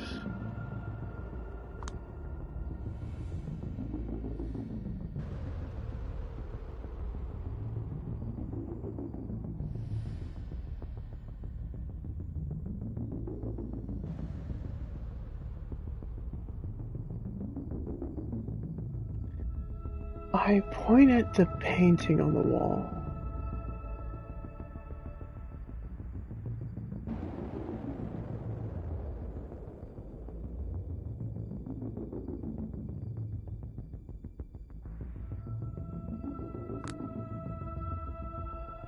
Of course, you have no idea who it is.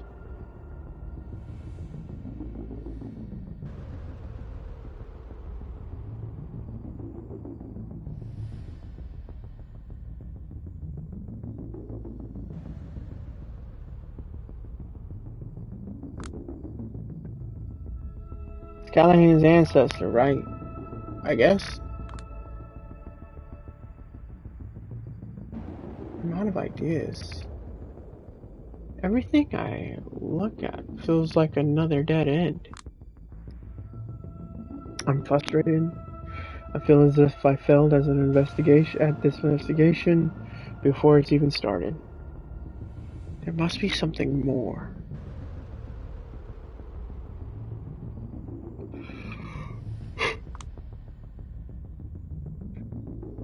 I start walking around, trying to find a single clue. Mia just watches me indifferently. Give me anything. Anything, goddammit. Anything. Any. Uh-oh. A shadow blinks in and out of existence near Callahan's remains. I freeze in place.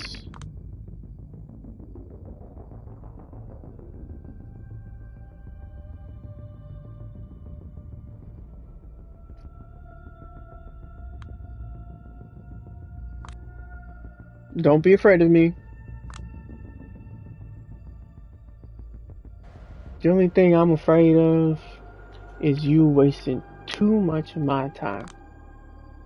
Doesn't seem like Mia noticed it. Give me just a moment more.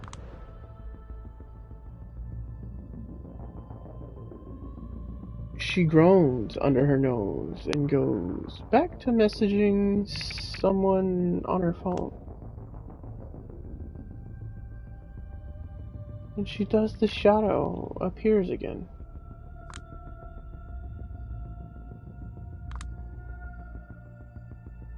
Once again, blink in, blink out. Could something be there? I approach the clothes and start searching for a clue. Maybe they missed something. Getting desperate, huh? Just being thorough. We've searched the bastion like 3 times. You had nothing of interest on. How about this? A small card, barely noticeable. Looking a bit like a shopping list. Shoved deep inside. An almost invisible hole in the fabric. I take it out and show it to Mia. Huh?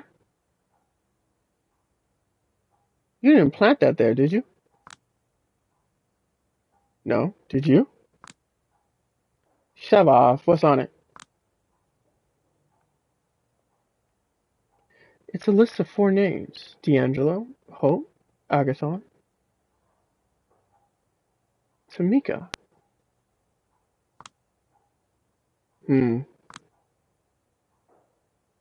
Any idea what this is about? Beats me.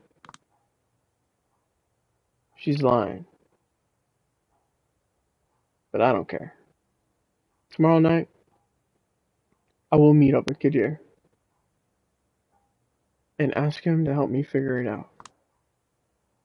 I think I'm done here. Don't let the door hit you on the way out.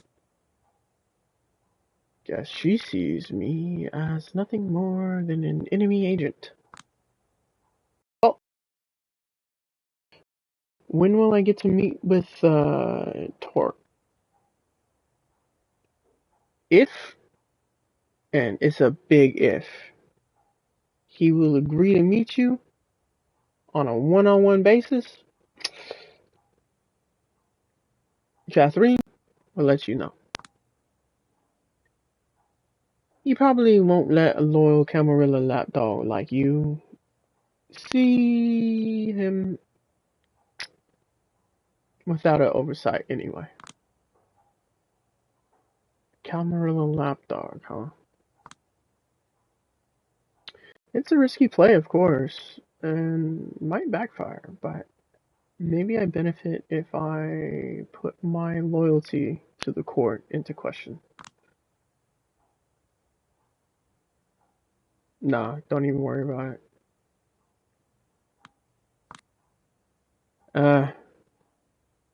Playing for both sides sounds like a recipe for trouble. Just too risky and stressful. We'll let it pass. I see. Well, have a good night. It's a little late or early, depending on how you look at it. Once I leave Callahan's office, I head straight to Dakota's apartment. I try to sneak in by to my bedroom, but she shows up, waiting for me. How was your night? Shit. Tomorrow. What happened? You look like something the cat dragged in. Tomorrow, I promise. But I'm worried. Don't be. Tomorrow. She gives me a concerned look, and closes her eyes and slumps on the shoulder and frowns. Alright. You're the best.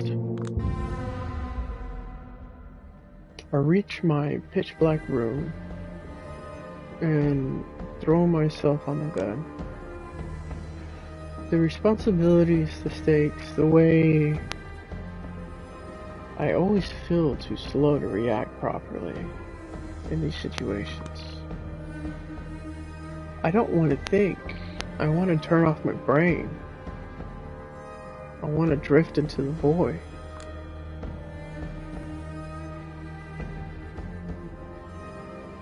Into the void, into the void, into the void. Alright. Been about close to 5 hours. Yeah, that last section was getting a little long, but I think we are gonna call it for today's episode.